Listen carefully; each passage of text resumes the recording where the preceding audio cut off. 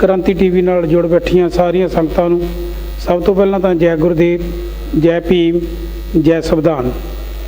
अज क्रांति टीवी के स्टूडियो दे विच साडे बहुत ही हरमन प्यारे मुख मेहमान पहुँचे है, जिन्हां दे विच साबका MLA श्रीमान शंगारा राम सुहंगड़ा जी, जिहड़े कि आज़ाद समाज पार्टी दे राजनीतिक मसलियां ते जो इंचार्ज ने, अते उन्हां दे नाल श्रीमान राजीव कुमार लवली जी जो कि आज़ाद समाज पार्टी के पंजाब प्रधान ने।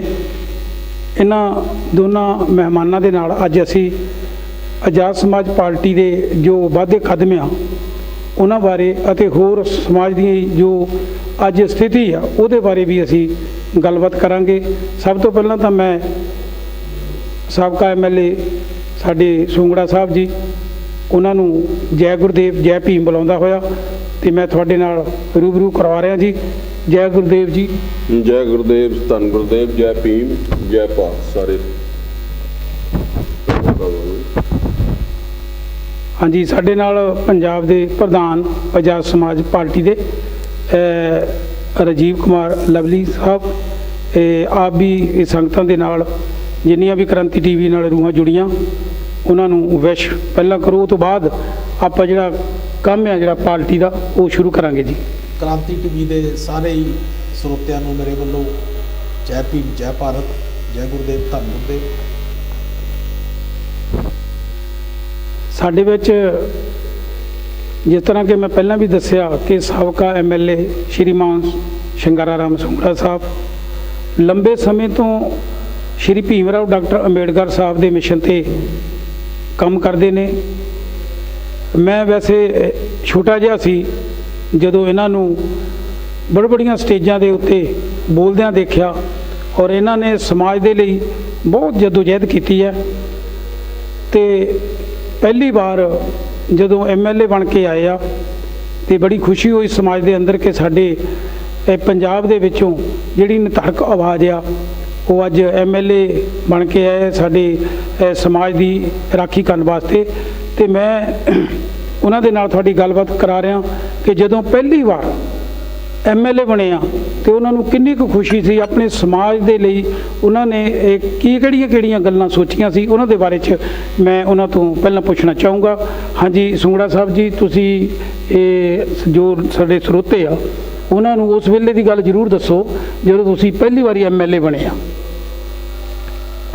मैं सब तो पहला क्रांति टीवी के सारे ਸਰੋਤਿਆਂ ਨੂੰ भैणां भरावां ਨੂੰ एक बार फिर जय भीम, जय भारत, जय गुरुदेव, धन गुरुदेव सारिਆਂ ਨੂੰ कहना बुलाना। मैं जदों असी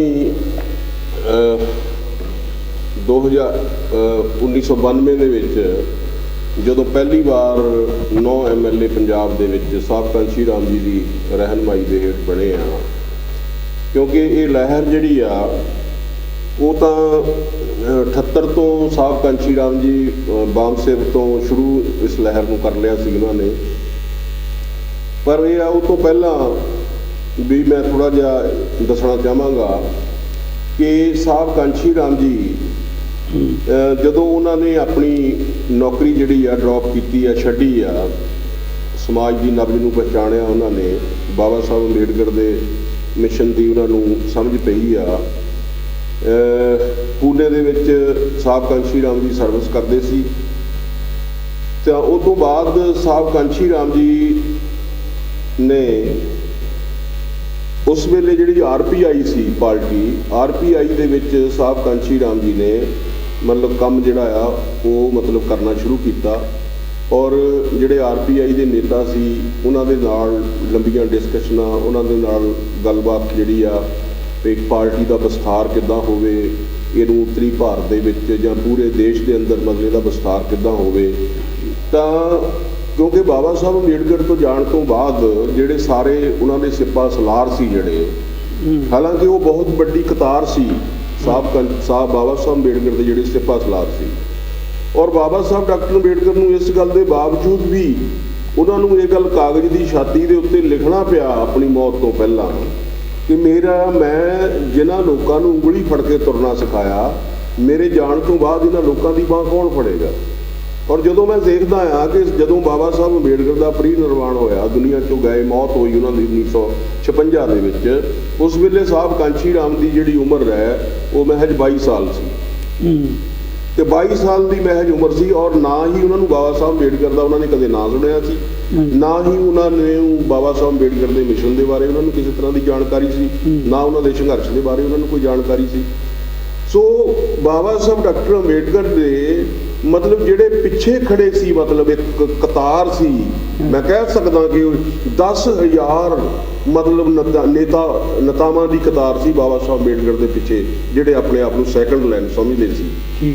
ਤਾਂ ਉਹਨਾਂ ਲੋਕਾਂ ਨੇ ਬਾਬਾ ਸਾਹਿਬ ਅੰਬੇਡਕਰ ਦੇ ਜਾਣ ਤੋਂ ਬਾਅਦ, ਜੇ ਬਾਬਾ ਸਾਹਿਬ ਅੰਬੇਡਕਰ ਨੂੰ ਪਤਾ ਸੀ, ਇਸ ਗੱਲ ਦੀ ਸਮਝ ਸੀ ਕਿ ਉਹ ਬਾਬਾ ਸਾਹਿਬ ਅੰਬੇਡਕਰ ਨਹੀਂ ਚਾਹੁੰਦੇ ਸੀ ਕਿ ਮੇਰੇ ਤੋਂ ਬਾਅਦ ਕੋਈ ਸੈਕੰਡ ਲਾਈਨ ਹੋਵੇ, ਮੇਰੇ ਤੋਂ ਬਾਅਦ ਜਿਹੜਾ ਇਸ ਕਾਰਵੇ ਨੂੰ ਮੰਜ਼ਿਲ ਮਹਿਸੂਸ ਪਹੁੰਚਾਉਣ ਦੇ ਲਈ ਜਿਹੜਾ ਆ ਕੋਈ ਮਤਲਬ ਜਿਹੜਾ ਆ ਕੋਈ ਅੱਗੇ ਹੋਵੇ।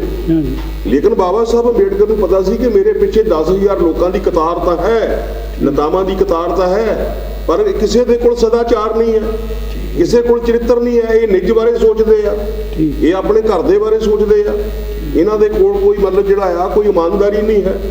ਤਾਂ ਇਸ ਕਰਕੇ ਬਾਬਾ ਸਾਹਿਬ ਅੰਬੇਡਕਰ ਨੂੰ ਇਹ ਗੱਲ ਕਹਿਣੀ ਪਈ ਮਰਨ ਤੋਂ ਪਹਿਲਾਂ ਕਿ ਜਿਨ੍ਹਾਂ ਲੋਕਾਂ ਨੂੰ ਮੈਂ ਉਂਗਲੀ ਫੜ ਕੇ ਤੁਰਨਾ ਸਿਖਾਇਆ, ਮੇਰੇ ਜਾਣ ਤੋਂ ਬਾਅਦ ਇਹਨਾਂ ਲੋਕਾਂ ਦੀ ਬਾਂਹ ਕੌਣ ਫੜੇਗਾ। ਇਤਿਹਾਸ ਕਹਿੰਦਾ ਕਿ ਕਾਰਲ ਮਾਰਕਸ ਦੀ ਜਦੋਂ ਮੌਤ ਹੋਈ ਆ, ਉਹਦੀ ਅਰਥੀ ਦੇ ਜਲੂਸ ਦੇ ਵਿੱਚ ਸਿਰਫ 5 ਬੰਦੇ ਇਕੱਠੇ ਹੋਏ ਸੀ, ਔਰ ਉਹਨਾਂ ਨੇ ਕਾਰਲ ਮਾਰਕਸ ਦੀ ਮਤਲਬ ਜਦੋਂ ਉਹਨੂੰ ਕਬਰ ਦੇ ਵਿੱਚ ਰੱਖਿਆ ਤਾਂ ਉਹਨਾਂ 5 ਨੇ ਕਾਰਲ ਮਾਰਕਸ ਦੀ ਕਬਰ ਦੇ ਉੱਤੇ ਖੜ ਕੇ ਕਸਮ ਖਾਧੀ ਪਈ, ਕਾਰਲ ਮਾਰਕਸ ਸਾਹਿਬ ਤੁਸੀਂ ਸਾਡੇ ਵਿੱਚੋਂ ਸਰੀਰਕ ਤੌਰ ਦੇ ਉੱਤੇ ਸਦਾ ਲਈ ਜਾ ਰਹੇ ਆ, ਅਸੀਂ ਤੁਹਾਡੀ ਕਬਰ ਦੇ ਉੱਤੇ ਕਸਮ ਖਾਂਦੇ ਆ ਵੀ ਅਸੀਂ ਤੁਹਾਡੀ ਵਿਚਾਰਧਾਰਾ ਨੂੰ, ਕਮਿਊਨਿਜ਼ਮ ਨੂੰ, ਮਾਰਕਸਿਜ਼ਮ ਨੂੰ ਅਸੀਂ ਪੂਰੀ ਦੁਨੀਆ ਦੇ ਕੋਨੇ-ਕੋਨੇ 'ਚ ਪਹੁੰਚਾਵਾਂਗੇ। ਔਰ ਉਹਨਾਂ ਨੇ ਉਹ ਕੀਤਾ। ਲੇਕਿਨ ਬਾਬਾ ਸਾਹਿਬ ਅੰਬੇਡਕਰ ਦੇ ਮਤਲਬ ਉਹਨਾਂ ਦੇ ਅਰਥੀ ਦੇ ਜਲੂਸ ਦੇ ਵਿੱਚ ਧਨੰਜੇ ਕੀਰ ਜਿਹੜਾ ਬਾਬਾ ਸਾਹਿਬ ਅੰਬੇਡਕਰ ਦੀ ਜਿਹੜਾ ਜੀਵਨੀ ਲਿਖਦਾ ਆ, ਉਹ ਕਹਿੰਦਾ ਵੀ ਬਾਬਾ ਸਾਹਿਬ ਅੰਬੇਡਕਰ ਦੇ ਅਰਥੀ ਦੇ ਜਲੂਸ ਦੇ ਵਿੱਚ 10 ਲੱਖ ਲੋਕ ਜਿਹੜੇ ਆ ਇਕੱਠੇ ਹੋਏ ਤੇ ਪੂਰੇ ਬੰਬੇ ਸ਼ਹਿਰ 'ਚ ਕੱਪੜਾ ਮੁੱਕ ਗਿਆ, ਕੱਪੜਿਆਂ ਦੀ ਦੁਕਾਨ ਦੇ ਉੱਤੇ, ਔਰ ਜਿਹਦੇ ਵਿੱਚ 4.5 ਲੱਖ 5 ਲੱਖ ਦੇ ਕਰੀਬ ਔਰਤਾਂ ਸੀ। ਔਰਤਾਂ ਨੇ ਬਾਲ ਨੋਚ ਲਏ, ਆਪਣੇ ਛਾਤੀਆਂ 'ਚੋਂ ਖੂਨ ਕੱਢ ਲਿਆ ਪਿੱਟ ਕੇ, ਠੀਕ ਹੈ ਗੱਲ। ਔਰ ਬਾਬਾ ਸਾਹਿਬ ਅੰਬੇਡਕਰ ਦੀ ਜਦੋਂ ਚਿਖਾ ਨੂੰ ਅੱਗ ਲਾਈ ਗਈ ਤਾਂ ਲੋਕ ਭੁੱਬਾਂ ਮਾਰ ਕੇ ਰੋਏ ਵੀ ਸਾਡੀ ਬਾਂਹ ਫੜਨ ਵਾਲਾ ਦੁਨੀਆ ਤੋਂ। ਤੇ ਕਿਉਂ ਨਹੀਂ ਕੋਈ ਐਸਾ ਜਿਹੜਾ ਨੇਤਾ ਸੀ ਜਿਹੜਾ ਬਾਬਾ ਸਾਹਿਬ ਅੰਬੇਡਕਰ ਦੇ ਪਿੱਛੇ ਜਿਹੜੇ ਐਡੇ ਵੱਡੇ ਸਿਪਾਹ ਸਲਾਰ ਸੀ, ਵੀ ਉਹ ਮਤਲਬ ਜਿਹੜੇ ਆ ਬਾਬਾ ਸਾਹਿਬ ਅੰਬੇਡਕਰ ਦੇ ਅੰਤ ਸਮੇਂ ਦੇ ਉੱਤੇ ਜਾਂ ਜੰਦੇ ਜੀ ਉਹਨਾਂ ਨੂੰ ਕਹਿੰਦੇ ਕਿ ਬਾਬਾ ਸਾਹਿਬ ਅੰਬੇਡਕਰ ਕੋਈ ਘਬਰਾਉਣ ਦੀ ਲੋੜ ਨਹੀਂ ਹੈ। ਔਰ ਜਿੰਨੀ ਬਾਬਾ ਸਾਹਿਬ ਡਾਕਟਰ ਅੰਬੇਡਕਰ ਨੂੰ ਚਿੰਤਾ ਸੀ ਆਪਣੇ ਆਖਰੀ ਸਮੇਂ ਦੇ ਅੰਦਰ, ਔਰ ਫੁੱਟ ਕੇ ਰੋਂਦੇ ਸੀ, ਉਹ ਬੱਚਿਆਂ ਦੀ ਤਰ੍ਹਾਂ ਉਸਲੀਆਂ ਲੈ ਕੇ ਰੋਇਆ ਕਰਦੇ ਸੀ ਬਾਬਾ ਸਾਹਿਬ ਡਾਕਟਰ ਅੰਬੇਡਕਰ। ਜਾਂ 18 ਮਾਰਚ 1956 ਜਿਊਲਾ ਦੀ ਕਾਨਫਰੰਸ ਦੇ ਵਿੱਚ ਜਦੋਂ ਬਾਬਾ ਸਾਹਿਬ ਡਾਕਟਰ ਅੰਬੇਡਕਰ ਦਹਾੜਾ ਮਾਰ ਕੇ ਬੱਚਿਆਂ ਦੀ ਤਰ੍ਹਾਂ ਰੋਏ ਆ। ਔਰ ਅੱਜ ਜਿਹੜੇ ਲੋਕ ਸਿਰਫ, ਮੈਂ ਕਹਿਣਾ ਚਾਹਨਾ ਹੈ, ਜਿਹੜਾ ਲੋਕਾਂ ਨੇ ਸਿਰਫ ਜੈ ਭੀਮ ਜਾਂ ਜੈ ਭਾਰਤ ਕਹਿਣਾ ਸਿੱਖ ਲਿਆ, ਜੋ ਵੱਡੇ ਆਪਣੇ ਆਪ ਨੂੰ ਮਿਸ਼ਨਰੀ ਜਿਹੜੇ ਉਹ ਕਹਾਉਂਦੇ ਆ, ਬਾਬਾ ਸਾਹਿਬ ਡਾਕਟਰ ਅੰਬੇਡਕਰ ਨੇ ਉਹਨਾਂ ਨੂੰ ਜਿਸ ਵੇਲੇ ਜਿਊਲਾ ਦੀ ਕਾਨਫਰੰਸ ਦੇ ਵਿੱਚ ਜਦੋਂ ਬਾਬਾ ਸਾਹਿਬ ਅੰਬੇਡਕਰ ਬੱਚਿਆਂ ਦੀ ਤਰ੍ਹਾਂ ਫੁੱਟ ਕੇ ਰੋਏ ਤਾਂ ਉਹਨਾਂ ਨੂੰ ਬਾਬਾ ਸਾਹਿਬ ਅੰਬੇਡਕਰ ਨੂੰ ਸਟੇਜ ਤੇ ਮੰਚ ਦੇ ਉੱਤੇ ਪੁੱਛਿਆ, ਬਾਬਾ ਸਾਹਿਬ ਅੰਬੇਡਕਰ ਕਿਉਂ ਇਸ ਤਰ੍ਹਾਂ ਰੋਂਦੇ ਆ, ਕੀ ਕਾਰਨ ਹੈ। ਬਾਬਾ ਸਾਹਿਬ ਅੰਬੇਡਕਰ ਨੇ ਕਿਹਾ, ਉਹ ਆ ਜਿਹੜੀ ਭੀੜ ਹੈ ਮੇਰੇ ਸਾਹਮਣੇ, ਆ ਜਿਹੜੀ ਲੋਕਾਂ ਦੀ ਬੇਸ਼ਕਲ ਭੀੜ ਹੈ, ਮੈਂ ਤਾਂ ਇਸ ਕਰਕੇ ਜਿਹੜਾ ਟ੍ਰੇਡ ਯੂਨੀਅਨ ਐਕਟ ਜਿਹੜਾ ਆ ਮੈਂ ਇਸ ਕਰਕੇ ਸੰਵਿਧਾਨ ਦੇ ਅੰਦਰ ਪਾਇਆ ਸੀ, ਮੈਂ ਇਸ ਕਰਕੇ ਜਿਹੜਾ ਮਤਲਬ ਜਿਹੜਾ ਇਹ ਲੇਬਰ ਐਕਟ ਜਿਹੜੇ ਆ ਮੈਂ ਇਹ ਬਣਾਏ ਸੀ, ਮੈਂ ਇਸ ਕਰਕੇ ਜਿਹੜਾ ਆ ਮਤਲਬ ਜਿਹੜਾ ਵੀ ਇਹ ਲੋਕ ਜਿਹੜੇ ਆ ਇਸ ਦੇਸ਼ ਦੇ ਅੰਦਰ ਇੱਕ ਸ਼ਕਤੀਸ਼ਾਲੀ ਲੇਬਰ ਪਾਰਟੀ ਨੂੰ ਜਨਮ ਦੇਣਗੇ। ਇਹ ਲੋਕ ਤਾਂ ਆਪਣੇ ਘਰਾਂ ਦੇ ਲਈ ਮਤਲਬ ਜਿਹੜੇ ਲੱਗੇ ਹੋਏ ਆ, ਇਹਨਾਂ ਨੂੰ ਸਮਾਜ ਦੀ ਕੋਈ ਚਿੰਤਾ ਨਹੀਂ ਹੈ। ਸੋ ਇਸ ਕਰਕੇ ਬਾਬਾ ਸਾਹਿਬ ਡਾਕਟਰ ਅੰਬੇਡਕਰ ਦੇ ਜਾਣ ਤੋਂ ਬਾਅਦ ਤੇ ਜਿਹੜੇ ਇਨਸਾਨ ਨੇ ਬਾਬਾ ਸਾਹਿਬ ਅੰਬੇਡਕਰ ਦਾ ਆਪਣੀ ਜ਼ਿੰਦਗੀ ਦੇ ਵਿੱਚ ਬਾਬਾ ਸਾਹਿਬ ਅੰਬੇਡਕਰ ਦੇ ਅੰਤਲੇ ਸਮੇਂ ਤੱਕ ਨਾਂ ਤੱਕ ਨਹੀਂ ਸੁਣਿਆ, ਸਾਹਿਬ ਕਾਂਸ਼ੀ ਰਾਮ, ਤੇ ਉਹ 1964 ਦੇ ਵਿੱਚ ਤੇ ਉਹ ਖੜਾ ਹੁੰਦਾ ਇਨਸਾਨ ਉੱਠ ਕੇ। ਔਰ ਇਹ ਵੀ ਆ ਕਿ ਸਾਹਿਬ ਕਾਂਸ਼ੀ ਰਾਮ ਦੀ ਜਿਹੜੀ ਕੁਰਬਾਨੀ ਆ, ਕਿਉਂਕਿ ਜਦੋਂ ਕਿਉਂਕਿ ਸਾਹਿਬ ਕਾਂਸ਼ੀ ਰਾਮ ਸਾਰੇ ਮਤਲਬ ਜਿਹੜੇ ਪਰਿਵਾਰ ਦੇ ਵਿੱਚੋਂ ਸਭ ਤੋਂ ਵੱਡੇ ਸੀ। ਔਰ ਸਾਹਿਬ ਕਾਂਸ਼ੀ ਰਾਮ ਜੀ ਦੀ ਮਾਤਾ, ਔਰ ਜਦੋਂ ਉਹ ਮੈਨੂੰ ਦੱਸਦੀ ਹੁੰਦੀ ਸੀ, ਮਾਤਾ ਕਹਿੰਦੀ ਜਦੋਂ ਸਾਹਿਬ ਇਹ ਮੇਰਾ ਪੁੱਤ ਕਾਂਸ਼ੀ ਰਾਮ ਨੇ ਜਿਸ ਵੇਲੇ ਨੌਕਰੀ ਛੱਡ ਦਿੱਤੀ, ਘਰ ਨਾ ਆਉਣ ਦਾ ਫੈਸਲਾ ਕਰ ਲਿਆ ਔਰ ਸ਼ਾਦੀ ਨਾ ਕਰਨ ਦਾ ਫੈਸਲਾ ਕਰ ਲਿਆ, ਤਾਂ ਮੇਰੇ ਜਿਹੜੇ ਸਾਹਿਬ ਕਾਂਸ਼ੀ ਰਾਮ ਦੇ ਪਿਤਾ ਜੀ ਸੀ ਸਰਦਾਰ ਹਰੀ ਸਿੰਘ, ਉਹਨਾਂ ਨੇ ਬਾਕੀ ਸਾਰੇ ਬੱਚਿਆਂ ਨੂੰ ਸਕੂਲ ਤੋਂ ਪੜ੍ਹਨ ਤੋਂ ਹਟਾ ਲਿਆ। ਔਰ ਮੈਨੂੰ ਉਹ ਸ਼ਬਦ ਦੱਸੇ ਜਿਹੜੇ ਪਿਤਾ ਜੀ ਨੇ, ਸਾਹਿਬ ਦੇ ਪਿਤਾ ਜੀ ਨੇ ਕਹੇ ਸੀ, ਮਾਤਾ ਜੀ ਕਹਿੰਦੀ ਉਹਨਾਂ ਨੇ ਕਹਿੰਦੇ ਸੀ ਵੀ ਇੱਕ ਨੇ ਪੜ੍ਹ ਕੇ ਚੰਦ ਚਾੜ ਦਿੱਤਾ, ਜਿਹੜਾ ਤੁਸੀਂ ਚੰਦ ਚਾੜਨਾ ਚਾਹੁੰਦੇ ਤੇ ਚੁੱਪ ਕਰਕੇ ਘਰ ਬੈਠੋ, ਘਾਹ ਖੋਤੋ। ਤੇ ਇਹ ਮਤਲਬ ਸਾਹਿਬ ਕਾਂਸ਼ੀ ਰਾਮ ਨੇ ਜਿਹੜੀ ਕੁਰਬਾਨੀ ਕੀਤੀ ਆ ਸਮਾਜ ਦੇ ਲਈ, ਤਾਂ ਐਡਾ ਵੱਡੀ ਕੁਰਬਾਨੀ ਜਿਹੜੀ ਆ ਉਹ ਸਾਹਿਬ ਕਾਂਸ਼ੀ ਰਾਮ ਜੀ ਦੀ, ਉਹਨਾਂ ਦੇ ਕਾਰਨ ਤੇ ਉਹਨੇ ਘਰ-ਬਾਰ ਛੱਡ ਦਿੱਤਾ। ਤਾਂ ਬਾਕੀ ਵੀ ਜਿਹੜਾ ਪਰਿਵਾਰ ਦੇ ਵਿੱਚੋਂ ਕੋਈ ਬੱਚਾ ਜਿਹੜਾ ਆ ਉਹ ਜਿਹੜਾ ਉਹਨਾਂ ਦੇ ਪਿਤਾ ਜੀ ਨੇ ਪੜ੍ਹਾਇਆ ਨਹੀਂ ਉਹ ਤੋਂ ਬਾਅਦ ਦੇ ਵਿੱਚ। ਸੋ ਇਸ ਕਰਕੇ ਜਦੋਂ ਸਾਹਿਬ ਕਾਂਸ਼ੀ ਰਾਮ ਜੀ ਨੇ ਇਸ ਮਿਸ਼ਨ ਨੂੰ, ਕਾਰਬਾ ਨੂੰ, ਜਦੋਂ ਬਾਬਾ ਸਾਹਿਬ ਅੰਬੇਡਕਰ ਦੇ ਉਹਨਾਂ ਸਿਪਾਹ ਸਲਾਰਾਂ ਨਾਲ ਗੱਲਾਂ ਬਾਤਾਂ ਕਰਕੇ ਜਾਂ ਉਹਨਾਂ ਦੇ ਨਾਲ ਮਤਲਬ ਵਿਚਾਰ ਵਟਾਂਦਰਾ ਕਰਕੇ ਉਹਨਾਂ ਦੇ ਨਾਲ, ਤਾਂ ਉਹਨਾਂ ਲੋਕਾਂ ਨੇ ਸਾਹਿਬ ਕਾਂਸ਼ੀ ਰਾਮ ਜੀ ਨੂੰ ਮਤਲਬ ਬਾਹਰਲਾ ਰਸਤਾ ਦਿਖਾ ਦਿੱਤਾ ਕਿ ਆਊਟ, ਤੂੰ ਕੁਛ ਨਹੀਂ ਲੱਗਦਾ RPI ਦਾ, ਸਾਡੀ ਆ ਇਹ RPI, ਅਸੀਂ ਰੱਖੀਏ, ਖਤਮ ਕਰ ਦਈਏ, ਵੇਚ ਦਈਏ। ਜਦੋਂ ਸਾਹਿਬ ਕਾਂਸ਼ੀ ਰਾਮ ਨੇ ਦੇਖਿਆ ਵੀ ਇਹ ਲੋਕ ਤਾਂ ਜਿਸ ਤਰ੍ਹਾਂ ਬਾਂਦਰੀ ਆਪਣੇ ਮਰੇ ਹੋਏ ਬੱਚੇ ਨੂੰ ਆਪਣੀ ਛਾਤੀ ਨਾਲ ਲਾ ਕੇ ਰੱਖਦੀ ਆ, ਉਹ ਮੰਨ ਲਓ ਫੋੜਾ ਪੂਰਾ ਕਰਕੇ ਕਿਰ ਜਾਂਦਾ ਬੱਚਾ, ਪਰ ਉਹ ਛੱਡਦੀ ਨਹੀਂ ਹੈ। ਇਹ ਲੋਕ ਤਾਂ ਬਾਂਦਰੀ ਦੇ ਬੱਚੇ ਦੀ ਤਰ੍ਹਾਂ ਇਹਨਾਂ ਲੋਕਾਂ ਨੇ ਮਤਲਬ ਜਿਹੜਾ RPI ਨੂੰ ਆਪਣੀ ਛਾਤੀ ਦੇ ਨਾਲ ਲਾਇਆ ਹੋਇਆ। ਤਾਂ ਇਹ ਲੋਕ ਤਾਂ ਮੈਂ ਸਾਰੀ ਜ਼ਿੰਦਗੀ ਲੱਗਾ ਰਵਾਂ, ਇਹਨਾਂ ਦੇ ਵਿੱਚ ਕੋਈ ਸੁਧਾਰ ਨਹੀਂ ਹੋਣਾ। ਤਾਂ ਸਾਹਿਬ ਕਾਂਸ਼ੀ ਰਾਮ ਜੀ ਨੇ 14 ਸਾਲ ਦਾ ਸਮਾਂ, ਆਪਣਾ ਜਿਹੜਾ ਬਿਹਤਰੀਨ ਸਮਾਂ ਸੀ ਜ਼ਿੰਦਗੀ ਦਾ, ਉਹ ਮਹਾਰਾਸ਼ਟਰ ਦੇ ਵਿੱਚ RPI ਦੇ ਵਿੱਚ ਖਰਾਬ ਕਰਕੇ, ਔਰ ਫਿਰ ਉਹਨਾਂ ਨੇ ਮਤਲਬ ਜਿਹੜਾ ਉੱਤਰੀ ਭਾਰਤ ਵੱਲ ਨੂੰ ਰੁਖ ਕੀਤਾ। ਫਿਰ ਉਹਨਾਂ ਨੇ ਜਿਹੜਾ ਚੰਦ ਸਾਲਾਂ ਦੇ ਅੰਦਰ 78 ਤੋਂ ਲੈ ਕੇ ਸਾਹਿਬ ਕਾਂਸ਼ੀ ਰਾਮ ਜੀ ਨੇ ਵਾਮ ਸੇਵ 81 ਦੇ ਵਿੱਚ, DS4 1984 ਵਿੱਚ ਆਪਣੀ ਬਹੁਜਨ ਸਮਾਜ ਪਾਰਟੀ। ਤੁਸੀਂ ਪੁੱਛਿਆ MLA ਬਣਨ ਦਾ, ਮੇਰੇ ਘਰ ਮੇਰੇ ਪਿਓ ਦੇ ਪੀਪੇ ਦੇ ਵਿੱਚ ਆਟਾ ਨਹੀਂ ਸੀ 2 ਡੰਗ ਦਾ, ਠੀਕ ਹੈ। ਔਰ ਦੂਸਰੇ ਨੰਬਰ ਦੇ ਉੱਤੇ ਔਰ ਕਿਸੇ ਤਰ੍ਹਾਂ ਦਾ ਮਤਲਬ ਕੋਈ ਜਿਹੜਾ ਕੋਈ ਸਾਡਾ ਆਰਥਿਕ ਪੱਧਰ ਨਹੀਂ ਸੀ ਕਿ ਮੇਰਾ ਬਾਪ ਜਿਹੜਾ ਆ ਉਹ ਇਸ ਕਾਬਲ ਔਕਾਤ ਹੁੰਦੀ ਉਹਦੀ ਕਿ ਉਹ ਮੈਨੂੰ ਪਿੰਡ ਦੀ ਜਿਹੜਾ ਦੂਸਰੇ ਦਾ ਸਰਪੰਚ ਵੀ ਬਣਾ ਦਿੰਦਾ, ਠੀਕ ਹੈ। ਸਾਹਿਬ ਕਾਂਸ਼ੀ ਰਾਮ ਜੀ ਨੇ ਇਹ ਨਹੀਂ ਦੇਖਿਆ ਕਿ ਇਹਦੇ ਪੀਪੇ 'ਚ ਆਟਾ ਹੈਗਾ ਜਾਂ ਨਹੀਂ ਹੈਗਾ। ਉਹਨਾਂ ਨੇ ਮਤਲਬ ਜਿਹੜੇ ਕੰਮ ਕਰਦੇ ਸੀ ਮਿਸ਼ਨ ਦੇ ਲਈ, ਉਹਨਾਂ ਨੂੰ ਟਿਕਟਾਂ ਦਿੱਤੀਆਂ, ਚਾਹੇ ਉਹ ਆਪਣੇ ਸਾਡੇ ਸਤਨਾਮ ਸਿੰਘ ਕਹਿਣ ਜੀ ਜਿਹੜੇ 92 ਦੇ ਵਿੱਚ ਸਾਡੇ ਲੀਡਰ ਸੀ, ਸਾਡੇ ਹਾਊਸ ਦੇ ਵਿੱਚ ਵਿਧਾਨ ਸਭਾ ਦੇ ਅੰਦਰ, ਔਰ ਉਹ ਜਿਹੜੇ ਆ ਉਹਨਾਂ ਦੇ ਪਿਤਾ ਜੀ ਸਿਰ ਦੇ ਉੱਤੇ ਟੋਕਰਾ ਚੱਕ ਕੇ ਮਤਲਬ ਸਬਜ਼ੀ ਦਾ, ਗੋਭੀ ਦਾ ਬੰਗਿਆਂ ਦੀ ਮੰਡੀ ਦੇ ਵਿੱਚ ਵੇਚਣ ਆਉਂਦੇ ਸੀ। ਉਹ ਤਾਂ ਬਾਅਦ ਵਿੱਚ ਠੀਕ ਹੈ ਬਈ ਕੈਂਟ ਸਾਹਿਬ MLA ਬਣ ਗਏ, ਉਹਦੇ ਦੋਵੇਂ ਭਰਾ ਜਿਹੜੇ ਅਮਰੀਕਾ ਪਹੁੰਚ ਗਏ, ਤੇ ਇਸ ਕਰਕੇ ਜਿਹੜਾ ਆ ਪੱਧਰ ਜਿਹੜਾ ਆ ਤੇ ਮਤਲਬ ਜਿਹੜਾ ਆ ਉਹ ਘਰ ਦਾ ਜਿਹੜਾ ਹਾਲਾਤ ਜਿਹੜੇ ਆ ਉਹ ਠੀਕ ਕੀਤੇ ਮਿਹਨਤ ਦੇ ਨਾਲ, ਠੀਕ ਹੈ ਗੱਲ। ਕੋਈ ਇਹ ਨਹੀਂ ਹੈ ਵੀ ਕੋਈ ਠਗੀਆਂ ਮਾਰੀਆਂ ਜਾਂ ਕੋਈ ਦੂਸਰਾ ਕੀਤਾ। ਫਿਰ ਮਾਨਯੋਗ ਲਾਖਾ ਸਾਹਿਬ ਜਿਹੜੇ ਮੈਂਬਰ ਪਾਰਲੀਮੈਂਟ ਬਣੇ, 2 ਵਾਰ ਮੈਂਬਰ ਪਾਰਲੀਮੈਂਟ ਬਣੇ, ਔਰ ਲਾਖਾ ਸਾਹਿਬ ਦੀ ਕੁਰਬਾਨੀ ਨੂੰ ਮੈਂ ਸਲੂਟ ਕਰਦਾ ਕਿ ਸਾਹਿਬ ਕਾਂਸ਼ੀ ਰਾਮ ਤੋਂ ਬਾਅਦ ਜੇ ਕੋਈ ਲੀਡਰ ਨੂੰ ਕਿਸੇ ਨੂੰ ਲੀਡਰ ਕਿਹਾ ਜਾ ਸਕਦਾ ਉਹ ਮਾਨਯੋਗ ਹਰਭਜਨ ਲਾਖਾ ਜੀ ਆ, ਕਿਉਂਕਿ ਜਿਨ੍ਹਾਂ ਨੇ MP ਬਣ ਕੇ ਪੂਰੇ ਦੇਸ਼ ਦੇ ਅੰਦਰ, ਔਰ ਮੈਂ ਉਹਨਾਂ ਦੇ ਨਾਲ 1 ਮਹੀਨਾ ਮਹਾਰਾਸ਼ਟਰ ਦੇ ਵਿੱਚ ਉਹਨਾਂ ਦੇ ਨਾਲ ਬੰਬੇ ਦੇ ਵਿੱਚ ਮੈਂ ਰਿਹਾ, ਔਰ ਉਹਨਾਂ ਨੇ ਇੰਗਲਿਸ਼ ਦੇ ਵਿੱਚ ਜਿਹੜੇ ਆ 4-4 ਘੰਟੇ ਦੇ ਕੇਡਰ ਕੈਂਪ ਲਾ ਕੇ ਦੱਖਣ ਦੇ ਵਿੱਚ ਜਿੱਥੇ ਲੋਕ ਹਿੰਦੀ ਨਹੀਂ ਜਾਣਦੇ ਔਰ ਹੋਰ ਜਿਹੜੀ ਕੋਈ ਭਾਸ਼ਾ ਨਹੀਂ ਜਾਣਦੇ, ਤਾਂ ਉਹਨਾਂ ਮਤਲਬ ਸਾਰੇ ਦੱਖਣ ਦੇ ਦੂਸਰੇ ਦੇ ਵਿੱਚ ਦੱਖਣੀ ਭਾਰਤ ਦੇ ਵਿੱਚ ਜਾ ਕੇ ਮਾਨਯੋਗ ਲਾਖਾ ਸਾਹਿਬ ਨੇ ਸਾਹਿਬ ਕਾਂਸ਼ੀ ਰਾਮ ਜੀ ਦੇ ਦਿਸ਼ਾ ਨਿਰਦੇਸ਼ ਦੇ ਉੱਤੇ ਪਾਰਟੀ ਦੇ ਲਈ ਜਿੰਨਾ ਕੰਮ ਕੀਤਾ। ਔਰ ਜਦੋਂ ਝੱਲੀ ਗਰੁੱਪ ਪੰਜਾਬ ਦੇ ਵਿੱਚ ਬਣਿਆ ਔਰ ਸਭ ਕੁਝ ਤਹਿਸ਼ ਨਹਿਸ਼ ਹੋ ਗਿਆ ਸੀ, ਸਭ ਕੁਝ ਖਤਮ ਹੋ ਗਿਆ ਸੀ, ਔਰ ਸਾਰੀ ਲਹਿਰ ਜਿਹੜੀ ਸੀ ਉਹ ਤਹਿਸ਼ ਨਹਿਸ਼ ਹੋ ਗਈ ਸੀ।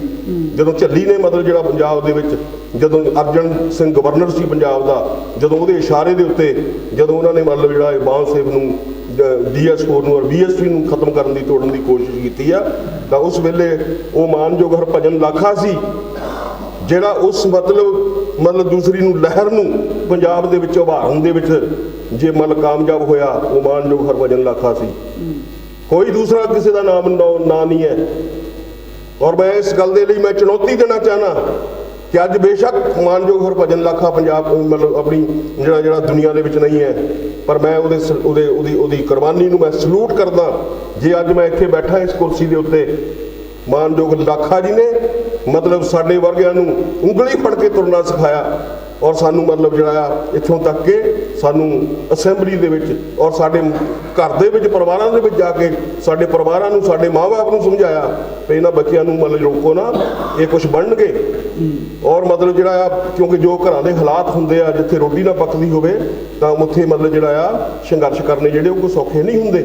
ਸੋ ਇਸ ਕਰਕੇ ਮਤਲਬ ਜਿਹੜਾ ਸਾਡੇ MLA ਬਣਨ ਦੀ ਜਿਹੜੀ ਮਤਲਬ ਕਹਾਣੀ ਆ 9 MLA ਜਿਹਦੇ ਵਿੱਚ ਮਤਲਬ ਜਿਹੜਾ ਨਿਰਮਲ ਸਿੰਘ ਨਿੰਮਾ ਭਦੌੜ ਤੋਂ, ਸ਼ੇਰਪੁਰ ਤੋਂ ਉਹ ਜਿਹੜਾ ਆਪਣੇ ਰਾਜ ਸਿੰਘ ਖੇੜੀ, ਧਰਮਕੋਟ ਤੋਂ ਜਿਹੜਾ ਬਲਦੇਵ ਸਿੰਘ ਭੱਟੀ ਤੇ ਆਦਮਪੁਰ ਤੋਂ ਰਜਿੰਦਰ ਕੁਮਾਰ, ਸ਼ਾਮ 84 ਤੋਂ ਜਿਹੜੇ ਸੀ ਗੁਰਪਾਲ ਚੰਦ ਜੀ ਤੇ ਗੜਸ਼ੰਕਰ ਤੋਂ ਮੈਂ ਸੀ ਤੇ ਮਾਲਪੁਰ ਤੋਂ ਜਿਹੜੇ ਕਰੀਮਪੁਰੀ ਸਾਹਿਬ ਸੀ ਤੇ ਜਿਹੜੇ ਅੱਜ ਮਤਲਬ ਜਿਨ੍ਹਾਂ ਦੇ ਜਿਹੜੇ ਲਾਗੇ ਦੇ ਜਿਹੜੇ ਸਿਪਾਹ ਸਲਾਰ ਜਿਹੜੇ ਕਹਿ ਰਹੇ ਆ ਔਰ ਜਿਹੜੇ 14 ਸਾਲ ਪੰਜਾਬ ਦੇ ਜਿਹੜੇ ਆ BSP ਦੇ ਜਿਹਨਾਂ ਨੂੰ ਪ੍ਰਧਾਨ ਰਹਿਣ ਦਾ ਮੌਕਾ ਮਿਲਿਆ ਹੈ ਜੀ, ਉਦੋਂ ਪਹਿਲਾਂ ਵੀ ਜਿਹੜਾ ਆ ਸਾਹਿਬ ਕਾਂਸ਼ੀ ਰਾਮ ਜੀ ਦੀ ਰਹਿਨਮਾਈ ਦੇ ਹੇਠ ਜਿਹੜਾ ਉਹਨਾਂ ਨੂੰ ਮਤਲਬ ਜਿਹੜਾ ਆ ਪੰਜਾਬ ਦੇ ਅੰਦਰ ਜਨਰਲ ਸੈਕਟਰੀ ਵਗੈਰਾ ਬਣਨ ਦੀ ਜਿਹੜਾ ਮੌਕਾ ਮਿਲਿਆ। ਪਰ ਲੇਕਿਨ ਜਿਹੜਾ ਬਹੁਜਨ ਸਮਾਜ ਦੀ ਜਿਹੜੀ ਲਹਿਰ ਸੀ, ਜਿਹੜੀ ਬਹੁਜਨ ਸਮਾਜ ਦਾ ਜਿਹੜਾ ਅੰਦੋਲਨ ਸੀ, ਕਿਉਂਕਿ ਜਦੋਂ ਸਾਡੇ ਕੋਲ ਸਾਈਕਲ ਨਹੀਂ ਸੀ, ਜਦੋਂ ਅਸੀਂ ਪੈਦਲ ਚੱਲ ਕੇ ਬੱਸਾਂ ਦੇ ਵਿੱਚ ਜਾ ਕੇ ਅਸੀਂ ਜਦੋਂ ਮਤਲਬ ਲੋਕਾਂ ਦੇ ਵਿੱਚ ਜਾਂਦੇ ਸੀ, ਸਾਨੂੰ ਲੋਕ ਹੱਥਾਂ ਤੇ ਚੱਕਦੇ ਸੀ ਔਰ ਸਾਡੀ ਗੱਲ ਮੰਨ ਕੇ ਮਤਲਬ ਤੁਰਦੇ ਸੀ। ਲੱਖਾਂ ਦੇ ਵਿੱਚ ਜਿਹੜੇ ਲੋਕ ਇਕੱਠੇ ਹੁੰਦੇ ਸੀ ਸਾਹਿਬ ਕਾਂਸ਼ੀ ਰਾਮ ਨੂੰ ਸੁਣਨ ਦੇ ਲਈ। ਲੇਕਿਨ ਅੱਜ ਸਾਡੇ ਕੋਲ ਗੱਡੀਆਂ ਆ, ਅੱਜ ਸਾਡੇ ਕੋਲ ਕੋਠੀਆਂ ਆ। ਉਸ ਵੇਲੇ ਸਾਡੇ ਘਰਾਂ ਦੇ ਵਿੱਚ ਬੈਠਣ ਦੇ ਲਈ 2 ਬੰਦਿਆਂ ਦੇ ਲਈ ਜਗ੍ਹਾ ਨਹੀਂ ਸੀ ਤੇ ਅੱਜ ਸਾਡੇ ਕੋਲ ਸਾਰੇ ਸਾਧਨ ਹੈ। ਤੇ ਅੱਜ ਸਾਡੀ ਲੋਕ ਗੱਲ ਜਿਹੜੀ ਉਹ ਕਿਉਂ ਨਹੀਂ ਸੁਣਦੇ, ਕਿਉਂ ਨਹੀਂ ਮੰਨਦੇ, ਕਿਉਂ ਨਹੀਂ ਸਾਡੀ ਗੱਲ ਦੇ ਉੱਤੇ ਜਿਹੜੇ ਲੋਕ ਚੱਲਦੇ? ਕਿਉਂਕਿ ਸਾਡੇ ਕੋਲ ਸਦਾਚਾਰ ਨਹੀਂ ਹੈ, ਸਾਡੇ ਕੋਲ ਚਰਿੱਤਰ ਨਹੀਂ ਹੈ, ਸਾਡੇ ਕੋਲ ਇਮਾਨਦਾਰੀ ਨਹੀਂ ਹੈ। ਅਸੀਂ ਦਲਾਲ ਬਣ ਗਏ, ਅਸੀਂ ਭੜੂਏ ਬਣ ਗਏ, ਅਸੀਂ ਸਮਾਜ ਨੂੰ ਵੇਚ ਦਿੱਤਾ। ਔਰ ਜਿੱਥੇ ਪੰਜਾਬ ਦੇ ਵਿੱਚ ਕਹਿੰਦੇ ਆਪਾਂ 40% ਜਿੱਥੇ ਸਮਾਜ ਹੋਵੇ ਔਰ ਉਹ ਸਮਾਜ ਜਿਹੜਾ ਆ ਉਹ ਗਿਰਬਾ ਹੋਵੇ ਸੱਤਾ ਤੋਂ, ਹਿੱਸੇਦਾਰੀ ਤੋਂ, ਤਾਂ ਉਹ ਇਹ ਤੋਂ ਵੱਡੀ ਹੋਰ ਜਿਹੜੀ ਆ ਲਾਹਨਤ ਜਿਹੜੀ ਆ ਸਮਾਜ ਦੇ ਲਈ ਕਿਹੜੀ ਹੋ ਸਕਦੀ ਆ। ਔਰ ਜਿਹੜੇ ਅੱਜ BSP ਦੇ ਜਿਹੜੇ ਮਤਲਬ ਜਿਹੜੇ ਆ ਅੱਜ ਜਿਹੜੇ ਕਹਿ ਰਹੇ ਆ ਕਿ ਅਸੀਂ ਪੰਜਾਬ ਦੇ ਵਿੱਚ ਅਸੀਂ ਮਤਲਬ ਜਿਹੜਾ ਸਰਕਾਰ ਬਣਾਵਾਂਗੇ, ਅਸੀਂ ਇਹ ਕਰਾਂਗੇ, ਅਸੀਂ ਉਹ ਕਰਾਂਗੇ, ਕਿਸੇ ਨੂੰ ਕੀ ਇਤਰਾਜ਼ ਹੈ ਕਿ ਤੁਸੀਂ ਸਰਕਾਰ ਜਿਹੜਾ ਆ ਮਤਲਬ ਤੁਸੀਂ ਬਣਾਉਂਦੇ ਆ ਤਾਂ ਕਿਸੇ ਨੂੰ ਕੀ ਟੈਨਸ਼ਨ ਹੈ? ਸਾਨੂੰ ਕੋਈ ਟੈਨਸ਼ਨ ਨਹੀਂ ਹੈ। ਜੇ ਆਜ਼ਾਦ ਸਮਾਜ ਪਾਰਟੀ ਜਿਹੜੀ ਆ ਜੇ ਹੁਣ ਹੋਂਦ ਦੇ ਵਿੱਚ ਆਈ ਆ, ਬਣੀ ਆ, ਉਹਦੇ ਕਾਰਨ ਜਿਹੜੇ ਕੀ ਆ ਉਹ ਮੈਂ ਤੁਹਾਨੂੰ ਅਗਲੇ ਸਵਾਲ ਦੇ ਵਿੱਚ ਮੈਂ ਦੱਸਾਂਗਾ। ਠੀਕ ਹੈ ਜੀ। ਤੇ ਬਾਕੀ ਇਹ ਆ ਵੀ ਅਸੀਂ ਮਤਲਬ ਜੇ ਅਸੀਂ ਮਤਲਬ ਇਸ ਲਹਿਰ ਦੇ ਵਿੱਚ ਆਏ ਆ, ਉਹ ਸਾਹਿਬ ਕਾਂਸ਼ੀ ਰਾਮ ਜੀ ਦੀ ਉਹ ਦਿਆਨਤਦਾਰੀ ਸਾਹਿਬ ਕਾਂਸ਼ੀ ਰਾਮ ਦੀ ਜਿਹੜਾ ਉਹਨਾਂ ਨੇ ਇਸ ਦੇਸ਼ ਦੇ ਅੰਦਰ ਮਤਲਬ ਜਾਤ ਤੋੜੋ ਸਮਾਜ ਜੁੜੋ, ਉਹਨਾਂ ਨੇ ਇਸ ਦੇਸ਼ ਦੇ ਵਿੱਚ ਅੰਦੋਲਨ ਚਲਾ ਕੇ ਔਰ 85% ਲੋਕਾਂ ਨੂੰ ਜਿਹੜਾ ਇਕੱਠਾ ਕਰਨ ਦਾ ਉਹਨਾਂ ਦਾ ਜਿਹੜਾ ਪ੍ਰੋਗਰਾਮ ਸੀਗਾ ਔਰ ਇਸ ਦੇਸ਼ ਦੀ ਸੱਤਾ ਨੂੰ ਆਪਣੇ ਹੱਥਾਂ ਦੇ ਵਿੱਚ ਲੈਣ ਦਾ ਔਰ ਮਤਲਬ ਤਾਂ ਕਿ ਇਸ ਦੇਸ਼ ਦੇ ਵਿੱਚੋਂ ਜਿਹੜਾ ਬ੍ਰਾਹਮਣਵਾਦ ਦਾ ਭੋਗ ਪਾਇਆ ਜਾ ਸਕੇ, ਮਨੂਵਾਦ ਦਾ ਭੋਗ ਪਾਇਆ ਜਾਇਆ ਜਾ ਸਕੇ। ਤਾਂ ਇਸ ਕਰਕੇ ਸਾਹਿਬ ਕਾਂਸ਼ੀ ਰਾਮ ਦੇ ਜਿਹੜੇ ਸਾਰੇ ਸੁਪਨੇ ਆ ਉਹ ਸਾਰੇ ਚਕਨਾਚੂਰ ਕਰ ਦਿੱਤੇ ਗਏ ਆ ਔਰ ਇਸ ਕਰਕੇ ਜਿਹੜੀ ਆ ਆਜ਼ਾਦ ਸਮਾਜ ਪਾਰਟੀ ਜਿਹੜੀ ਆ ਉਹ ਹੋਂਦ ਦੇ ਵਿੱਚ ਆਈ। ਬਹੁਤ ਵਧੀਆ ਤੁਸੀਂ ਵਿਚਾਰ ਜਿਹੜੇ ਹੈਗੇ ਆ ਝੁੰਡਾ ਸਾਹਿਬ ਜੀ ਦੱਸੇ ਆ ਔਰ ਇਹ ਵੀ ਗੱਲ ਵਿੱਚੋਂ ਨਿਕਲ ਕੇ ਆਈ ਆ ਕਿ ਅੱਜ ਜੇ ਤੁਸੀਂ MLA ਦਾ ਜਿਹੜਾ ਬਾਰੇ ਦੱਸਿਆ, ਘਰ ਦੇ ਹਾਲਾਤ ਦੱਸੇ ਆ, ਤੁਸੀਂ ਬਹੁਤ ਵੱਡੇ ਜਿਗਰੇ ਵਾਲੇ ਆ, ਪਰ ਲੋਕ ਦੱਸਦੇ ਨਹੀਂ ਹੈਗੇ ਵੀ ਸਾਡੀ ਹਾਲਤ ਕੀ ਸੀਗੀ। ਤੇ ਤੁਹਾਡਾ ਬਹੁਤ ਬਹੁਤ ਧੰਨਵਾਦ। ਤੇ ਬਾਕੀ ਹੋਰ ਵੀ ਸਵਾਲ ਕਰਾਂਗੇ। ਹੁਣ ਮੈਂ ਆਜ਼ਾਦ ਸਮਾਜ ਪਾਰਟੀ ਦੇ ਪ੍ਰਧਾਨ ਪੰਜਾਬ ਉਹਨਾਂ ਨੂੰ ਵੀ ਬੇਨਤੀ ਕਰੂੰਗਾ ਕਿ ਉਸ ਰਾਜਨੀਤੀ ਦੇ ਵਿੱਚ ਇਹ ਕਿਸ ਤਰ੍ਹਾਂ ਤੁਸੀਂ ਰਾਜਨੀਤੀ ਦੇ ਵਿੱਚ ਆਏ ਆ ਔਰ ਆਜ਼ਾਦ ਸਮਾਜ ਪਾਰਟੀ ਜਿਹੜੀ ਆ ਉਹ ਤੁਹਾਨੂੰ ਕਿਸ ਤਰ੍ਹਾਂ ਤੁਸੀਂ ਉਹਦੇ ਵਿੱਚ ਜੁੜੇ ਆ, ਕੀ ਤੁਹਾਡੇ ਖਿਆਲ ਸੀ ਇਹਦੇ ਵਿੱਚ ਆ ਕੇ ਕੰਮ ਕਰਨ ਦੇ ਸਮਾਜ ਲਈ? ਬਹੁਤ ਹੀ ਵਧੀਆ ਤੁਸੀਂ ਆਹ ਪੁੱਛਿਆ। ਮੈਂ ਇੱਥੇ ਕ੍ਰਾਂਤੀ TV ਦੇ ਸਾਰੇ ਸਰੋਤਿਆਂ ਨੂੰ ਦੱਸਣਾ ਚਾਹੂੰਗਾ ਆਪਣੇ ਬਾਰੇ ਵੀ। ਮੇਰੇ ਪਿਤਾ ਜੀ 1962 ਤੋਂ 67 ਤਾਈਂ MLA ਰਹੇ। ਉਹ MLA ਪੰਜਾਬ ਦੇ ਉਸ ਪਾਰਟੀ ਦੇ ਰਹੇ ਜਿਹਦੀ ਨੀਂਹ ਜਿਹੜੀ ਆ ਬਾਬਾ ਸਾਹਿਬ ਅੰਬੇਦਕਰ ਜੀ ਨੇ ਰੱਖੀ ਸੀ। ਔਰ 1962 ਤੋਂ 67 ਤਾਈਂ ਜਦੋਂ MLA ਰਹੇ ਪੰਜਾਬ ਦੇ ਵਿੱਚ ਪ੍ਰਤਾਪ ਸਿੰਘ ਕੈਰੋਂ ਜਿਹੜੇ ਆ ਪੰਜਾਬ ਦੇ ਮੁੱਖ ਮੰਤਰੀ ਸੀਗੇ। ਉਹਨਾਂ ਵਕਤਾਂ 'ਚ ਜਿਹੜੇ ਸਾਡੇ ਸਮਾਜ ਦੇ ਹਾਲਾਤ ਸੀਗੇ ਉਹਨਾਂ ਨੂੰ ਦੇਖਦੇ ਹੋਏ ਜੋ ਘਰ 'ਚ ਗੱਲਾਂ ਹੁੰਦੀਆਂ ਸੀ ਬਾਬਾ ਸਾਹਿਬ ਦੇ ਮਿਸ਼ਨ ਦੇ ਬਾਰੇ ਜਾਂ ਬਹੁਜਨ ਸਮਾਜ ਦੇ ਬਾਰੇ ਜਾਂ ਸਾਡੇ ਸਮਾਜ ਦੇ ਬਾਰੇ, ਉਹਨਾਂ ਤੋਂ ਪ੍ਰਭਾਵਿਤ ਹੋ ਕੇ ਕਿਤੇ ਨਾ ਕਿਤੇ ਮਨ 'ਚ ਇੱਕ ਜਜ਼ਬਾ ਸੀਗਾ ਬਈ ਕੁਛ ਇੱਦਾਂ ਦਾ ਪਲੇਟਫਾਰਮ ਮੁਹੱਈਆ ਹੋਵੇ ਮਿਲੇ ਜਿਹਦੇ 'ਚ ਰਹਿ ਕੇ ਅਸੀਂ ਆਪਣੇ ਸਮਾਜ ਦੀ ਔਰ ਆਪਣੇ ਜਿਹੜਾ ਸਾਡਾ ਕੁਨਬਾਵਾਦ ਸੀ ਉਹਦੀ ਗੱਲ ਕਰ ਸਕੀਏ। ਤਾਂ 1951 'ਚ ਜਦੋਂ ਬਾਬਾ ਸਾਹਿਬ ਡਾਕਟਰ ਅੰਬੇਦਕਰ ਪੰਜਾਬ ਦੌਰੇ 'ਤੇ ਆਏ ਤਾਂ ਸਾਡੇ ਉਹ ਲੁਧਿਆਣੇ ਵੀ ਆਏ ਜਿੱਥੇ ਉਹ ਸਕੂਲ ਹੈ ਸਾਡਾ ਡਾਕਟਰ ਅੰਬੇਦਕਰ ਵਿੱਦਿਆ ਮੰਦਿਰ। ਬਾਬਾ ਸਾਹਿਬ ਅੰਬੇਦਕਰ ਜੀ ਤੋਂ ਪ੍ਰਭਾਵਿਤ ਹੋ ਕੇ ਉਹ ਜਿਹੜਾ ਸਕੂਲ ਮੇਰੇ ਪਿਤਾ ਜੀ ਨੇ ਖੋਲ੍ਹਿਆ, ਕਿਉਂਕਿ ਡਾਕਟਰ ਅੰਬੇਦਕਰ ਜੀ ਦੀ ਸੋਚ ਸੀਗੀ ਵੀ ਜੇ ਸਾਡਾ ਸਮਾਜ ਪੜ੍ਹਿਆ ਲਿਖਿਆ ਹੀ ਨਾ ਹੋਏਗਾ ਜਾਂ ਪੜ੍ਹ ਲਿਖ ਨਾ ਹੋਏ ਬੱਚੇ ਤਾਂ ਰਿਜ਼ਰਵੇਸ਼ਨ ਦਾ ਸਾਨੂੰ ਕੀ ਫਾਇਦਾ ਹੋਵੇਗਾ। ਤਾਂ ਉਹੀ ਸੋਚ ਨੂੰ ਅੱਗੇ ਰੱਖ ਕੇ ਸਕੂਲ ਇਸਟੈਬਲਿਸ਼ ਕੀਤਾ ਗਿਆ। ਅੱਜ ਉਸ ਸਕੂਲ ਦੇ ਵਿੱਚ ਤਕਰੀਬਨ 1400-1500 ਬੱਚਾ ਪੜ੍ਹਦਾ ਔਰ doctor Ambedkar Vidya Mandir doctor AVM public senior secondary school ਦੇ ਨਾਂ ਤੇ ਲੁਧਿਆਣੇ ਸਕੂਲ ਹੈ ਇਹ। ਤਕਰੀਬਨ 2.5 ਏਕੜ ਜਗ੍ਹਾ ਸਾਡੇ ਕੋਲੇ ਔਰ ਉਹਦੇ 'ਚ ਜਿਹੜੇ ਬੱਚੇ ਸਾਡੇ ਸਮਾਜ ਤੋਂ ਇਲਾਵਾ ਅਦਰਸ ਜਿਹੜੇ ਇਕਨੋਮਿਕਲੀ ਵੀਕਰ ਸੈਕਸ਼ਨ ਆ ਉਹ ਵੀ ਉੱਥੇ ਬੱਚੇ ਪੜ੍ਹਦੇ ਨੇ। ਔਰ ਸਾਡਾ ਕਨਸੈਪਟ ਹੈ ਜਾਂ ਸਾਡੀ ਇੱਕ ਸੋਚ ਆ ਵੀ ਅਸੀਂ ਬੱਚਿਆਂ ਨੂੰ ਘੱਟ ਪੈਸੇ ਤੇ ਕੁਆਲਿਟੀ ਐਜੂਕੇਸ਼ਨ ਜਿਹੜੀ ਆ ਉਹ ਪ੍ਰੋਵਾਈਡ ਕਰੀਏ। ਤਾਂ ਜਿਹੜੀ ਤੁਸੀਂ ਗੱਲ ਪੁੱਛੀ ਪੋਲਿਟਿਕਸ ਦੀ ਵੀ ਕਿਵੇਂ ਤੁਸੀਂ ਆਏ ਆਜ਼ਾਦ ਸਮਾਜ ਪਾਰਟੀ 'ਚ, ਸਾਡਾ ਬਿਲਕੁਲ ਵੀ ਕੋਈ ਇੱਦਾਂ ਦਾ ਮੇਰੀ ਸੋਚ ਨਹੀਂ ਸੀਗੀ ਕਿਉਂਕਿ ਪਲੇਟਫਾਰਮ ਨਹੀਂ ਸੀ ਦਿਖ ਰਿਹਾ ਮੂਹਰੇ। ਸਾਹਿਬ ਕਾਂਸ਼ੀ ਰਾਮ ਵੀ 4 ਵਾਰੀ ਸਾਡੇ ਸਕੂਲ ਆ ਕੇ ਗਏ, ਉੱਥੇ ਕੈਡਰ ਕੈਂਪ ਲਾਏ ਉਹਨਾਂ ਨੇ ਔਰ ਮੇਰੇ ਪਿਤਾ ਜੀ ਨਾਲ ਵੀ ਗੱਲ ਹੁੰਦੀ ਰਹਿੰਦੀ ਸੀ। ਅਸੀਂ BSP 'ਚ ਹਮੇਸ਼ਾ ਪਿੱਛੋਂ ਬੈਕਡੋਰ ਤੋਂ ਕੰਮ ਕਰਦੇ ਰਹੇ। ਕਿਤੇ ਇਲੈਕਸ਼ਨ 'ਚ ਗੱਡੀਆਂ ਭੇਜਣੀਆਂ ਜਾਂ ਕਿਤੇ ਹੋਰ ਕੁਝ ਕਰਨਾ ਜਾਂ ਕਿਸ ਤਰ੍ਹਾਂ ਵੀ ਅਸੀਂ ਆਪਣੀ ਪਾਰਟੀ ਨੂੰ ਆਪਣੀ ਸਮਝਦੇ ਸੀ ਕਿਉਂਕਿ ਸਾਡੇ ਸਮਾਜ ਦੀ ਪਾਰਟੀ ਸੀ। RPI ਤੋਂ ਬਾਅਦ ਜਿਹੜੀ BSP ਹੋਂਦ 'ਚ ਆਈ ਕਿਉਂਕਿ ਸਾਹਿਬ ਕਾਂਸ਼ੀ ਰਾਮ ਦੀ ਜਿਹੜੀ ਗੱਲ ਸੀਗੀ ਉਹਨਾਂ ਤੋਂ ਇੰਨੇ ਕੁ ਪ੍ਰਭਾਵਿਤ ਅਸੀਂ ਹੋਏ ਜਾਂ ਸਾਡੇ ਪਿਤਾ ਜੀ ਬਈ ਚਾਹੇ ਅਸੀਂ ਨਹੀਂ ਫਰੰਟ ਤੇ ਲੇਕਿਨ ਪਿੱਛੋਂ ਰਹਿ ਕੇ ਵੀ ਅਸੀਂ ਮਦਦ ਕਰ ਸਕਦੇ ਹਾਂ, ਇਹ ਕੋਈ ਜਜ਼ਬਾ ਸੀ। ਲੇਕਿਨ ਜਦੋਂ ਸਾਹਿਬ ਇਸ ਦੁਨੀਆ ਤੋਂ ਗਏ ਉਹਨਾਂ ਤੋਂ ਬਾਅਦ ਇੱਕ ਸਖਣਾ ਜਿਹਾ ਮਾਹੌਲ ਜਿਹੜਾ ਵਾ ਕ੍ਰੀਏਟ ਹੋ ਗਿਆ, ਇੱਕ ਖਾਲੀ ਥਾਂ ਹੋ ਗਈ ਬਈ ਜਿਹੜਾ ਇਹ ਹੁਣ ਮੂਵਮੈਂਟ ਆ ਇਹਨੂੰ ਅੱਗੇ ਕਿੱਦਾਂ ਜਾਊਗੀ ਅੱਗੇ ਜਾਂ ਕਿਵੇਂ ਨਹੀਂ।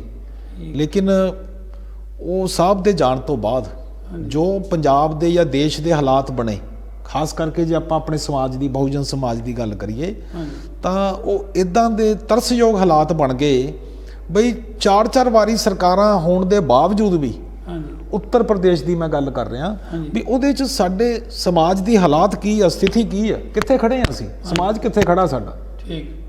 ਪੰਜਾਬ 'ਚ ਤਾਂ ਚਲੋ ਜਿੱਦਾਂ ਨੇਤਾ ਜੀ ਨੇ MLA ਸਾਹਿਬ ਨੇ ਦੱਸਿਆ ਵੀ 9 ਵਿਧਾਇਕ ਸਾਡੇ ਚੁਣ ਕੇ ਆਏ, 3 ਮੈਂਬਰ ਉਹ ਪਾਰਲੀਮੈਂਟ ਸਾਹਿਬ ਕਾਂਸ਼ੀ ਰਾਮ ਵੀ ਹੁਸ਼ਿਆਰਪੁਰ ਤੋਂ ਜਿੱਤੇ ਸੀਗੇ। ਲੇਕਿਨ 97 'ਚ ਕੀ ਹੋਇਆ ਵੀ ਸੁੰਗੜਾ ਜੀ ਇਕੱਲੀ ਜਿੱਤ ਕੇ ਆਏ ਮੁੜ ਕੇ। ਇਹ ਇੱਥੋਂ ਨਿਗਾਰ ਵਾਲੇ ਪਾਸੇ ਨੂੰ ਜਿਹੜੀ ਬਹੁਜਨ ਮੂਵਮੈਂਟ ਸਾਡੀ ਨਿਗਾਰ ਵਾਲੇ ਪਾਸੇ ਨੂੰ ਜਾਣੀ ਸ਼ੁਰੂ ਹੋ ਗਈ ਔਰ ਅੱਜ ਤਾਈਂ ਮੁੜ ਕੇ ਸਾਡੇ ਇਸ ਮੂਵਮੈਂਟ ਦੇ ਪੈਰ ਨਹੀਂ ਲੱਗੇ। ਉਹ ਜਦੋਂ ਅਸੀਂ ਸੋਚਿਆ ਸਾਰਾ ਵੀ ਗੱਲ ਬਣਨੀ ਨਹੀਂ ਕਿਉਂਕਿ ਮੈਂ ਸੋਸ਼ਲ ਕੰਮ ਦੇ ਵਿੱਚ ਪਹਿਲਾਂ ਸਾਡਾ ਜ਼ਿਆਦਾ ਧਿਆਨ ਹੁੰਦਾ ਸੀਗਾ। ਬਾਬਾ ਸਾਹਿਬ ਅੰਬੇਦਕਰ ਦੇ ਨਾਂ 'ਤੇ ਲੁਧਿਆਣੇ 'ਚ ਸ਼ੋਭਾ ਯਾਤਰਾ ਕੱਢਣੀ ਉਹਨਾਂ ਦੇ ਜਨਮ ਦਿਨ 'ਤੇ ਜਾਂ ਹੋਰ ਸਾਡੀਆਂ ਐਕਟੀਵਿਟੀਜ਼ ਹੋਣੀਆਂ ਜਿਹੜੀਆਂ ਵੀ ਅਸੀਂ ਪੋਲਿਟਿਕਸ ਵਿੱਚ ਨਹੀਂ ਸੀਗੇ, ਐਕਟਿਵ ਨਹੀਂ ਸੀ ਬਿਲਕੁਲ ਵੀ। ਤੇ ਲੇਕਿਨ ਚੰਦਰ ਸ਼ੇਖਰ ਜੀ ਨੇ 1-2 ਵਾਰੀ ਮੁਲਾਕਾਤ ਹੋਈ ਤਾਂ ਉਹਨਾਂ ਨੇ ਸਾਡੇ ਨਾਲ ਵਿਚਾਰ ਵਟਾਂਦਰਾ ਕੀਤਾ, ਸਾਨੂੰ ਦਿੱਲੀ ਵੀ ਬੁਲਾਇਆ ਬਲਕਿ ਮੀਟਿੰਗ 'ਚ ਮੈਂ, ਸੁੰਗੜਾ ਸਾਹਿਬ, 2-4 ਹੋਰ ਸਾਥੀ ਐਡਵੋਕੇਟ ਇੰਦਰਜੀਤ ਸਿੰਘ, ਸਾਰੇ ਜਾਣੇ ਅਸੀਂ ਗਏ ਲੁਧਿਆਣਾ ਉੱਥੋਂ। ਤਾਂ ਉੱਥੇ ਇਹ ਜ਼ਿਕਰ ਛੜਿਆ ਵੀ ਮੈਂ ਚਾਹੁੰਦਾ ਵੀ ਮੈਂ ਪਾਰਟੀ ਜਿਹੜਾ ਪੋਲੀਟੀਕਲ ਪਾਰਟੀ ਬਣਾਵਾਂ। ਤਾਂ 15 ਮਾਰਚ 2020 ਨੂੰ ਦਿੱਲੀ ਦੇ ਵਿੱਚ ਜਿਹੜੀ ਆ ਆਜ਼ਾਦ ਸਮਾਜ ਪਾਰਟੀ ਦੀ ਗਠਨ ਕੀਤਾ ਗਿਆ। ਇਹਦੀ ਹੋਂਦ ਕਾਇਮ ਹੋਈ।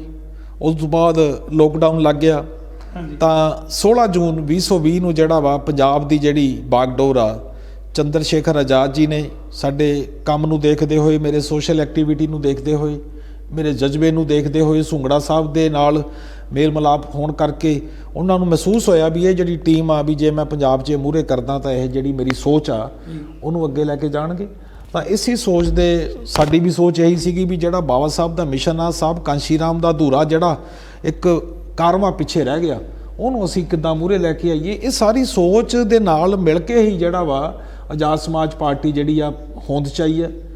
ਔਰ ਜੇ ਉਹ ਪਾਰਟੀ ਜਿਹਦੀ ਮੈਂ ਜ਼ਿਕਰ ਕਰ ਰਿਹਾ ਉਹ ਠੀਕ ਆਪਣੇ ਰਸਤੇ 'ਤੇ ਚੱਲਦੇ ਹੁੰਦੇ ਕੋਈ ਦਿੱਕਤ ਨਹੀਂ ਸੀਗੀ। ਮਿੰਟ ਦੀ ਕਾਲ ਲੈ ਲਈਏ। ਹਾਂਜੀ ਬਿਲਕੁਲ। ਔਰ ASP ਵੀ ਜਿਹੜੀ ਆ ਹੋਂਦ 'ਚ ਨਹੀਂ ਆਣੀ ਸੀ। ਹੈਲੋ हेलो क्रांति टीवी जी। हाँ जी क्रांति टीवी जी। हाँ जी कौन साहब? हाँ जी लाइव कृपाल सिंह खरड़ तो बोल रहे हैं जी। मैं लाइव शो चल रहे हैं ना। हाँ जी थोड़ा हाँ जी मैं एक क्वेश्चन करना सी। हाँ जी क्वेश्चन ਪਹਿਲਾਂ ਆਪਣੇ ਤੋਂ ਜਿਹੜਾ ਤੁਹਾਡੇ ਟੀਵੀ ਚੱਲਦਾ ਜਾਂ ਮੋਬਾਈਲ ਤੇ ਚੱਲਦਾ ਉਹਨੂੰ ਬੰਦ ਕਰਕੇ ਫਿਰ ਤੁਸੀਂ ਦੁਬਾਰਾ ਗੱਲ ਕਰੋ। मोबाइल पर है। हाँ जी ਤੁਸੀਂ ਕਰੋ ਜੀ। हाँ जी ਗੱਲ। हाँ जी हेलो। हाँ जी करो जी साहब जी गल। हाँ जी मैं एक सवाल करना चाहना है। हाँ जी सिंगाराम सूंगड़ा से राजीव कुमार जी नूं। हाँ जी भी राइट टू एजुकेशन एक्ट 2009 हाँ जी कांग्रेस सरकार ने जो मनमोहन सिंह गवर्नमेंट थी उस टाइम बनाया थी। हाँ जी 1/4/2010 तो लागू हो गया। हाँ जी ਕੱਲਾ ਪੰਜਾਬ ਰਹਿ ਗਿਆ ਜਿੱਥੇ ਇੱਕ ਵੀ ਬੱਚਾ ਇਸ ਐਕਟ ਦੇ ਥੱਲੇ हाँ जी ਆਰਟੀ ਐਕਟ ਦੇ ਥੱਲੇ ਪ੍ਰਾਈਵੇਟ ਅਨਐਡਡ ਸਕੂਲ 'ਚ ਦਾਖਲ ਨਹੀਂ ਹੋਇਆ। हाँ जी ਜਦ ਕਿ ਇਸ ਐਕਟ ਦੇ ਥੱਲੇ ਘੱਟੋ ਘੱਟ 25% ਸੀਟਾਂ ਗਰੀਬ ਅਤੇ ਕਮਜ਼ੋਰ ਵਰਗ ਦੇ ਬੱਚਿਆਂ ਨੂੰ ਹਾਂਜੀ ਕਾਸਟ ਕ੍ਰੀਡ ਤੋਂ ਉੱਪਰ ਉੱਠ ਕੇ ਜੋ ਅਸਲੀ ਗਰੀਬ ਨੇ ਉਹਨਾਂ ਨੂੰ ਪ੍ਰਾਈਵੇਟ ਅਨਐਡਡ ਸਕੂਲਾਂ 'ਚ ਫ੍ਰੀ ਹੈ। हाँ जी 11 ਵਿਦਿਅਕ ਵਰ੍ਹੇ ਲੰਘੇ ਇੱਕ ਵੀ ਬੱਚਾ ਪੂਰੇ ਪੰਜਾਬ 'ਚ ਦਾਖਲ ਨਹੀਂ ਹੋਇਆ ਇਸ ਐਕਟ ਦੇ ਮੁਤਾਬਕ। हाँ जी ਇਹ ਜਿਹੜੇ ਐਕਟ ਦੇ ਵਿੱਚ ਗੜਬੜ ਕੀਤੀ ਸੀ ਉਸ ਟਾਈਮ ਦੀ ਬਾਦਲ ਗਵਰਨਮੈਂਟ ਨੇ ਵੀ ਪਹਿਲਾਂ ਬੱਚਾ ਜਾਵੇ ਸਰਕਾਰੀ ਸਕੂਲ 'ਚ ਜੇ ਉੱਥੇ ਦਾਖਲ ਨਹੀਂ ਹੁੰਦਾ ਦਾਖਲਾ ਨਹੀਂ ਮਿਲਦਾ ਸਰਕਾਰੀ ਸਕੂਲ ਦੇ ਵਿੱਚ ਫਿਰ ਉੱਥੇ NOC ਲੈ ਕੇ ਫਿਰ ਉਹ ਪ੍ਰਾਈਵੇਟ ਅਨਐਡਡ ਸਕੂਲ 'ਚ ਜਾ ਸਕਦਾ। हाँ जी ਹਾਂਜੀ ਇੱਕ ਵੀ ਬੱਚੇ ਨੂੰ NOC ਨਹੀਂ ਮਿਲੀ ਤੇ ਇੱਕ ਵੀ ਮਤਲਬ 11 ਸਾਲਾਂ 'ਚ ਇੱਕ ਵੀ ਬੱਚਾ ਦਾਖਲ ਨਹੀਂ ਹੋਇਆ। ठीक ਹਾਂਜੀ हाँ जी ਕੋਈ ਵੀ ਪੋਲੀਟੀਕਲ ਪਾਰਟੀ ਇਸ ਮੁੱਦੇ ਨੂੰ ਸੀਰੀਅਸਲੀ ਨਹੀਂ ਲੈ ਰਹੀ। हाँ जी ਜਦ ਕਿ ਇਹ ਕਾਂਗਰਸ ਦਾ ਮਨਮੋਹਨ ਗਵਰਨਮੈਂਟ ਦਾ ਬਣਾਇਆ ਸੀ ਮਨਮੋਹਨ ਸਿੰਘ ਗਵਰਨਮੈਂਟ ਦਾ ਤੇ ਹੁਣ ਕਾਂਗਰਸ ਸਰਕਾਰ ਹੈ ਪਰ ਹੁਣ ਕਾਂਗਰਸ ਸਰਕਾਰ ਵੀ ਇਸ ਨੂੰ ਲਾਗੂ ਨਹੀਂ ਕਰ ਰਹੀ। ਕਾਂਗਰਸ ਦਾ ਬਣਾਇਆ ਹੋਇਆ ਕਾਨੂੰਨ ਕਾਂਗਰਸ ਲਾਗੂ ਨਹੀਂ ਕਰ ਰਹੀ। ठीक ਮੈਂ ਇਹ ਪੁੱਛਣਾ ਚਾਹੁੰਦਾ ਹੈ ਵੀ ਜਿਹੜੇ ਆਜ਼ਾਦ ਸਮਾਜ ਪਾਰਟੀ ਨੇ ਸਿੰਗਾਰਾਮ सूंगड़ा ਜੀ ਨੇ ਰਾਜਨੀਤਿਕ ਇੰਚਾਰਜ ਨੇ ਰਾਜੀਵ ਕੁਮਾਰ ਲਵਲੀ ਜੀ हाँ जी ਪ੍ਰਧਾਨ ਨੇ हाँ जी ਵੀ ਇਸ ਮੁੱਦੇ ਪਰ ਇਹ ਕਿਵੇਂ ਕੀ ਕੰਮ ਕਰਨਗੇ ਕਿਵੇਂ ਇਸ ਨੂੰ ਲਾਗੂ ਕਰਾਉਣਗੇ ਪੰਜਾਬ ਦੇ ਵਿੱਚ। ठीक है जी ਤੁਹਾਡੇ ਜਿਹੜਾ ਇਹ ਐਜੂਕੇਸ਼ਨ ਸਵਾਲ ਜਾਣਦੇ ਹੈਗਾ ਥੋੜਾ ਐਜੂਕੇਸ਼ਨ ਤੁਸੀਂ ਜਿਹੜੀ ਹੈ ਪ੍ਰਾਇੋਰਟੀ ਹੈ। ਡਾਕਟਰ ਅੰਬੇਦਕਰ ਸਾਹਿਬ ਨੇ ਜੀ ਇਹ ਕਿਹਾ ਸੀ ਵੀ ਐਜੂਕੇਸ਼ਨ ਨੂੰ ਪ੍ਰਾਇੋਰਟੀ ਦੇਣੀ ਹੈ। ਹਾਂਜੀ ਕੋਈ ਪੋਲੀਟੀਕਲ ਪਾਰਟੀ ਅਜੇ ਤੱਕ ਸੀਰੀਅਸ ਨਹੀਂ ਹੈ ਇਸ ਸੈਕਟਰ ਦੇ ਵਿੱਚ। ਹਾਂਜੀ ਭਾਜੀ ਜਿਹੜਾ ਤੁਸੀਂ ਇੱਕ ਮਿੰਟ ਸਾਡੀ ਵੀ ਗੱਲ ਸੁਣੋ। ਹਾਂਜੀ ਹਾਂਜੀ ਜਿਹੜਾ ਤੁਸੀਂ ਸਵਾਲ ਕੀਤਾ ਹੈਗਾ ਉਹ ਜਵਾਬ ਦੇਣਗੇ ਸੂੰਗੜਾ ਸਾਹਿਬ ਜੀ। ਬਹੁਤ ਚਿਰਾਂ ਤੋਂ ਆਪਣੇ ਸਮਾਜ ਲਈ ਕੰਮ ਕਰ ਰਹੇ ਆ ਪਰ ਇਦਾਂ ਹੈਗੀ ਆ ਵੀ ਪੰਜਾਬ ਦੇ ਅੰਦਰ ਜਿਹੜੀ ਹੈਗੀ ਆ ਸਾਡੇ ਇਹ ਪਾਰਟੀ ਆ ਆਜ਼ਾਦ ਸਮਾਜ ਪਾਰਟੀ ਨਵੀਂ ਆਈ ਆ ਇਹ ਵੱਡੇ ਪੱਧਰ ਤੇ ਕੋਸ਼ਿਸ਼ਾਂ ਜ਼ਰੂਰ ਕਰੂਗੀ ਜੋ ਸਾਡੇ ਗਰੀਬ ਪਰਿਵਾਰ ਆ ਪੜ੍ਹਾਈ ਤੇ ਹਰ ਤਰ੍ਹਾਂ ਦੇ ਕੰਮ ਤੇ ਜਿਹੜੀ ਹੈਗੀ ਆ ਤੁਹਾਡਾ ਸਹਿਯੋਗ ਦੇਊਗੀ। ਪਰ ਬਾਕੀ ਦੀ ਜੋ ਵੀ ਇਹਨਾਂ ਦੇ ਦਿਮਾਗ 'ਚ ਵਿੱਚ ਗੱਲ ਆ ਸਮਾਜ ਦੇ ਪ੍ਰਤੀ ਉਹ ਸੂੰਗੜਾ ਸਾਹਿਬ ਜੀ ਇਸ ਗੱਲ ਦਾ ਤੁਹਾਨੂੰ ਜਿਹੜਾ ਹੈਗਾ ਜਵਾਬ ਦੇਣਗੇ ਜੀ। ਤੇ ਤੁਹਾਡਾ ਬਹੁਤ ਬਹੁਤ ਧੰਨਵਾਦ ਜਿਹੜਾ ਤੁਸੀਂ ਸਵਾਲ ਕੀਤਾ ਜੀ। ਥੈਂਕ ਯੂ ਜੀ ਥੈਂਕ ਯੂ। ਹਾਂਜੀ ਸੂੰਗੜਾ ਸਾਹਿਬ ਸਭ ਤੋਂ ਪਹਿਲਾਂ ਮੈਂ ਧੰਨਵਾਦ ਕਰਦਾ ਸਰਦਾਰ ਕਿਰਪਾਲ ਸਿੰਘ ਜੀ ਜਿਨ੍ਹਾਂ ਨੇ ਇਹ ਸਵਾਲ ਕੀਤਾ ਔਰ ਮੈਂ ਇਹ ਤੋਂ ਪਹਿਲਾਂ ਇਹਨਾਂ ਦੇ ਸਵਾਲ ਦਾ ਜਵਾਬ ਦੇਣ ਤੋਂ ਪਹਿਲਾਂ ਮੈਂ ਇਹਨਾਂ ਨੂੰ ਮੁਬਾਰਕਬਾਦ ਵੀ ਦੇਣਾ ਚਾਹੁੰਦਾ ਕਿ ਉਹਨਾਂ ਨੇ ਇਸ ਐਕਟ ਜਿਹੜੇ ਨੂੰ ਰਾਈਟ ਆਫ ਐਜੂਕੇਸ਼ਨ ਐਕਟ ਜਿਹੜਾ 2009 ਦੇ ਵਿੱਚ ਬਣਿਆ ਮਨਮੋਹਨ ਸਿੰਘ ਦੀ ਸਰਕਾਰ ਦੇ ਵੇਲੇ ਤਾਂ ਇਹ ਸਰਦਾਰ ਕਿਰਪਾਲ ਸਿੰਘ ਔਰ ਇਹਨਾਂ ਦੀ ਟੀਮ ਇਹਨਾਂ ਦੇ ਸਾਥੀਆਂ ਨੇ ਉਸ ਐਕਟ ਨੂੰ ਮਤਲਬ ਪ੍ਰਚਾਰਨ ਦੇ ਵਿੱਚ ਮੀਡੀਆ ਦੇ ਵਿੱਚ ਕਰ ਲਓ ਜੀ ਲੈ ਲਓ ਕੋਈ ਨਹੀਂ ਨੋਟ ਕਰ ਲੈ। ਹੈਲੋ ਹਾਂਜੀ ਕ੍ਰਾਂਤੀ ਟੀਵੀ ਤੋਂ ਜੀ। ਹਾਂਜੀ ਭਾਜੀ ਕ੍ਰਾਂਤੀ ਟੀਵੀ ਤੋਂ। ਹਾਂਜੀ ਤੁਸੀਂ ਕੌਣ ਜੀ? ਮੈਂ ਲੁਧਿਆਣਾ ਤੋਂ ਬੋਲ ਰਿਹਾ ਜੀ ਕੁਲਵੰਤ ਸਿੰਘ। ਕੁਲਵੰਤ ਸਿੰਘ ਜੀ ਤੁਹਾਡਾ ਬਹੁਤ ਸਵਾਗਤ ਹੈ ਕ੍ਰਾਂਤੀ ਟੀਵੀ ਦੇ। ਕੀ ਕਹਿਣਾ ਚਾਹੋਗੇ? ਮੇਰਾ सूंगड़ा ਸਾਹਿਬ ਨੂੰ ਇੱਕ ਕੁਐਸਚਨ ਆ। ਹਾਂਜੀ ਜਿਸ ਤਰ੍ਹਾਂ ਕਿਸਾਨਾਂ ਦਾ ਮੁੱਦਾ ਦੇਸ਼ ਵਿੱਚ ਆ ਹਾਂਜੀ ਪੱਕਿਆ ਹੋਇਆ ਹਾਂਜੀ ਉਹਨੂੰ ਕਾਮਨ ਮੁੱਦਾ ਹਾਂਜੀ ਤੇ EVM ਵੀ ਕਾਮਨ ਮੁੱਦਾ ਹੋਣਾ ਚਾਹੀਦਾ ਹਰ ਸਟੇਜ ਤੇ ਮੇਰੇ ਹਿਸਾਬ ਨਾਲ ਉਹਦੇ ਬਾਰੇ ਵੀ ਹੋਣੀ ਚਾਹੀਦੀ ਗੱਲ। ਠੀਕ ਹੈ ਜੀ। ਹਾਂਜੀ ਇਹ ਵੀ ਸੂੰਗੜਾ ਸਾਹਿਬ ਜੀ ਇਹਦੇ ਜਿਹੜੇ ਹੈਗੇ ਆ ਉੱਤਰ ਆ ਉਹ ਵਧੀਆ ਤਰੀਕੇ ਦੇ ਨਾਲ ਤੁਹਾਨੂੰ ਦੇਣਗੇ ਜੀ। ਪਹਿਲਾਂ ਜਿਹੜਾ ਪਹਿਲਾ ਸਵਾਲ ਕੀਤਾ ਸੀ ਉਹਦਾ ਉਹ ਜਵਾਬ ਦੇਣਗੇ। ਠੀਕ ਨੇ ਜੀ। ਬਹੁਤ ਧੰਨਵਾਦ ਤੁਹਾਡਾ ਇੱਦਾਂ ਜੁੜੇ ਰਹੋ ਕ੍ਰਾਂਤੀ ਟੀਵੀ ਨਾਲ। ਹਾਂ ਮੈਂ ਕਹਿ ਰਿਹਾ ਸੀ ਕਿ ਸਰਦਾਰ ਕਿਰਪਾਲ ਸਿੰਘ ਹੋਰੀ ਔਰ ਉਹਨਾਂ ਦੀ ਟੀਮ ਨੇ ਇਸ ਐਕਟ ਨੂੰ ਜਿਹੜਾ ਐਕਟ ਬਣਿਆ 2009 ਦੇ ਵਿੱਚ ਔਰ ਪੂਰੇ ਦੇਸ਼ ਦੇ ਵਿੱਚ ਇਹ ਐਕਟ ਜਿਹੜਾ ਆ ਉਹ ਲਾਗੂ ਹੋ ਚੁੱਕਾ ਆ। ਮਤਲਬ ਚੰਡੀਗੜ੍ਹ ਦੇ ਵਿੱਚ ਲਾਗੂ ਹੋ ਚੁੱਕਾ ਆ। ਸਿਰਫ ਪੰਜਾਬ ਸਟੇਟ ਜਿਹੜੀ ਆ ਇੱਕ ਬਾਕੀ ਆ ਜਿਹਦੇ ਵਿੱਚ ਇਹ ਐਕਟ ਜਿਹੜਾ ਆ ਨਹੀਂ ਲਾਗੂ ਹੋਇਆ। ਮਨਮੋਹਨ ਸਿੰਘ ਦੀ ਸਰਕਾਰ, ਯੂਪੀਏ ਦੀ ਕਾਂਗਰਸ ਦੀ ਸਰਕਾਰ ਨੇ ਇਹ ਐਕਟ ਬਣਾਇਆ ਔਰ ਕਾਂਗਰਸ ਦੀ ਸਰਕਾਰ ਅੱਜ ਪੰਜਾਬ ਦੇ ਵਿੱਚ ਹੈ ਔਰ ਉਹਨਾਂ ਨੇ ਮਤਲਬ ਜਿਹੜਾ ਆ ਇਸ ਗੱਲ ਦੇ ਬਾਵਜੂਦ ਵੀ ਔਰ ਮੀਡੀਆ ਦੇ ਰਾਹੀਂ ਮਤਲਬ ਸਰਦਾਰ ਕਿਰਪਾਲ ਸਿੰਘ ਹੋਰਾਂ ਨੇ ਇਹਨਾਂ ਨੇ ਮਤਲਬ ਜਿਹੜਾ ਇਹਨੂੰ ਮਤਲਬ ਜਿਹੜਾ ਪਿਛਲੀ ਵਾਰ ਅਕਾਲੀਆਂ ਵੇਲੇ ਆਪੋਜੀਸ਼ਨ ਦਾ ਲੀਡਰ ਰਿਹਾ ਮਿਸਟਰ ਚੰਨੀ, ਜਿਹੜਾ ਅੱਜ ਕੱਲ੍ਹ ਕੈਬਨਿਟ ਮਿਨਿਸਟਰ ਹੈ, ਉਹਨਾਂ ਤੱਕ ਆ ਜਿਹੜਾ ਹੁਣ ਮਿਸਟਰ ਚੀਮਾ ਆ ਆਪੋਜੀਸ਼ਨ ਲੀਡਰ, ਇਹਨਾਂ ਤੱਕ ਔਰ ਸਾਰੇ ਜਿਹੜੇ ਮਤਲਬ ਦਲਿਤ MLA ਆ ਰਿਜ਼ਰਵ ਤੋਂ ਚੁਣ ਕੇ ਗਏ ਆ, ਉਹਨਾਂ ਸਾਰੇ ਲੀਡਰਾਂ ਨੂੰ ਇਹਨਾਂ ਨੇ ਮਤਲਬ ਜਿਹੜਾ ਆ ਉਸ ਐਕਟ ਦੇ ਬਾਰੇ ਦੇ ਵਿੱਚ ਸਾਰਾ ਜਿਹੜਾ ਆ ਉਹਨਾਂ ਨੂੰ ਬਿਊਰਾ ਦਿੱਤਾ ਤੇ ਉਹਨਾਂ ਨੂੰ ਸਾਰਿਆਂ ਨੂੰ ਦੱਸਿਆ। हेलो हेलो जी, जय भीम। जय भीम जी, जय भीम। हाँ जी, हाँ जी, कौन साहब? मैं कुंदन जुम्मट बोल रहा यूके तो। हाँ जी कुंदन झुम्मट जी, पहली तो बेनती ये आ भी तुसी कॉल करो WhatsApp ते जिहड़ी हैगी वीडियो कॉल आ ਉਹਨੂੰ ਬੰਦ ਕਰਕੇ ਦੂਸਰੀ ਕਾਲ ਕਰੋ। Okay sir, thank you. Okay. ਤੇ ਉਹਨਾਂ ਨੇ ਪੂਰੇ ਮਤਲਬ ਜਿਹੜੇ ਆ ਜਿੰਨੇ ਵੀ ਰਿਜ਼ਰਵ ਤੋਂ ਚੁਣ ਕੇ ਗਏ ਆ ਸਾਰੇ ਮਤਲਬ MLAs ਨੂੰ ਸਾਰੇ ਲੀਡਰਾਂ ਨੂੰ। ਇੱਕ ਮਿੰਟ। ਹੈਲੋ ਹੈਲੋ हेलो, हाँ जी, क्रांति टीवी तो जी। ਹਾਂਜੀ ਕ੍ਰਾਂਤੀ ਟੀਵੀ ਤੋਂ। ਹਾਂਜੀ ਹਾਂਜੀ ਭਾਜੀ।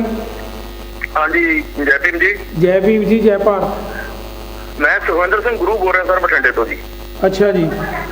ਤੇ ਸਰ ਬੇਨਤੀ ਇਹ ਸੀ ਵੀ ਮੈਂ ਆ ਜਿਹੜੀ ਤੁਹਾਡਾ ਪ੍ਰੋਗਰਾਮ ਚੱਲ ਰਿਹਾ ਸੰਗਾਰਾ ਰਾਮ ਸੋਂਗੜਾ ਜੀ, ਜਿਹੜੇ ਆਜ਼ਾਦ ਸਮਾਜ ਪਾਰਟੀ ਦੇ ਰਾਜਨੀਤਿਕ ਮਾਮਲਿਆਂ ਦੇ ਇੰਚਾਰਜ ਨੇ, ਤੇ ਨਾਲ ਉਹਨਾਂ ਦੇ ਰਜੀਵ ਲਵਲੀ ਜੀ ਨੇ, ਪੰਜਾਬ ਪ੍ਰਧਾਨ ਆਜ਼ਾਦ ਸਮਾਜ ਪਾਰਟੀ। ਹਾਂਜੀ। ਮੈਂ ਸੋਂਗੜਾ ਸਾਹਿਬ ਤੇ ਲਵਲੀ ਜੀ ਨੂੰ ਇੱਕ ਕੁਐਸਚਨ ਪੁੱਛਣਾ ਚਾਹੁੰਦਾ ਸੀ ਹਾਂਜੀ।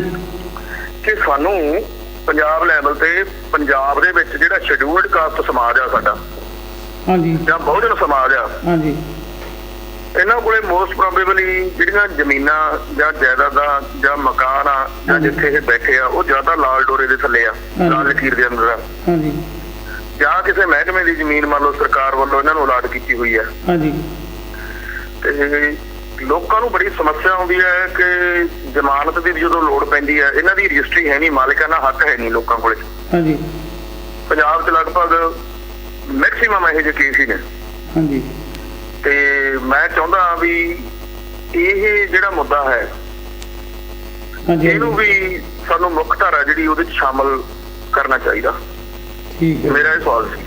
ਠੀਕ ਹੈ ਜੀ। ਬਾਕੀ ਤੁਹਾਡੇ ਸਵਾਲ ਦਾ ਜਿਹੜਾ ਇਹ ਜਵਾਬ ਇਹ ਦਿੰਦੇ ਆ ਤੇ ਬਾਕੀ ਹੁਣ ਪਹਿਲਾਂ ਤਿੰਨ ਜਿਹੜੇ ਸਾਨੂੰ ਸਵਾਲ ਆਏ ਆ ਉਹਨਾਂ ਦਾ ਜਵਾਬ ਇਕੱਠਾ ਹੀ ਦੇ ਦੇਣਗੇ, ਤਾਂ ਉਹ ਤੋਂ ਬਾਅਦ ਫਿਰ ਦੂਸਰੀਆਂ ਕਾਲਾਂ ਜਿਹੜੀਆਂ ਲਵਾਂਗੇ। 10 ਮਿੰਟ ਜਿਹੜੇ ਵੇਟ ਕਰਨੀ ਹੈ ਜੀ। ਹਾਂਜੀ ਸੁੰਡਾ ਸਾਹਿਬ।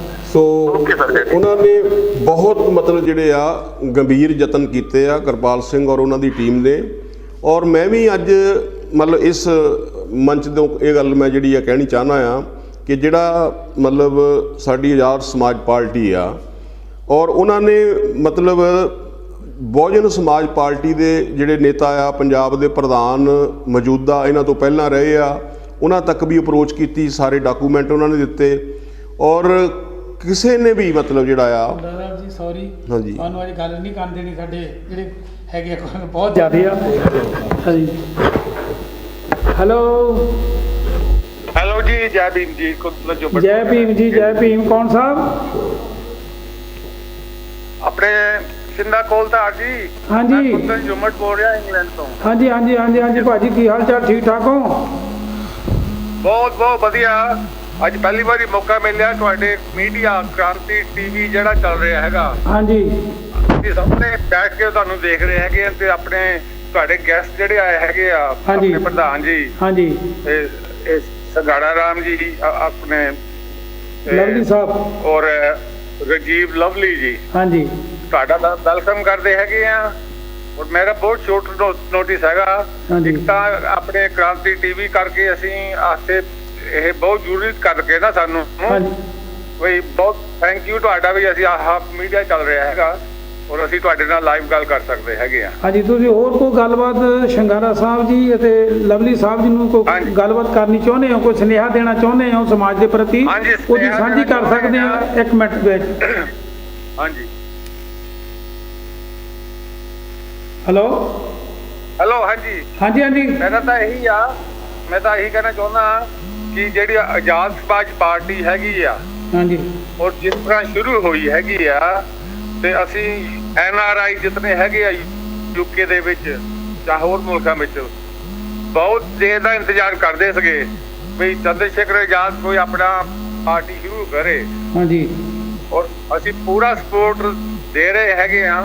ਹਾਂਜੀ ਪਰ ਸਾਨੂੰ ਇਹ ਕਈਆਂ ਸਾਥੀਆਂ ਨੂੰ ਕਲੈਰੀਫਾਈ ਕਰਨ ਦੀ ਲੋੜ ਹੈਗੀ ਆ, ਹਾਂਜੀ ਕਿਉਂਕਿ ਆਪਣੇ ਹੀ ਜਿਹੜੇ ਲੀਡਰ ਅੱਜ ਤੱਕ ਆਏ ਹੈਗੇ ਆ ਹੋਰਾਂ ਹਾਂਜੀ। ਪਾਰਟੀਆਂ ਦੇ ਵਿੱਚ, ਹਾਂਜੀ ਉਹ ਕੋਈ ਨਵੀਂ ਪਾਰਟੀ ਆਉਂਦੀ ਤਾਂ ਉਸ ਨੂੰ ਪਹਿਲੇ ਦਬਾਉਣ ਦੀ ਕੋਸ਼ਿਸ਼ ਕਰਦੇ ਹੈਗੇ। ਹਾਂਜੀ ਔਰ ਦੂਸਰੀ ਗੱਲ ਇਹ ਵੀ ਸਾਨੂੰ ਪਤਾ ਚੰਦਰ ਸ਼ੇਖਰ ਆਜ਼ਾਦ ਨੇ ਕਿਤਨਾ ਸਾਡੇ ਵਾਸਤੇ ਕੀਤਾ, ਹਾਂਜੀ ਪਰ ਫਿਰ ਵੀ ਲੋਕ ਉਲਟੀਆਂ ਇਹ ਉਂਗਲੀਆਂ ਉਠਾਉਂਦੇ ਹੈਗੇ ਆ। ਹਾਂਜੀ ਅਸੀਂ ਚਾਹੁੰਦੇ ਵੀ ਆਹ ਗੱਲ ਕਲੈਰੀਫਾਈ ਹੋ ਜਾਵੇ, ਹਾਂਜੀ ਕਿਉਂਕਿ ਇਹ ਅਗਰ ਕੁਝ ਨਹੀਂ ਕੀਤਾ ਗਿਆ ਇਸ ਵੇਲੇ, ਹੁਣ ਐਜੂਕੇਸ਼ਨ ਦੀ ਇੱਕ ਭਾਈ ਦਾ ਗੱਲ ਕਰ ਰਿਹਾ ਸੀਗਾ ਠੀਕ ਸਕੂਲਾਂ ਦੀ, ਆਪਣੇ ਮੁੱਦੇ ਬਹੁਤ ਹੈਗੇ ਆ ਠੀਕ ਹੈ। ਇਸ ਵੇਲੇ EVM ਦਾ ਮੁੱਦਾ ਹੈਗਾ, ਹਾਂਜੀ ਜਿੱਦਾਂ ਹੁਣ ਆਪਾਂ ਉੱਥੇ ਦੇਖ ਰਹੇ ਹੈਗੇ ਆ ਬਿਹਾਰ ਦੇ ਵਿੱਚ। ਹਾਂਜੀ ਹਾਂਜੀ, ਹਾਂਜੀ ਅਗਰ ਉਹੀ ਕੰਮ ਪੰਜਾਬ ਵਿੱਚ ਵੀ ਹੋਣਾ ਜਾਂ ਹੋਰ ਸਟੇਟਾਂ 'ਚ ਹੋਣਾ ਹਾਂਜੀ ਤਾਂ ਫਿਰ ਕੋਈ ਮਤਲਬ ਨਹੀਂ ਰਹਿ ਜਾਂਦਾ ਵੋਟ ਪਾਉਣ ਦਾ।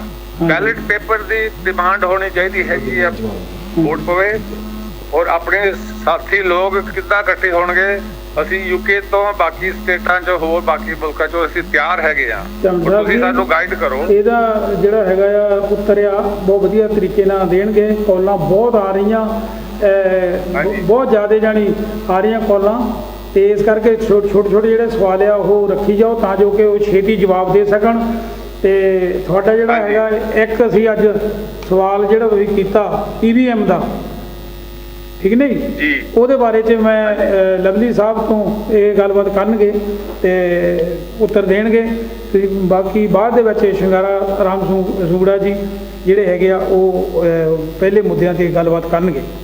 ਹਾਂਜੀ ਹਾਂਜੀ, ਕਿਉਂ ਅਸੀਂ ਵੀ ਨਾ 3 ਸਾਲ ਹੋ ਗਏ ਤਕਰੀਬਨ ਮੈਨੂੰ ਸਾਡੇ ਸਾਥੀਆਂ ਨੂੰ। ਹਾਂਜੀ ਇੱਕ ਮਿੰਟ ਚੌੜ ਜੀ, ਜੈ ਭੀਮ ਜੈ ਭਾਰਤ।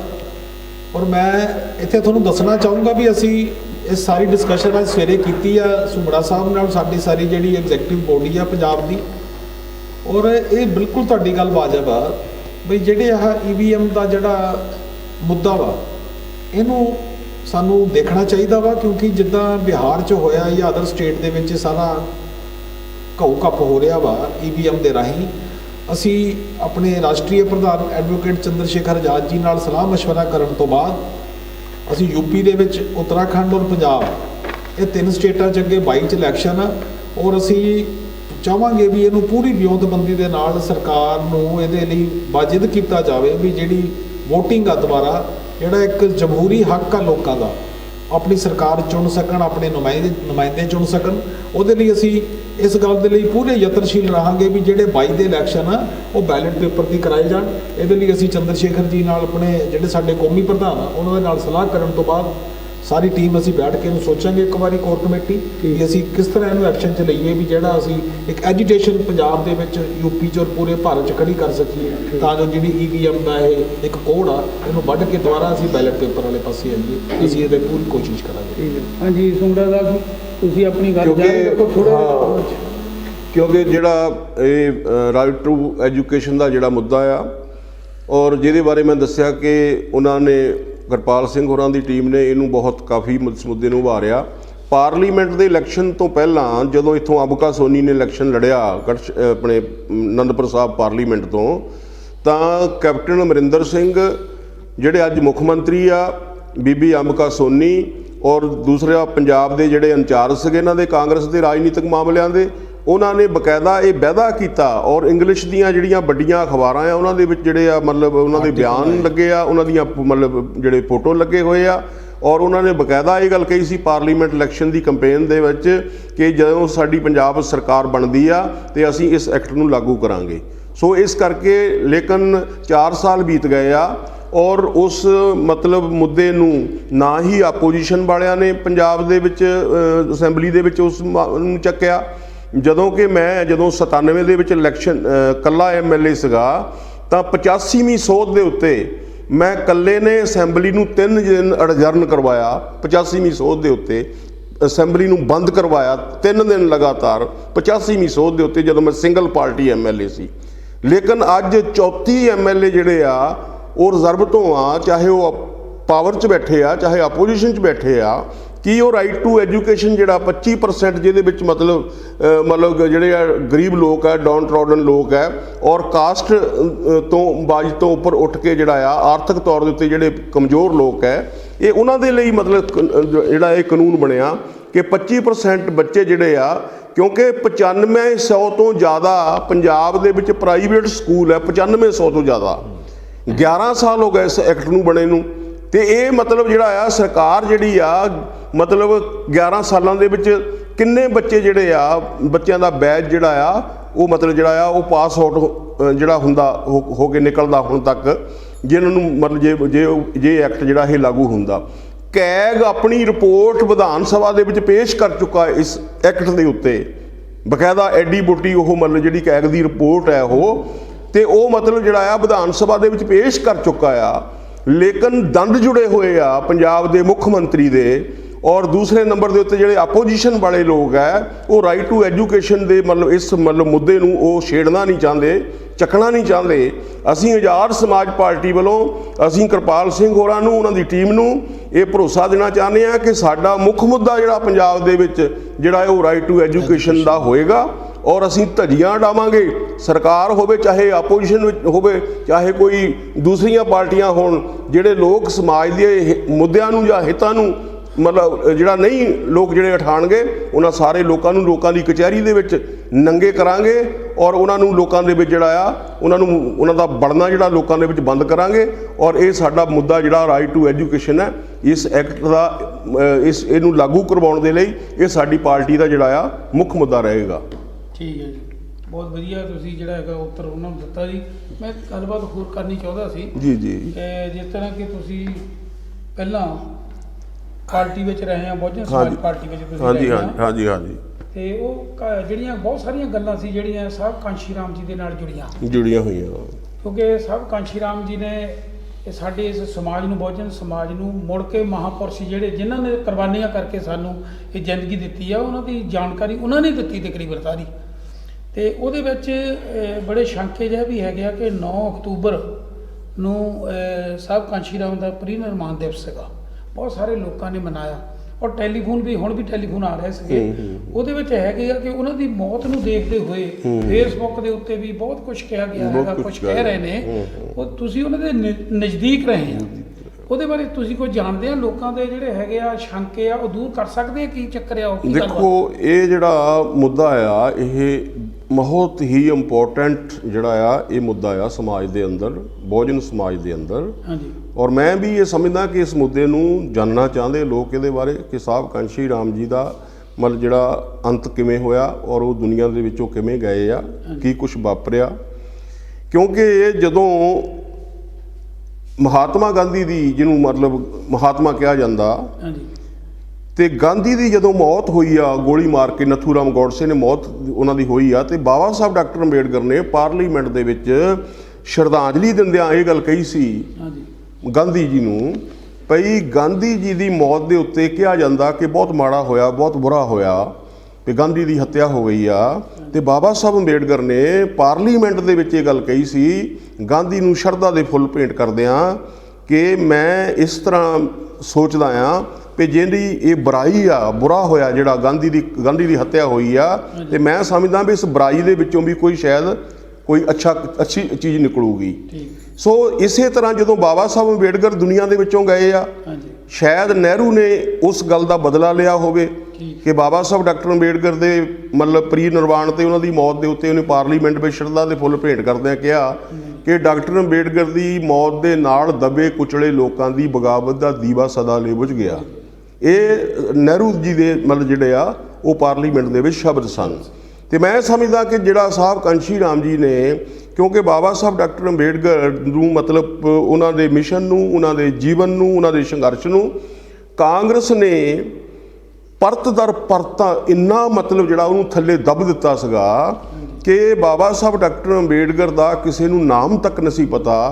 ਅਸੀਂ ਮਤਲਬ ਜਿਹੜਾ ਆ ਕਾਲਜ ਜਿਹੜੀ ਆ ਲਾਈਫ ਜਿਹੜੀ ਆ ਤੱਕ ਆਪਾਂ ਬਾਬਾ ਸਾਹਿਬ ਅੰਬੇਡਕਰ ਦਾ ਜ਼ਿਕਰ ਤੱਕ ਨਹੀਂ ਸੁਣਿਆ ਕਿਤੇ, ਬਾਬਾ ਸਾਹਿਬ ਅੰਬੇਡਕਰ ਦੇ ਮਿਸ਼ਨ ਦਾ ਜ਼ਿਕਰ ਨਹੀਂ ਸੁਣਿਆ ਅਸੀਂ। ਔਰ ਮੈਂ ਇਹ ਕਹਿਣਾ ਚਾਹਨਾ ਕਿ ਅਗਰ ਸਾਹਿਬ ਕਾਂਸ਼ੀ ਰਾਮ ਜੀ ਇਸ ਮਤਲਬ ਰਾਜਨੀਤਿਕ ਸਿਨੈਰੀਓ ਵਿੱਚ ਨਾ ਆਉਂਦੇ, ਏਡੀ ਵੱਡੀ ਕੁਰਬਾਨੀ ਨਾ ਕਰਦੇ, ਤਾਂ ਅੱਜ ਬਾਬਾ ਸਾਹਿਬ ਡਾਕਟਰ ਅੰਬੇਡਕਰ ਨੂੰ ਕੋਈ ਨਾ ਜਾਣਦਾ ਹੁੰਦਾ, ਔਰ ਨਾ ਹੀ ਕਿਸੇ ਨੂੰ ਸੰਵਿਧਾਨ ਦੇ ਬਾਰੇ ਕੋਈ ਜਾਣਕਾਰੀ ਹੁੰਦੀ, ਔਰ ਨਾ ਹੀ ਜਿਹੜਾ ਕਿਸੇ ਤਰ੍ਹਾਂ ਦਾ ਹੋਰ ਜਿਹੜਾ ਆ ਸਾਨੂੰ ਆਪਣੇ ਹੱਕ ਹਕੂਕ ਦਾ ਪਤਾ ਹੁੰਦਾ। ਕਿਉਂਕਿ ਖੁਦ ਸਾਹਿਬ ਕਾਂਸ਼ੀ ਰਾਮ ਨੂੰ ਨਹੀਂ ਸੀ ਪਤਾ ਕਿ ਡਾਕਟਰ ਅੰਬੇਡਕਰ ਜੀ ਕੌਣ ਹੈ, ਰਿਜ਼ਰਵੇਸ਼ਨ ਕੀ ਹੁੰਦੀ ਆ, ਉਹਨਾਂ ਨੂੰ ਖੁਦ ਨੂੰ ਨਹੀਂ ਸੀ ਪਤਾ। ਸੋ ਇਸ ਕਰਕੇ ਮੈਂ ਇਹ ਗੱਲ ਕਹਿਣਾ ਚਾਹੁੰਦਾ ਹਾਂ ਕਿ ਜੋ ਸਾਹਿਬ ਕਾਂਸ਼ੀ ਰਾਮ ਜੀ ਨੇ ਕੁਰਬਾਨੀ ਕੀਤੀ ਆ, ਉਹਨਾਂ ਨੇ ਇੱਕ ਡੈਕੋਰਮ ਬਣਾਇਆ ਸੀਗਾ ਕਿ ਇੱਕ ਇਨਸਾਨ ਦੀ ਐਵਰੇਜ ਲਾਈਫ ਕਿੰਨੀ ਹੁੰਦੀ ਆ, ਉਮਰ ਕਿੰਨੀ ਹੁੰਦੀ ਆ। ਤੇ ਸਾਹਿਬ ਕਾਂਸ਼ੀ ਰਾਮ ਜੀ ਨੇ ਉਸ ਢੰਗ ਦੇ ਨਾਲ ਮਤਲਬ ਜਿਹੜਾ ਸੀ ਉਹ ਰੋਡ ਮੈਪ ਬਣਾਇਆ ਸੀ ਆਪਣੀ ਜ਼ਿੰਦਗੀ ਦਾ ਵੀ ਮੈਂ ਇੰਨੇ ਦੇ ਵਿੱਚ ਮੈਂ ਮਤਲਬ ਜਿਹੜਾ ਕੀ ਹੋਏਗਾ, ਇੰਨੇ ਸਾਲ ਦੇ ਵਿੱਚ ਮੈਂ ਕੀ ਕਰਾਂਗਾ, ਇੰਨੇ ਸਮੇਂ ਦੇ ਵਿੱਚ ਮੈਂ ਕੀ ਕਰਾਂਗਾ। ਇਸ ਕਰਕੇ ਸਾਹਿਬ ਕਾਂਸ਼ੀ ਰਾਮ ਜੀ ਦਾ ਜਿਹੜਾ ਪ੍ਰੋਗਰਾਮ ਸੀਗਾ, ਸੁਪਨਾ ਸੀਗਾ ਕਿ ਮੈਂ 1996 ਦੇ ਵਿੱਚ ਮੈਂ ਇਸ ਦੇਸ਼ ਦਾ ਪ੍ਰਧਾਨ ਮੰਤਰੀ ਜਿਹੜਾ ਆ ਉਹ ਬਣਾਂਗਾ, ਦੇਸ਼ ਦੀ ਸੱਤਾ ਸਾਡੇ ਹੱਥ ਵਿੱਚ ਹੋਏਗੀ। ਜਿਹਨੂੰ ਮਤਲਬ ਲੈ ਕੇ ਉਹਨਾਂ ਨੇ 1993 ਦੇ ਵਿੱਚ ਉਹਨਾਂ ਨੇ ਯੂਪੀ ਦੇ ਵਿੱਚ ਸਮਝੌਤਾ ਕੀਤਾ ਜਿਹੜੀ ਆ ਸਮਾਜਵਾਦੀ ਪਾਰਟੀ ਦੇ ਨਾਲ। ਸਮਝੌਤਾ ਦੀ ਜਿਹੜੀ ਟਰਮ ਔਰ ਕੰਡੀਸ਼ਨ ਸੀ ਉਹ ਇਹ ਸੀ ਕਿ ਯੂਪੀ ਤੁਸੀਂ ਸੰਭਾਲੋ, ਮੁਲਾਇਮ ਸਿੰਘ ਨੂੰ ਕਿਹਾ, ਸੈਂਟਰ ਅਸੀਂ ਸੰਭਾਲਾਂਗੇ ਤੇ ਵਿਧਾਨ ਸਭਾ ਦੀਆਂ ਸੀਟਾਂ ਤੁਹਾਡੀਆਂ ਜ਼ਿਆਦਾ ਹੋਣਗੀਆਂ, ਸਾਡੀ ਪਾਰਟੀ ਦੀਆਂ ਘੱਟ ਹੋਣਗੀਆਂ, ਪਾਰਲੀਮੈਂਟ ਦੀਆਂ ਸੀਟਾਂ ਸਾਡੀਆਂ ਜ਼ਿਆਦਾ ਹੋਣਗੀਆਂ, ਤੁਹਾਡੀ ਪਾਰਟੀ ਦੀਆਂ ਘੱਟ ਹੋਣਗੀਆਂ। ਇਹ ਸਾਹਿਬ ਕਾਂਸ਼ੀ ਰਾਮ ਜੀ ਨੇ ਇਸ ਟਰਮ ਕੰਡੀਸ਼ਨ ਦੇ ਆਧਾਰ ਦੇ ਉੱਤੇ ਜਿਹੜਾ ਫੈਸਲਾ ਕੀਤਾ। ਲੈ ਲਓ ਹੈਲੋ ਹਾਂਜੀ, ਕੌਣ ਸਾਹਿਬ? ਮੈਂ ਜੀ ਰਣਜੀਤ ਸਿੰਘ ਢੈਬੀ ਬੋਲ ਰਿਹਾ ਜੀ। ਹਾਂਜੀ, ਤੁਹਾਡਾ ਸਵਾਗਤ ਹੈ ਜੀ ਕ੍ਰਾਂਤੀ ਟੀਵੀ ਦੇ ਉੱਤੇ। ਰਣਜੀਤ ਸਿੰਘ ਢੈਬੀ ਜੀ, ਤੁਸੀਂ ਕੀ ਕਹਿਣਾ ਚਾਹੋਗੇ? ਸਾਰਿਆਂ ਤੋਂ ਪਹਿਲਾਂ ਤਾਂ ਮੈਂ ਕ੍ਰਾਂਤੀ ਟੀਵੀ ਦੀ ਟੀਮ ਨੂੰ ਬਹੁਤ ਹੀ ਵਧਾਈਆਂ ਦੇਣੀਆਂ ਚਾਹੁੰਦਾ, ਕਿਉਂਕਿ ਤੁਸੀਂ ਜਿਹੜੇ ਸਾਡੇ ਬਹੁਜਨ ਸਮਾਜ ਦੇ ਜਿਹੜੇ ਪ੍ਰੋਗਰਾਮ ਆ ਤੁਸੀਂ ਬਹੁਤ ਹੀ ਵਧੀਆ ਤਰੀਕੇ ਨਾਲ ਪੇਸ਼ ਕਰ ਰਹੇ ਹੋ। ਅੱਛਾ ਜੀ, ਧੰਨਵਾਦ। ਤੇ ਉਹਦੇ ਲਈ ਤੁਹਾਡਾ ਧੰਨਵਾਦ। ਔਰ ਦੂਸਰਾ ਧੰਨਵਾਦ ਹੈ ਸ਼ਿੰਗਾਰਾ ਰਾਮ ਜੀ ਸੰਘੂੜਾ ਜੀ, BSP ਦੇ ਬਾਬਾ ਬੋੜ, ਉਹਨਾਂ ਨੂੰ ਜੈ ਭੀਮ ਜੀ। ਜੈ ਭੀਮ ਜੀ। ਤੇ ਅੱਗੇ ਰਾਜੀਵ ਕੁਮਾਰ ਜੀ ਲਵਲੀ ਪ੍ਰਧਾਨ ਸਾਹਿਬ, ਉਹਨਾਂ ਨੂੰ ਵੀ ਜੈ ਭੀਮ ਜੀ। ਜੈ ਭੀਮ ਜੀ, ਜੈ ਭਾਰਤ। ਬਹੁਤ ਹੀ ਵਧੀਆ ਅੱਜ ਤੁਸੀਂ ਕ੍ਰਾਂਤੀ ਟੀਵੀ ਤੇ ਲਾਈਵ ਹੋ ਕੇ ਜੋ ਪ੍ਰੋਗਰਾਮ ਚੱਲ ਰਿਹਾ ਬਹੁਤ ਮੈਂ ਦੇਖ ਰਿਹਾ, ਤੇ ਮੈਂ ਸੰਘੂੜਾ ਸਾਹਿਬ ਨੂੰ ਇੱਕ ਬੇਨਤੀ ਕਰਨਾ ਚਾਹੁੰਦਾ। ਹਾਂਜੀ, ਕਰੋ ਜੀ। ਉਹ ਹੈ ਜੀ, ਜਦੋਂ 2 ਵਾਰੀ ਸੰਘੂੜਾ ਸਾਹਿਬ MLA ਸਾਹਿਬ ਰਹੇ, MLA ਰਹੇ, ਉਹਨਾਂ ਤੋਂ ਬਾਅਦ BSP ਦਾ ਇੱਕ ਵੀ ਅਜੇ ਤੱਕ ਜਿੱਤ ਕੇ ਅੱਗੇ ਨਹੀਂ ਆਇਆ। ਤੇ ਦੂਸਰੀ ਗੱਲ, ਇਹਨਾਂ ਨੇ 19 ਦੇ ਵਿੱਚ ਲੋਕ ਸਭਾ ਜੋ ਚੋਣਾਂ ਹੋਈਆਂ ਉਹਨਾਂ 'ਚ ਡੋਰ ਟੂ ਡੋਰ, ਪਿੰਡ ਟੂ ਪਿੰਡ ਜਾ ਕੇ ਇਹਨਾਂ ਨੇ BSP ਲਈ ਪ੍ਰਚਾਰ ਕੀਤਾ। ਤੇ ਪ੍ਰਚਾਰ ਕਰਨ ਤੋਂ ਬਾਅਦ ਨਵੇਂ ਸ਼ਹਿਰ ਰੈਲੀ ਹੋਈ। ਰੈਲੀ ਦੇ ਵਿੱਚ ਵੀ ਸੰਘੂੜਾ ਸਾਹਿਬ ਗਏ, ਅਸੀਂ ਵੀ ਸਾਰੇ ਹੋਰ ਸਾਡੇ ਇਲਾਕੇ ਤੋਂ ਗਏ ਉੱਥੇ। ਪਰ ਸੰਘੂੜਾ ਸਾਹਿਬ ਨੂੰ ਉਹਨਾਂ ਨੇ ਨਾ ਤਾਂ ਸਟੇਜ ਦੇ ਉੱਪਰ ਬਿਠਾਇਆ ਤੇ ਨਾ ਹੀ ਉਹਨਾਂ ਨੇ ਸਟੇਜ ਤੋਂ ਕੁਛ ਉਹਨਾਂ ਬਾਰੇ ਅਨਾਉਂਸ ਕੀਤਾ, ਮਤਲਬ ਇਗਨੋਰ ਕੀਤਾ। ਤੇ ਹੁਣ ਜਦੋਂ ਆਜ਼ਾਦ ਸਮਾਜ ਪਾਰਟੀ ਬਣੀ ਆ ਤੇ ਤਕਰੀਬਨ ਪ੍ਰੋਫੈਸਰ ਗੁਰਨਾਮ ਸਿੰਘ ਜੀ ਨਾਲ ਮੇਲ ਹੋਇਆ, ਉਦੋਂ ਤੋਂ ਇਹਨਾਂ ਨੂੰ ਤਕਰੀਬਨ ਕੋਸ਼ਿਸ਼ ਹੋ ਰਹੀ ਆ ਵੀ ਅਸੀਂ ਇੱਧਰ ਲੈ ਕੇ ਆਈਏ, ਉਹਨਾਂ ਨੂੰ ਲੈ ਕੇ ਆਈਏ। ਤੇ ਹੁਣ BSP ਬੜਾ ਭੱਜ ਨੱਠ ਕਰ ਰਹੀ ਹੈ। ਜੇ ਉਦੋਂ ਤੋਂ ਹੀ ਪਹਿਲਾਂ ਤੋਂ ਹੀ ਇੰਨਾ ਚਿਰ ਬਾਹਰ ਰਹਿ ਕੇ ਇਹ ਰਹੇ ਨੇ ਤੇ ਉਦੋਂ ਕਾਹਤੇ ਨਹੀਂ ਪੁੱਛਿਆ? ਤੇ ਹੁਣ ਇਹਨਾਂ ਨੂੰ ਮਤਲਬ ਪਹਿਲਾਂ ਦੇਖਿਆ ਸੀ ਵੀ ਲੈਣ ਲਈ ਆਏ ਸੀ ਵੀ ਅਸੀਂ ਤੁਸੀਂ ਸਾਡੇ ਚ ਆਵੋ, ਤੇ ਹੁਣ ਜੀ ਤੁਹਾਡੇ ਜਿਹੜੇ ਸਵਾਲ ਆ ਅਹਿਮ ਆ। ਇਹਨਾਂ ਦੇ ਵੀ ਜਿਹੜੇ ਹੈਗੇ ਆ ਉੱਤਰ ਜ਼ਰੂਰ ਦੇਣਗੇ ਤੇ ਤੁਸੀਂ ਕ੍ਰਾਂਤੀ ਟੀਵੀ ਦੇ ਨਾਲ ਇੱਦਾਂ ਜੁੜੇ ਰਹਿਣਾ। ਤੇ ਬਾਕੀ ਇਹ ਹੈਗੀ ਆ ਵੀ ਜਿਹੜੀ ਅਸੀਂ ਗੱਲ ਪਹਿਲਾਂ ਪੁੱਛ ਰਹੇ ਸੀ ਸੁੰਗੜਾ ਸਾਹਿਬ ਨੂੰ, ਇਹ ਕਾਂਸ਼ੀ ਰਾਮ ਜੀ ਦੇ ਜਿਹੜੇ ਮੌਤ ਦੇ ਸ਼ੰਕੇ ਆ ਉਹਨਾਂ ਤੇ ਉਹ ਵਿਚਾਰਾਂ ਕਰ ਰਿਹਾ ਸੀ, ਉਹਨਾਂ ਨੂੰ ਪਹਿਲਾਂ ਪੂਰਾ ਕਰ ਲਈਏ, ਉਹ ਤੋਂ ਬਾਅਦ ਤੁਹਾਡਾ ਜਿਹੜਾ ਸਵਾਲ ਆ ਉਹਦੇ ਉੱਤੇ ਵੀ ਉਹ ਆਪਣਾ ਬਣਦਾ ਜਿਹੜਾ ਜਵਾਬ ਹੈ ਉਹ ਦੇਣਗੇ। ਹਾਂਜੀ, ਜੈ ਭੀਮ ਜੀ। ਸੋ ਜੈ ਭੀਮ ਜੀ। ਗੌਰਦਾਰ ਸਾਹਿਬ ਮਤਲਬ ਸਾਹਿਬ ਕਾਂਸ਼ੀ ਰਾਮ ਜੀ ਦੇ ਜਿਹੜਾ ਰੋਡ ਮੈਪ ਸੀਗਾ ਉਹਦੇ ਮੁਤਾਬਕ ਸਾਹਿਬ ਕਾਂਸ਼ੀ ਰਾਮ ਦਾ ਜਿਹੜਾ ਇਹ ਸੋਚ ਸੀ ਕਿ ਮੈਂ 1996 ਦੇ ਵਿੱਚ ਮੈਂ ਦੇਸ਼ ਦਾ ਪ੍ਰਧਾਨ ਮੰਤਰੀ ਜਿਹੜਾ ਆ ਉਹ ਬਣਨਾ ਹੈ, ਸਤਾ ਆਪਣੇ ਹੱਥ ਦੇ ਵਿੱਚ ਲੈਣੀ ਆ, ਕਿਉਂਕਿ ਉਹਦੇ ਆਧਾਰ ਦੇ ਉੱਤੇ ਮਤਲਬ ਜਿਹੜਾ ਸਮਝੌਤਾ ਸੀ ਉੱਤਰ ਪ੍ਰਦੇਸ਼ ਦੇ ਵਿੱਚ ਸਾਹਿਬ ਕਾਂਸ਼ੀ ਰਾਮ ਜੀ ਦੀ ਸੋਚ ਸੀ ਕਿ ਅਸੀਂ ਜਿਹੜਾ ਆ ਯੂਪੀ ਦੇ ਵਿੱਚੋਂ ਦੋਨੋਂ ਪਾਰਟੀਆਂ ਰਲ ਕੇ ਜਿਹੜਾ ਆ ਅਸੀਂ 85 ਸੀਟਾਂ ਦੇ ਵਿੱਚੋਂ ਅਸੀਂ 70 ਦੇ ਕਰੀਬ ਜਿਹੜੀਆਂ ਆ ਅਸੀਂ ਜਿੱਤ ਕੇ ਜਿਹੜਾ ਆ ਉਹ ਲਿਆ ਸਕਦੇ ਆ। ਤੇ ਮਤਲਬ ਬਕਾਇਦਾ ਜਿਹੜਾ 1996 ਦੇ ਵਿੱਚ ਜੇ ਮਤਲਬ ਜਿਹੜਾ 40 ਦੀ ਸੀਟਾਂ ਦੀ ਐਵਰੇਜ ਦੇ ਉੱਤੇ ਜੇ ਮਤਲਬ ਦੇਸ਼ ਦਾ ਪ੍ਰਧਾਨ ਮੰਤਰੀ ਦੇਵੇ ਗੌੜਾ ਬਣ ਸਕਦਾ ਆ, ਉਹ ਤੋਂ ਬਾਅਦ ਜਿਹੜਾ ਆ ਪ੍ਰਧਾਨ ਮੰਤਰੀ ਜਿਹੜਾ ਆ ਉਹ ਆਪਣੇ ਬਣ ਸਕਦਾ ਆ, ਆਪਣੇ ਗੁਜਰਾਲ ਬਣ ਸਕਦਾ ਆ, ਹੈ ਜੀ, ਤੇ ਉਹ ਚੰਦਰ ਸ਼ੇਖਰ ਵਰਗੇ ਪ੍ਰਧਾਨ ਮੰਤਰੀ ਜਿਹੜੇ ਆ ਉਹ ਬਣ ਸਕਦੇ ਆ। ਤੇ ਸਾਹਿਬ ਕਾਂਸ਼ੀ ਰਾਮ ਜੀ ਦੀ ਇਹ ਸੋਚ ਸੀ ਕਿ ਮੈਂ ਮਤਲਬ ਜਿਹੜਾ ਆ ਮਤਲਬ ਉੱਤਰ ਪ੍ਰਦੇਸ਼ ਦੇ ਵਿੱਚੋਂ ਮਤਲਬ ਜਿਹੜੀਆਂ ਸਾਡੀਆਂ 70 ਦੇ ਕਰੀਬ ਸਾਡੀਆਂ ਸੀਟਾਂ ਆਉਣਗੀਆਂ ਤੇ 1996 ਦਾ ਜਿਹੜਾ ਸੀਗਾ ਉਹਨਾਂ ਦਾ ਜਿਹੜਾ ਪ੍ਰੋਗਰਾਮ ਸੀਗਾ ਕਿ ਮੈਂ ਇਸ ਦੇਸ਼ ਦੀ ਸੱਤਾ ਜਿਹੜੀ ਆ ਉਹ ਆਪਣੇ ਹੱਥਾਂ ਦੇ ਵਿੱਚ ਲੈਣੀ ਆ।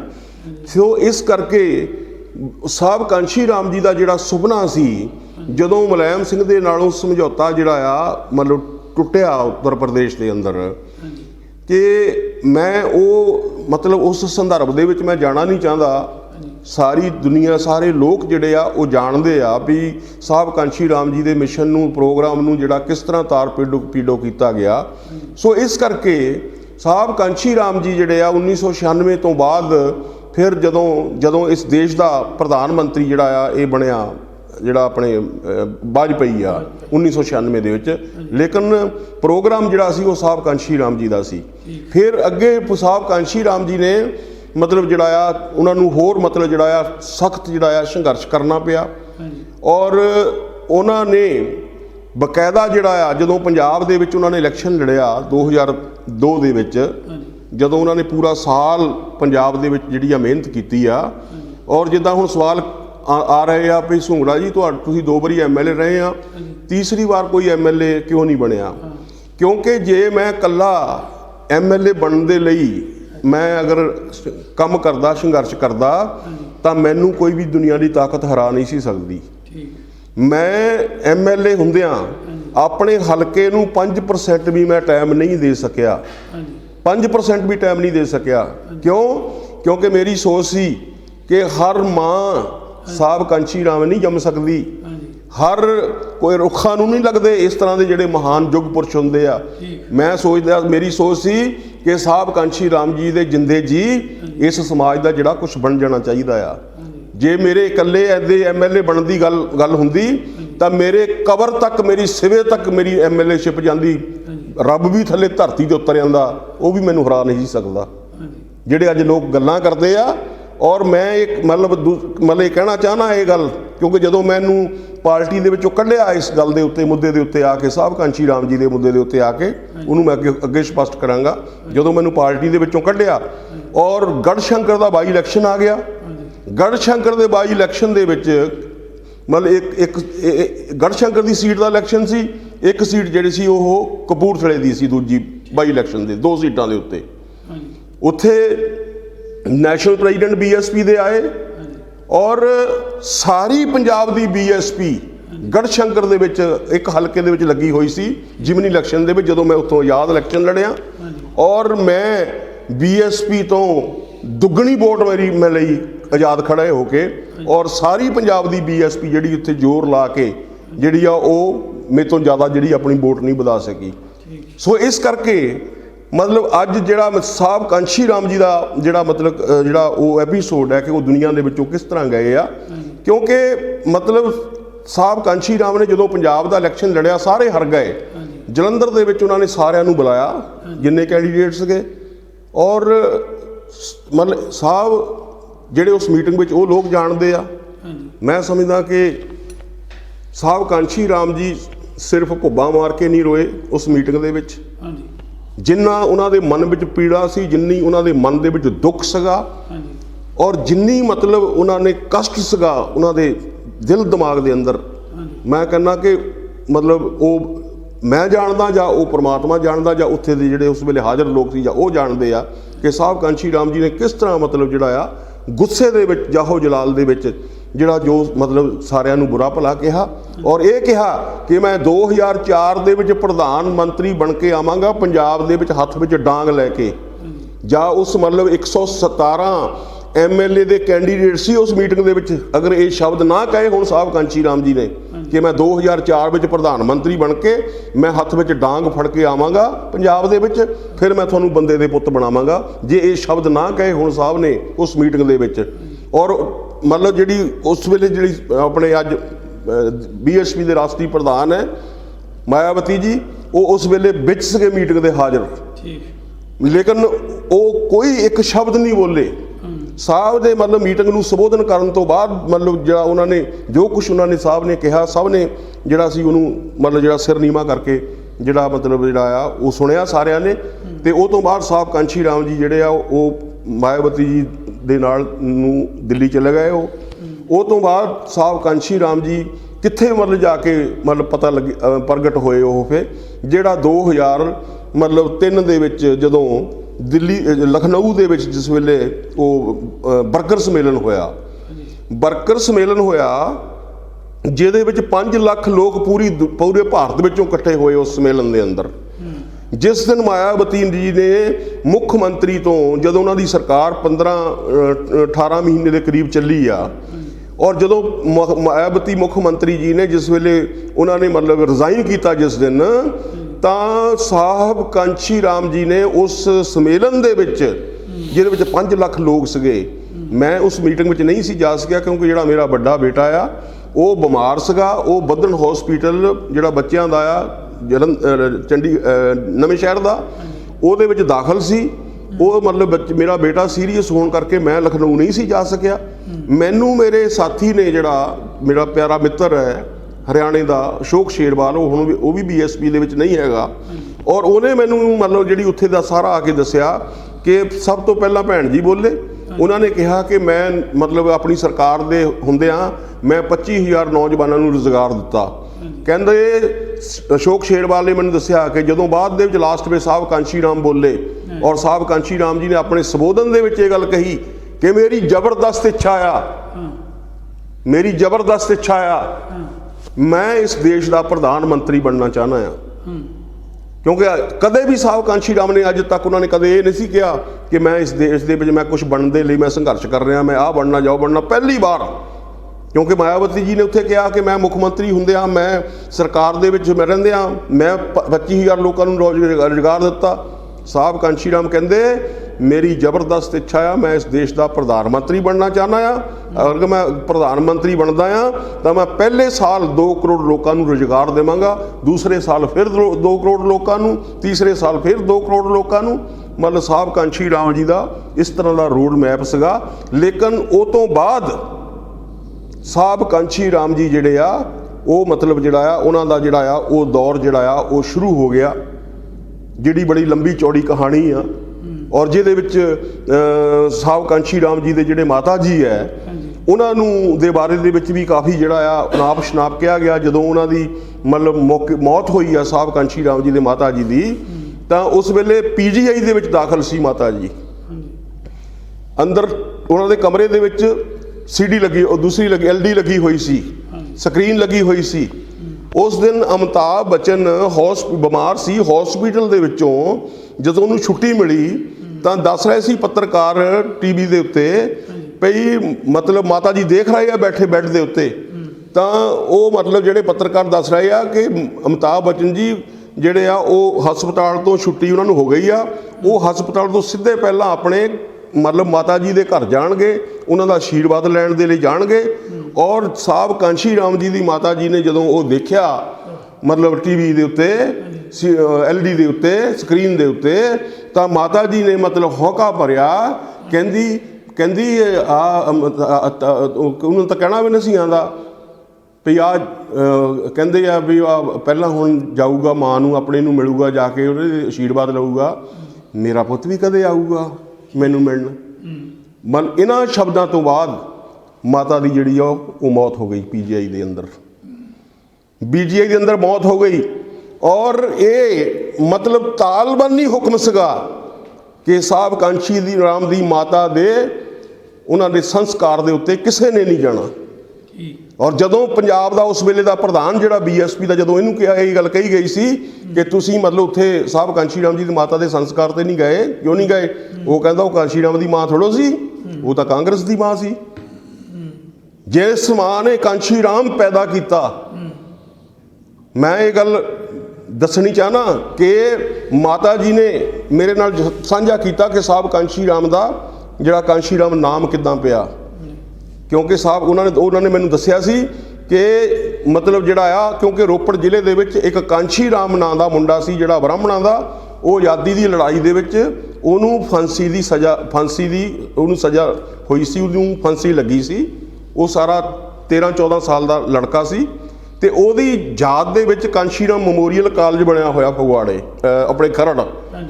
ਤੇ ਮਤਲਬ ਜਦੋਂ ਸਾਡੇ ਸਮਾਜ ਦੇ ਵਿੱਚ ਇਦਾਂ ਦੀ ਘਟਨਾ ਵਾਪਰਦੀ ਆ ਤਾਂ ਚਰਚਾ ਹੁੰਦੀ ਲੋਕਾਂ ਦੀ, ਹੱਟੀਆਂ ਭੱਠੀਆਂ ਦੁਕਾਨਾਂ ਦੇ ਉੱਤੇ ਵੀ ਦੇਖੋ ਯਾਰ ਜੇ ਪੁੱਤ ਹੋਵੇ ਤਾਂ ਯਾਰ ਇਦਾਂ ਦਾ ਹੋਵੇ ਹੈ। ਤੇ ਜੇ ਹੁਣ ਭਗਤ ਸਿੰਘ ਦੇ ਬਾਰੇ ਵਿੱਚ ਜਾਂ ਦੂਸਰੇ ਵਿੱਚ ਵੀ ਦੇਖੋ ਬਈ ਜੇ ਪੁੱਤ ਹੋਵੇ ਤਾਂ ਇਦਾਂ ਦਾ ਹੋਵੇ, ਲੋਕ ਗੱਲਾਂ ਕਰਦੇ ਆ। ਤਾਂ ਸਾਹਿਬ ਦੀ ਮਾਤਾ ਜੀ ਮੈਨੂੰ ਦੱਸਿਆ ਸੀ ਕਿ ਮਤਲਬ ਸ਼ਾਦੀ ਤੋਂ ਪਹਿਲਾਂ ਸਾਹਿਬ ਕਾਂਸ਼ੀ ਰਾਮ ਜੀ ਦੇ ਪਿਤਾ ਜੀ ਨੇ ਜਦੋਂ ਹੱਟੀਆਂ ਭੱਠੀਆਂ ਦੁਕਾਨਾਂ ਦੇ ਉੱਤੇ ਬਾਜ਼ਾਰਾਂ ਵਿੱਚ ਸੁਣਿਆ ਵੀ ਯਾਰ ਪੁੱਤ ਹੋਵੇ ਤਾਂ ਕਾਂਸ਼ੀ ਰਾਮ ਵਰਗਾ ਹੋਵੇ, ਜੇ ਪੁੱਤ ਹੋਵੇ ਕਾਂਸ਼ੀ ਰਾਮ ਵਰਗਾ ਹੋਵੇ। ਤੇ ਮਾਤਾ ਜੀ ਨੇ ਮੈਨੂੰ ਦੱਸਿਆ ਸੀ ਕਿ ਸਾਹਿਬ ਕਾਂਸ਼ੀ ਰਾਮ ਜੀ ਦੇ ਪਿਤਾ ਜੀ ਦੇ ਦਿਮਾਗ ਦੇ ਵਿੱਚ ਇਹ ਬਿਠਾ ਲਿਆ ਕਿ ਮੇਰੀ ਸ਼ਾਦੀ ਹੋ ਗਈ, ਸ਼ਾਦੀ ਤੋਂ ਬਾਅਦ ਜਿਹੜਾ ਮੇਰਾ ਪਹਿਲਾ ਬੇਟਾ ਹੋਊਗਾ ਤੇ ਮੈਂ ਉਹਦਾ ਨਾਮ ਕਾਂਸ਼ੀ ਰਾਮ ਰੱਖਣਾ ਹੈ। ਔਰ ਸਾਹਿਬ ਕਾਂਸ਼ੀ ਰਾਮ ਦੇ ਸਾਰੇ ਕੋੜਵੇਂ ਦੇ ਵਿੱਚ, ਭਰਾਵਾਂ ਦੇ ਵਿੱਚ, ਮਤਲਬ ਰਿਸ਼ਤੇਦਾਰਾਂ ਦੇ ਵਿੱਚ ਕਿਸੇ ਦਾ ਵੀ ਨਾਮ ਜਿਹੜਾ ਆ ਉਹ ਰਾਮ ਦੇ ਨਾਂ ਦੇ ਉੱਤੇ ਨਹੀਂ ਹੈ, ਸਿੰਘ ਆ ਸਾਰੇ, ਕੱਲਾ ਕਾਂਸ਼ੀ ਰਾਮ ਆ। ਠੀਕ ਹੈ ਗੱਲ।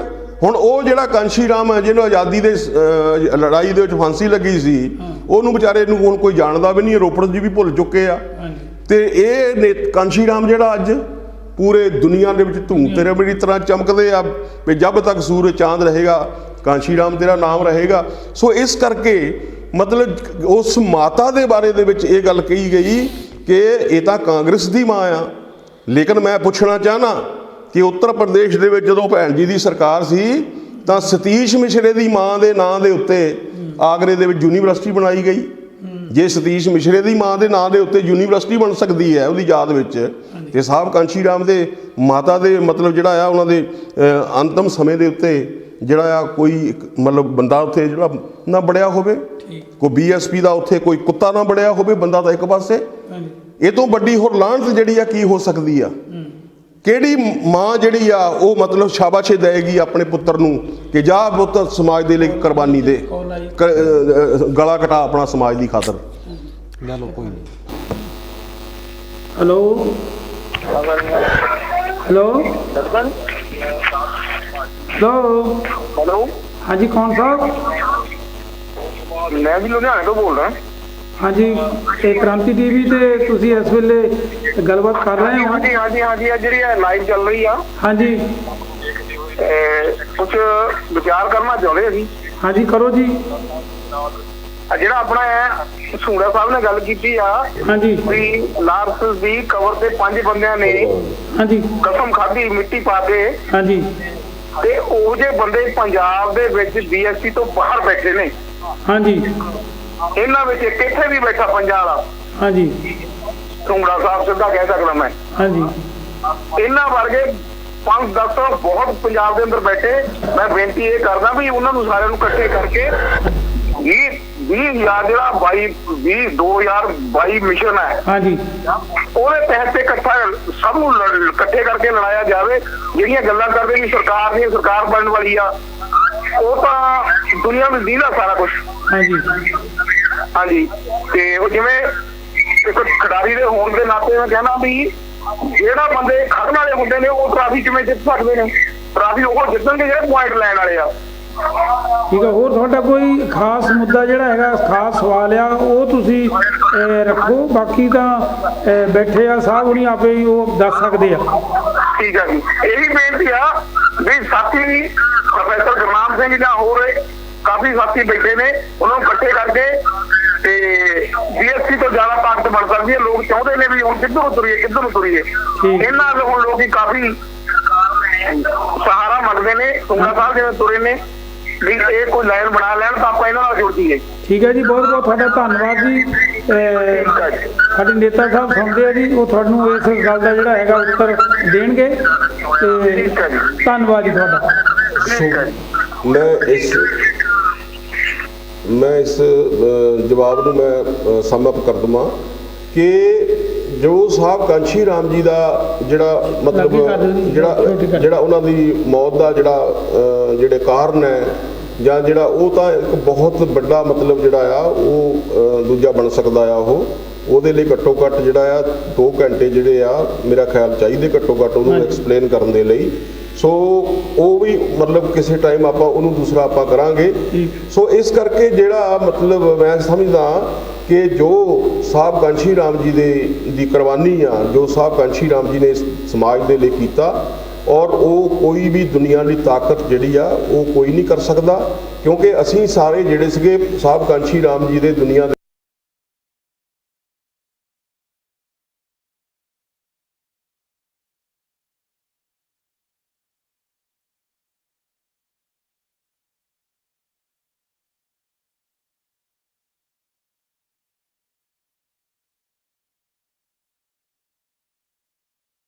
ਤੇ ਮੈਂ ਇਹ ਸਮਝਦਾ ਆ ਕਿ ਮਤਲਬ ਚਾਹੀਦਾ ਤਾਂ ਇਹ ਸੀ ਕਿ ਮਤਲਬ ਜੇ ਕਹਿੰਦੇ ਆ ਕਿ ਬਾਬਾ ਸਾਹਿਬ ਅੰਬੇਡਕਰ ਦੁਨੀਆ ਦੇ ਵਿੱਚੋਂ ਗਏ ਆ ਤੇ 10 ਲੱਖ ਲੋਕ ਉਹਨਾਂ ਦੀ ਅਰਥੀ ਦੇ ਜਲੂਸ ਵਿੱਚ ਇਕੱਠੇ ਹੋਏ ਆ, ਤੇ ਜਦੋਂ ਦੁਨੀਆ ਦੇ ਵਿੱਚੋਂ ਸਾਹਿਬ ਕਾਂਸ਼ੀ ਰਾਮ ਗਏ ਆ ਤੇ 5000 ਆਦਮੀ ਨਹੀਂ ਸੀ ਉੱਥੇ। ਮਤਲਬ ਇਹ ਤੋਂ ਵੱਡਾ ਦੁਖਾਂਤ ਜਿਹੜਾ ਆ ਹੋਰ ਕੀ ਹੋ ਸਕਦਾ ਆ। ਤੇ ਜਿੱਥੇ ਬਾਬਾ ਸਾਹਿਬ ਅੰਬੇਡਕਰ ਨੂੰ ਮਤਲਬ ਜਿਹੜਾ ਆ ਉਹਨਾਂ ਦਾ ਸੰਸਕਾਰ ਹੋਇਆ, ਬੇਸ਼ੱਕ ਮਤਲਬ ਉਹਨਾਂ ਨੂੰ ਮਤਲਬ ਭਾਰਤ ਦੇ ਵਿੱਚ ਜਗ੍ਹਾ ਨਹੀਂ ਮਿਲੀ, ਉਹਨਾਂ ਨੂੰ ਦਿੱਤੀ ਇਹਨਾਂ ਨੇ ਮਨੂਵਾਦੀ ਲੋਕਾਂ ਨੇ। ਉਹਨਾਂ ਨੂੰ ਦਾਦਰ ਦੇ ਵਿੱਚ ਬੰਬੇ ਵਿੱਚ ਦਰਿਆ ਦੇ ਸਮੁੰਦਰ ਦੇ ਵਿੱਚ ਜਿਹੜਾ ਆ ਬਾਬਾ ਸਾਹਿਬ ਅੰਬੇਡਕਰ ਨੂੰ ਮਤਲਬ ਜਿਹੜਾ ਚਿਖਾ ਬਣਾਈ ਗਈ। ਮਤਲਬ ਭਾਰਤ ਦੀ ਧਰਤੀ ਦੇ ਉੱਤੇ ਜਗ੍ਹਾ ਨਹੀਂ ਮਿਲੀ ਬਾਬਾ ਸਾਹਿਬ ਡਾਕਟਰ ਅੰਬੇਡਕਰ ਨੂੰ। ਸਮੁੰਦਰ ਦੇ ਵਿੱਚ ਬਾਬਾ ਸਾਹਿਬ ਡਾਕਟਰ ਅੰਬੇਡਕਰ ਦੀ ਜਿਹੜੀ ਆ ਉਹ ਚਿਖਾ ਬਣੀ, ਜਿੱਥੇ ਅੱਜ ਉਹਨਾਂ ਦੀ ਚੈਤਿਆ ਭੂਮੀ ਆ, ਔਰ ਜਿੱਥੇ ਹਰ ਸਾਲ 10 ਲੱਖ ਲੋਕ ਨਤਮਸਤਕ ਹੁੰਦੇ ਆ 6 ਦਸੰਬਰ ਨੂੰ ਜਾ ਕੇ। ਪੂਰਾ ਸਾਲ ਉੱਥੇ ਲੋਕਾਂ ਦਾ ਤਾਂਤਾ ਲੱਗਾ ਰਹਿੰਦਾ ਆ। ਦੱਸਿਆ ਜਾ ਕੇ ਜਾਵੇ ਕਿ ਸਾਹਿਬ ਕਾਂਸ਼ੀ ਰਾਮ ਜੀ ਦਾ ਉਹ ਕਿਹੜਾ ਸਥਾਨ ਹੈ ਜਿੱਥੇ ਜਾ ਕੇ ਲੋਕ ਨਤਮਸਤਕ ਹੋ ਸਕਣ, ਜਿੱਥੇ ਲੋਕ ਕੋਈ ਸੰਕਲਪ ਕਰ ਸਕਣ, ਜਿੱਥੇ ਕੋਈ ਜਾ ਕੇ ਆਪਣੇ ਰਹਿਬਰ ਦੀ ਚਰਨਾਂ ਦੀ ਧੂੜ ਆਪਣੇ ਮੱਥੇ ਨੂੰ ਲਾ ਸਕਣ। ਉਹ ਕਿਹੜੀ ਜਗ੍ਹਾ ਆ? ਔਰ ਉਹਨੂੰ ਇੱਕ ਸ਼ਾਸਨ ਦੇ ਤਹਿਤ ਉਹਨੂੰ ਸਾਹਿਬ ਕਾਂਸ਼ੀ ਰਾਮ ਜੀ ਨੂੰ ਮਤਲਬ ਜਿਹੜਾ ਆ ਉਹ ਨਿਗਮ ਬੋਧ ਘਾਟ ਦੇ ਵਿੱਚ ਉਹਦਾ ਸੰਸਕਾਰ ਕਰਕੇ, ਜਿੱਥੇ ਸਾਹਿਬ ਕਾਂਸ਼ੀ ਰਾਮ ਜੀ ਦੀ ਚਿਖਾ ਸੀ ਉਹਦੇ ਆਲੇ ਦੁਆਲੇ 35 ਲਾਸ਼ਾਂ ਹੋਰ ਸੜ ਰਹੀਆਂ ਸੀ। ਤੇ 1 ਘੰਟੇ ਦੇ ਵਿੱਚ ਉਹਨਾਂ ਦਾ ਸੇਵਾ ਸਾਰਾ ਜਿਹੜਾ ਸੀ ਉਹ ਚੱਕ ਕੇ ਪਾਣੀ ਪਾ ਕੇ ਠੰਡਾ ਕਰਕੇ ਉਹਨੂੰ ਚੱਕ ਕੇ ਬੋਰੀਆਂ ਦੇ ਵਿੱਚ ਪਾ ਕੇ ਕੱਚਾ ਭੁੰਨਾ ਜਿਹਾ ਕਰਕੇ ਉਹਨੂੰ ਮਤਲਬ ਲਿਜਾ ਕੇ ਸਿੱਟਿਆ ਦਰਿਆ ਦੇ ਵਿੱਚ, ਸਮੁੰਦਰ ਦੇ ਵਿੱਚ। ਔਰ ਬਾਕੀ ਜਿਹੜੀ ਸੁਆਹ ਜਿਹੜੀ ਉਹ ਘੜੇ 'ਚ ਪਾ ਕੇ ਰੱਖ ਦਿੱਤੀ ਵੀ ਆ ਜੀ ਪ੍ਰੇਰਨਾ ਕੇਂਦਰ ਵਾ। ਉਹ ਘੜੇ ਵੀ ਕਦੇ ਪ੍ਰੇਰਨਾ ਦਿੰਦੇ ਆ, ਸੁਆਹ ਵੀ ਕਦੇ ਪ੍ਰੇਰਨਾ ਦਿੰਦੀ ਆ। ਸੋ ਇਸ ਕਰਕੇ ਮੈਂ ਇਹ ਕਹਿਣਾ ਚਾਹੁੰਦਾ ਬਹੁਜਨ ਸਮਾਜ ਦੇ ਲੋਕਾਂ ਨੂੰ ਕਿ ਅੰਧ ਭਗਤ ਨਾ ਬਣੋ, ਅੰਧ ਭਗਤ ਨਾ ਬਣੋ। ਸਾਨੂੰ ਅਸੀਂ ਇਸ ਗੱਲ ਤੋਂ ਮੁਨਕਰ ਨਹੀਂ ਹੈ ਕਿ ਠੀਕ ਹੈ ਮਤਲਬ ਜਿਹੜਾ ਸਾਹਿਬ ਕਾਂਸ਼ੀ ਰਾਮ ਤੋਂ ਬਾਅਦ ਭੈਣ ਕੁਮਾਰੀ ਮਾਇਆਵਤੀ ਨੇ ਜਿਹੜਾ ਆ ਉਹ ਮਤਲਬ ਜਿਹੜਾ ਉਹ ਤੋਂ ਕੋਈ ਮੁਨਕਰ ਨਹੀਂ ਸੀ, ਉਹ ਤੋਂ ਉਹਦੀ ਲੀਡਰਸ਼ਿਪ ਤੋਂ ਕੋਈ ਮੁਨਕਰ ਨਹੀਂ ਸੀ, ਉਹ ਤੋਂ ਉਹਦੇ ਦੂਸਰੇ ਤੋਂ ਕੋਈ ਬਾਹਰ ਨਹੀਂ ਸੀ, ਉਹਦੇ ਮਤਲਬ ਦੇਸ਼ ਤੋਂ ਕੋਈ ਬਾਹਰ ਨਹੀਂ ਸੀ। ਜਦੋਂ ਤੁਸੀਂ ਮਤਲਬ ਜਿਹੜਾ ਆ ਹਰ ਬੰਦੇ ਨੂੰ ਚੱਲ ਬਾਹਰ, ਹਰ ਬੰਦਾ ਚੱਲ ਬਾਹਰ, ਹਰ ਬੰਦਾ ਚੱਲ ਬਾਹਰ। ਯੂਥ ਵਿੰਗ ਖਤਮ, ਸਟੂਡੈਂਟ ਵਿੰਗ ਖਤਮ, ਇਸਤਰੀ ਵਿੰਗ ਖਤਮ, ਮਜ਼ਦੂਰ ਵਿੰਗ ਖਤਮ, ਕਿਸਾਨ ਵਿੰਗ ਖਤਮ। ਜਦੋਂ ਸਭ ਕੁਝ ਖਤਮ ਕਰ ਦਿੱਤਾ ਤੇ ਫਿਰ ਤੁਸੀਂ ਕਹਿੰਦੇ ਆ ਕਿ ਦੂਸਰੀ ਆਜ਼ਾਦ ਸਮਾਜ ਪਾਰਟੀ ਕਿਉਂ ਬਣ ਗਈ? ਫਿਰ ਤੁਸੀਂ ਕਹਿੰਦੇ ਆ ਫਲਾਨੀ ਭੀਮ ਆਰਮੀ ਕਿਉਂ ਬਣ ਗਈ? ਕਿਉਂ? ਸਮਾਜ ਕਿਸੇ ਦਾ ਗੁਲਾਮ ਹੈ? ਕਿਸੇ ਨੇ ਮੁੱਲ ਉਤਾਰਿਆ ਹੋਇਆ ਸਮਾਜ ਦਾ? ਕੋਈ ਸਮਾਜ ਦਾ ਠੇਕੇਦਾਰ ਹੈ? ਔਰ ਇਹ ਭੜੂਏ ਦਲਾਲ ਉੱਠ ਕੇ ਇਹ ਸਵਾਲ ਕਰਨ ਕਿ ਅਸੀਂ ਜਿਹੜਾ ਆ ਸਮਾਜ ਦੀ ਗੱਲ ਜਿਹੜੀ ਆ ਸਾਡੇ ਤੋਂ ਬਿਨਾਂ ਕੋਈ ਨਹੀਂ, ਔਰ ਸਾਹਿਬ ਕਾਂਸ਼ੀ ਰਾਮ ਦੀ ਕੁਰਬਾਨੀ ਦਾ ਮੁੱਲ ਵੱਟਦੇ ਆ। ਤੇ ਸੂੜਾ ਸਾਹਿਬ ਜੀ ਤੁਸੀਂ ਕੋਈ ਵਿਚਾਰ ਦਿੱਤੇ ਆ, ਤੁਹਾਡੇ ਆਪਣੇ ਵਿਚਾਰ ਆ, ਔਰ ਜਿੰਨੇ ਵੀ ਕ੍ਰਾਂਤੀ TV ਨਾਲ ਅੱਜ ਲੋਕ ਸਾਡੇ ਵੀਰ ਜੁੜੇ ਆ, ਤੇ ਉਹਨਾਂ ਨੇ ਬਹੁਤ ਸਾਰੀ ਵੱਡੀ ਜਾਣਕਾਰੀ ਪ੍ਰਾਪਤ ਕੀਤੀ ਆ। ਤੇ ਮੈਂ ਇੱਕ ਹੋਰ ਗੱਲ ਪੁੱਛਣੀ ਚਾਹੁੰਦਾ ਜੀ, ਲਵਲੀ ਸਾਹਿਬ ਜੀ, ਜਿਸ ਤਰ੍ਹਾਂ ਕਿ ਸਾਡੇ ਰਾਸ਼ਟਰੀ ਪ੍ਰਧਾਨ ਚੰਦਰ ਸ਼ੇਖਰ ਆਜ਼ਾਦ ਜੀ, ਉਹਨਾਂ ਨੇ ਪੰਜਾਬ ਦੇ ਜਿਹੜੀ ਸਾਡੀ ਪਾਰਟੀ ਆ ਇਹ ਬਣਾਈ, ਉਹਨੂੰ ਪੰਜਾਬ ਨੂੰ ਕਿਸ ਤਰੀਕੇ ਦੇ ਨਾਲ ਲਿਆ ਕਿ ਉਹ ਇੱਥੇ ਕਾਮਯਾਬ ਆਪਣੀ ਜਿਹੜੀ ਹੈਗੀ ਪਾਰਟੀ ਨੂੰ ਕਰ ਸਕਣ। ਔਰ ਜਿਹੜੇ ਬਹੁਤ ਚਿਰ ਦੇ ਸਾਹਿਬ ਕਾਂਸ਼ੀ ਰਾਮ ਦੇ ਨਾਲ ਵਿਅਕਤੀ ਕੰਮ ਕਰਦੇ ਸੀ, ਜਿਹੜੇ ਅੱਜ ਪਾਰਟੀ 'ਚੋਂ ਬਾਹਰ ਬੈਠੇ ਆ, ਕੀ ਕਦੀ ਤੁਸੀਂ ਇੱਦਾਂ ਦਾ ਬਣਾਇਆ ਖਿਆਲ ਕਿ ਅਸੀਂ ਆਪਣੀ ਪਾਰਟੀ ਵਿੱਚ ਲੈ ਕੇ ਆ ਕੇ ਇੱਕ ਮਜ਼ਬੂਤ ਜਮਾਤ ਬਣਾ ਕੇ ਅਸੀਂ ਗਾਹਾਂ ਵਧੀਏ? ਦੇਖੋ ਚਿੰਤਾ ਜੀ, ਗੱਲ ਇਹ ਆ ਵੀ ਜਦੋਂ ਮੈਂ 16 ਜੂਨ ਨੂੰ ਮੈਨੂੰ ਪੰਜਾਬ ਦਾ ਪ੍ਰਧਾਨ ਲਾਇਆ ਗਿਆ, ਜ਼ਿੰਮੇਵਾਰੀ ਦਿੱਤੀ ਗਈ, ਉਦੋਂ ਹੀ ਮੇਰੇ ਨਾਲ ਸ਼ਿੰਗਾਰਾ ਰਾਮ ਸੁੰਗੜਾ ਜੀ ਨੂੰ ਜਿਹੜਾ ਵਾ ਮੇਰੇ ਨਾਲ ਰਾਜਨੀਤਿਕ ਮਾਮਲਿਆਂ ਦਾ ਇੰਚਾਰਜ ਬਣਾਇਆ ਗਿਆ। ਔਰ ਪਹਿਲੀ ਪ੍ਰੈਸ ਕਾਨਫਰੰਸ 'ਚ, ਪਹਿਲੀ ਮੀਟਿੰਗ 'ਚ ਇਹ ਗੱਲ ਮੈਂ ਸਪਸ਼ਟ ਤੌਰ 'ਤੇ ਕਰਤੀ ਸੀ। ਲੁਧਿਆਣੇ ਪੱਤਰਕਾਰਾਂ ਨਾਲ ਵੀ ਗੱਲ ਹੋਈ ਸੀ, ਚੰਦਰ ਸ਼ੇਖਰ ਜੀ ਦੇ ਬੈਠੇ ਹੀ ਗੱਲ ਹੋਈ ਸੀ ਵੀ ਜਿਹੜੀ ਸਾਡੀ ਲੀਡਰਸ਼ਿਪ, ਸਾਡੇ ਬਹੁਜਨ ਸਮਾਜ ਦੀ ਉਹ ਲੀਡਰਸ਼ਿਪ, ਉਹ ਜੁਝਾਰੂ ਸਾਥੀ, ਜੁਝਾਰੂ ਵਰਕਰ, ਜੁਝਾਰੂ ਲੀਡਰ ਕਿਸੇ ਵੀ ਕਾਰਨ ਜਿਹੜੇ ਘਰ 'ਚ ਬੈਠੇ ਆ ਨਿਰਾਸ਼ ਹੋ ਕੇ, ਸਾਡੀ ਪਹਿਲ ਹੋਊਗੀ ਵੀ ਅਸੀਂ ਉਹਨਾਂ ਨੂੰ ਪਹਿਲ ਦੇ ਆਧਾਰ 'ਤੇ ਆਪਣੀ ਪਾਰਟੀ ਨਾਲ ਜੋੜੀਏ, ਕਿਉਂਕਿ ਸਾਡਾ ਮਿਸ਼ਨ ਉਹੀ ਆ। ਸਾਡਾ ਕੰਮ ਜੋ ਸਾਹਿਬ ਕਾਂਸ਼ੀ ਰਾਮ ਜੀ ਦਾ ਮਿਸ਼ਨ ਆ, ਬਾਬਾ ਸਾਹਿਬ ਦਾ ਮਿਸ਼ਨ ਆ, ਉਹਨੂੰ ਨੇਪਰੇ ਚਾੜਨਾ ਸਾਡਾ ਵੀ ਏਜੰਡਾ ਇਹੀ ਆ। ਸਾਡੇ ਮਾਨਯੋਗ ਪ੍ਰਧਾਨ ਚੰਦਰ ਸ਼ੇਖਰ ਆਜ਼ਾਦ ਜੀ ਦਾ ਏਜੰਡਾ ਵੀ ਇਹੀ ਆ। ਭੀਮ ਆਰਮੀ ਤੋਂ ਆਜ਼ਾਦ ਸਮਾਜ ਪਾਰਟੀ ਬਣੀ, ਇੱਦਾਂ ਹੀ DS4 ਤੋਂ BSP ਬਣੀ ਸੀ। ਲੇਕਿਨ ਇਹਦੇ 'ਚ ਕੀ ਆ ਵੀ ਸਾਡੀ ਭੀਮ ਆਰਮੀ ਵੀ ਪੈਰਲਰ ਕੰਮ ਕਰਦੀ ਆ ਨਾਲ ਹੀ, ਕਿਉਂਕਿ ਸਾਡਾ ਉਹ ਸੋਸ਼ਲ ਸੰਗਠਨ ਆ। ਔਰ ਜਿਹੜੇ ਲੋਕ ਆਜ਼ਾਦ ਸਮਾਜ ਪਾਰਟੀ 'ਚ ਰਾਜਨੀਤੀ ਕਰਨਾ ਚਾਹੁੰਦੇ ਆ, ਆਜ਼ਾਦ ਸਮਾਜ ਪਾਰਟੀ 'ਚ ਆ ਸਕਦੇ ਆ। ਮੈਂ ਬਿਲਕੁਲ ਸਪਸ਼ਟ ਤੌਰ 'ਤੇ ਅਪੀਲ ਕੀਤੀ ਸੀ ਸਾਰੇ ਸਾਥੀਆਂ ਨੂੰ, ਜਿਹੜੇ ਵੀ ਸਾਡੇ ਸੀਨੀਅਰ ਵੀ ਨੇ ਮੇਰੇ ਤੋਂ, ਜਿਨ੍ਹਾਂ ਨੇ ਉਮਰਾਂ ਹੀ ਲਾਤੀਆਂ ਸਮਾਜ ਦੇ ਲਈ, ਪਾਰਟੀ ਨੂੰ ਖੜਾ ਕਰਨ ਲਈ ਵੀ ਕੁਝ ਬਣ ਜਾਵੇ, ਉਹ ਹੁਣ ਕਿਸੇ ਕਾਰਨ ਨਿਰਾਸ਼ ਹੋ ਕੇ ਘਰੇ ਬੈਠੇ ਨੇ। ਮੈਂ ਤੁਹਾਡੇ ਚੈਨਲ ਦੇ ਮਾਧਿਅਮ ਤੋਂ ਦੁਬਾਰਾ ਫਿਰ ਮੈਂ ਅਪੀਲ ਬੇਨਤੀ ਕਰਨੀ ਚਾਹੁੰਦਾ ਉਹਨਾਂ ਨੂੰ ਵੀ ਰਾਜੀਵ ਲਵਲੀ ਪ੍ਰਧਾਨ ਇਕੱਲਾ ਕੁਛ ਨਹੀਂ ਆ, ਇਹ ਇੱਕ ਟੀਮ ਵਰਕ ਆ। ਚੰਗੀ ਟੀਮ ਨਾਲ ਜੁੜੇ, ਚੰਗੇ ਸਾਥੀ ਨਾਲ ਜੁੜਨ, ਤਾਂ ਜੋ 2022 ਦੇ ਵਿੱਚ ਅਸੀਂ ਦੇਸ਼ ਨੂੰ ਇੱਕ ਪੰਜਾਬ ਦੇ ਵਿੱਚ ਪਹਿਲ ਕਰਕੇ, ਕਿਉਂਕਿ ਸਾਹਿਬ ਕਾਂਸ਼ੀ ਰਾਮ ਦਾ ਇੱਕ ਸਟੇਟ ਆ ਇਹ, ਸਾਹਿਬ ਕਾਂਸ਼ੀ ਰਾਮ ਦਾ ਜਨਮ ਜਿਹੜਾ ਪੰਜਾਬ 'ਚ ਹੋਇਆ, ਉਹਨਾਂ ਨੇ BSP ਬਣਾਈ, ਲੇਕਿਨ ਉਹਨੂੰ ਜਾ ਕੇ ਫਲ ਕਿੱਥੇ ਮਿਲਿਆ? ਉੱਤਰ ਪ੍ਰਦੇਸ਼। ਹੁਣ ਇੱਦਾਂ ਹੀ ਆਜ਼ਾਦ ਸਮਾਜ ਪਾਰਟੀ ਬਣੀ ਚਾਹੇ ਉੱਤਰ ਪ੍ਰਦੇਸ਼ 'ਚ, ਲੇਕਿਨ ਅਸੀਂ ਪੰਜਾਬੀ ਹੋਣ ਦੇ ਨਾਤੇ ਮੈਂ ਚਾਹੂੰਗਾ ਵੀ ਪੰਜਾਬ 'ਚ ਜਿਹੜਾ ਵਾ ਉਹਨੂੰ ਪਹਿਲਾ ਰਿਜ਼ਲਟ ਜਿਹੜਾ ਅਸੀਂ ਪੋਜ਼ਿਟਿਵ ਜਿਹੜੀ ਆ ਇੱਕ ਸੋਚ ਲੈ ਕੇ ਇੱਕ ਪੋਜ਼ਿਟਿਵ ਰਿਜ਼ਲਟ ਜਿਹੜਾ ਆਜ਼ਾਦ ਸਮਾਜ ਪਾਰਟੀ ਦਾ ਪੰਜਾਬ ਦੇਵੇ। ਔਰ ਇਹਦੇ ਲਈ ਮੈਂ ਬਿਲਕੁਲ ਇਸ ਗੱਲ ਦੇ ਨਾਲ ਤੁਹਾਡੇ ਨਾਲ ਮੈਂ ਸਹਿਮਤ ਹਾਂ। ਜਿੰਨੇ ਵੀ ਸਾਡੇ ਜੁਝਾਰੂ ਸਾਥੀ, ਜੁਝਾਰੂ ਸਾਡੀ ਲੀਡਰਸ਼ਿਪ ਜਿਹੜੇ ਘਰਾਂ 'ਚ ਬੈਠੀ ਆ, ਉਹਨਾਂ ਨੂੰ ਮੈਂ ਤੁਹਾਡੇ ਚੈਨਲ ਦੇ ਮਾਧਿਅਮ ਤੋਂ ਇਹ ਰਿਕੁਐਸਟ ਕਰਨੀ ਚਾਹੁੰਦਾ, ਬੇਨਤੀ ਕਰਨੀ ਚਾਹੁੰਦਾ, ਬਿਲਕੁਲ ਤੁਸੀਂ ਸਾਡੇ ਨਾਲ ਆਓ, ਆਪਾਂ ਰਲ ਕੇ ਜਿਹੜਾ ਵਾ ਇੱਕ ਟੀਮ ਬਣਾ ਕੇ ਜਿਹੜਾ ਪੰਜਾਬ ਦੇ ਵਿੱਚ ਵਧੀਆ ਕੰਮ ਕਰੀਏ, ਤਾਂ ਜੋ ਪੰਜਾਬ ਦੇ ਵਿੱਚ 2022 ਦੇ ਵਿੱਚ ਅਸੀਂ ਪੋਜ਼ਿਟਿਵ ਰਿਜ਼ਲਟ ਜਿਹੜਾ ਇਹਦੇ ਲਈ ਦੇ ਸਕੀਏ। ਮੈਂ ਕਰਦਾ ਚਲੋ ਕਲੀਅਰ ਇਨ ਤੁਹਾਡਾ। ਹਾਂ, ਮੈਂ ਗੱਲ ਰੱਖਣੀ ਚਾਹੁੰਦਾ ਸੀ ਹੋਰ ਸਵਾਲ। ਦੋਸਤਾਂ ਨੇ ਪਹਿਲਾਂ ਵੀ ਤੁਹਾਡੇ ਆਉਣ ਤੋਂ ਪਹਿਲਾਂ ਟੈਲੀਫੋਨ ਕੀਤੇ ਸੀਗੇ ਕਿ ਜਿਸ ਤਰ੍ਹਾਂ ਕਿ ਪੰਜਾਬ ਦੇ ਵਿੱਚ ਸਾਡੇ ਦਲਿਤ ਭਾਈਚਾਰਾ ਸਾਡਾ ਜੀ ਬਹੁਤ ਜ਼ਿਆਦਾ ਆ, 35-40% ਮੇਰਾ ਖਿਆਲ ਹੈ। ਔਰ ਅਸੀਂ 70 ਸਾਲ ਤੋਂ ਕਦੀ ਕਾਂਗਰਸ, ਕਦੀ ਅਕਾਲੀ, ਕਦੀ ਹੋਰ ਕੋਈ ਪਾਰਟੀਆਂ ਜਿਹੜੀਆਂ, ਉਹਨਾਂ ਦੇ ਵਿੱਚ ਹੀ ਅਸੀਂ ਉਹਨਾਂ ਨੂੰ ਜਿਤਾਉਂਦੇ ਆਏ ਹਾਂ ਕਿ ਅਸੀਂ ਜਿਹੜੀ ਸਾਡਾ ਇਹ ਦਲਿਤ ਭਾਈਚਾਰਾ ਇੰਨੀ ਵੋਟ ਹੋਣ ਦੇ ਬਾਵਜੂਦ ਇਹਨੂੰ ਕਿਉਂ ਨਹੀਂ ਇਕੱਠਾ ਕਰ ਸਕਦੇ, ਅਸੀਂ ਕਿਉਂ ਨਹੀਂ ਸਰਕਾਰ ਆਪਣੀ ਬਣਾ ਸਕੇ? ਇਹਦੇ ਬਾਰੇ ਥੋੜ੍ਹੀ ਜਿਹੀ ਚਾਨਣਾ ਪਾਓ ਕਿ ਕੀ ਕਰਨਾ ਪਊ ਸਾਨੂੰ। ਦੇਖੋ, ਜਿਹੜੀ ਸਾਹਿਬ ਕਾਂਸ਼ੀ ਰਾਮ ਜੀ ਤੋਂ ਪਹਿਲਾਂ ਜਿਹੜੀ RPI ਸੀ, ਰਿਪਬਲਿਕ ਪਾਰਟੀ, ਪਹਿਲਾਂ ਸ਼ਡਿਊਲ ਕਾਸਟ ਫੈਡਰੇਸ਼ਨ ਸੀ, ਤੇ ਬਾਬਾ ਸਾਹਿਬ ਅੰਬੇਡਕਰ ਨੇ RPI ਨੂੰ ਬਣਾਉਣ ਦਾ, ਪਾਰਟੀ ਬਣਾਉਣ ਦਾ, ਰਾਜਨੀਤਿਕ ਪਾਰਟੀ ਬਣਾਉਣ ਦਾ ਉਹਨਾਂ ਨੇ ਫੈਸਲਾ ਕਰ ਲਿਆ ਸੀ। ਸਾਰਾ ਇਹਦਾ ਖਰੜਾ ਤਿਆਰ ਕਰ ਲਿਆ ਸੀ, ਸਾਰਾ ਲਿਖ ਲਿਆ ਸੀਗਾ। ਪਰ ਉਹ ਤੋਂ ਬਾਅਦ ਬਾਬਾ ਸਾਹਿਬ ਅੰਬੇਡਕਰ ਦੀ ਜਿਹੜਾ ਸੀ ਮੌਤ ਹੋ ਗਈ ਸੀ, ਪ੍ਰੀ-ਨਿਰਵਾਣ ਹੋ ਗਿਆ ਸੀਗਾ, ਜਿਹਦੇ ਕਰਕੇ ਉਹ ਅਨਾਉਂਸਮੈਂਟ ਜਿਹੜੀ ਸੀ ਉਹ ਨਹੀਂ ਹੋ ਸਕੀ ਸੀ।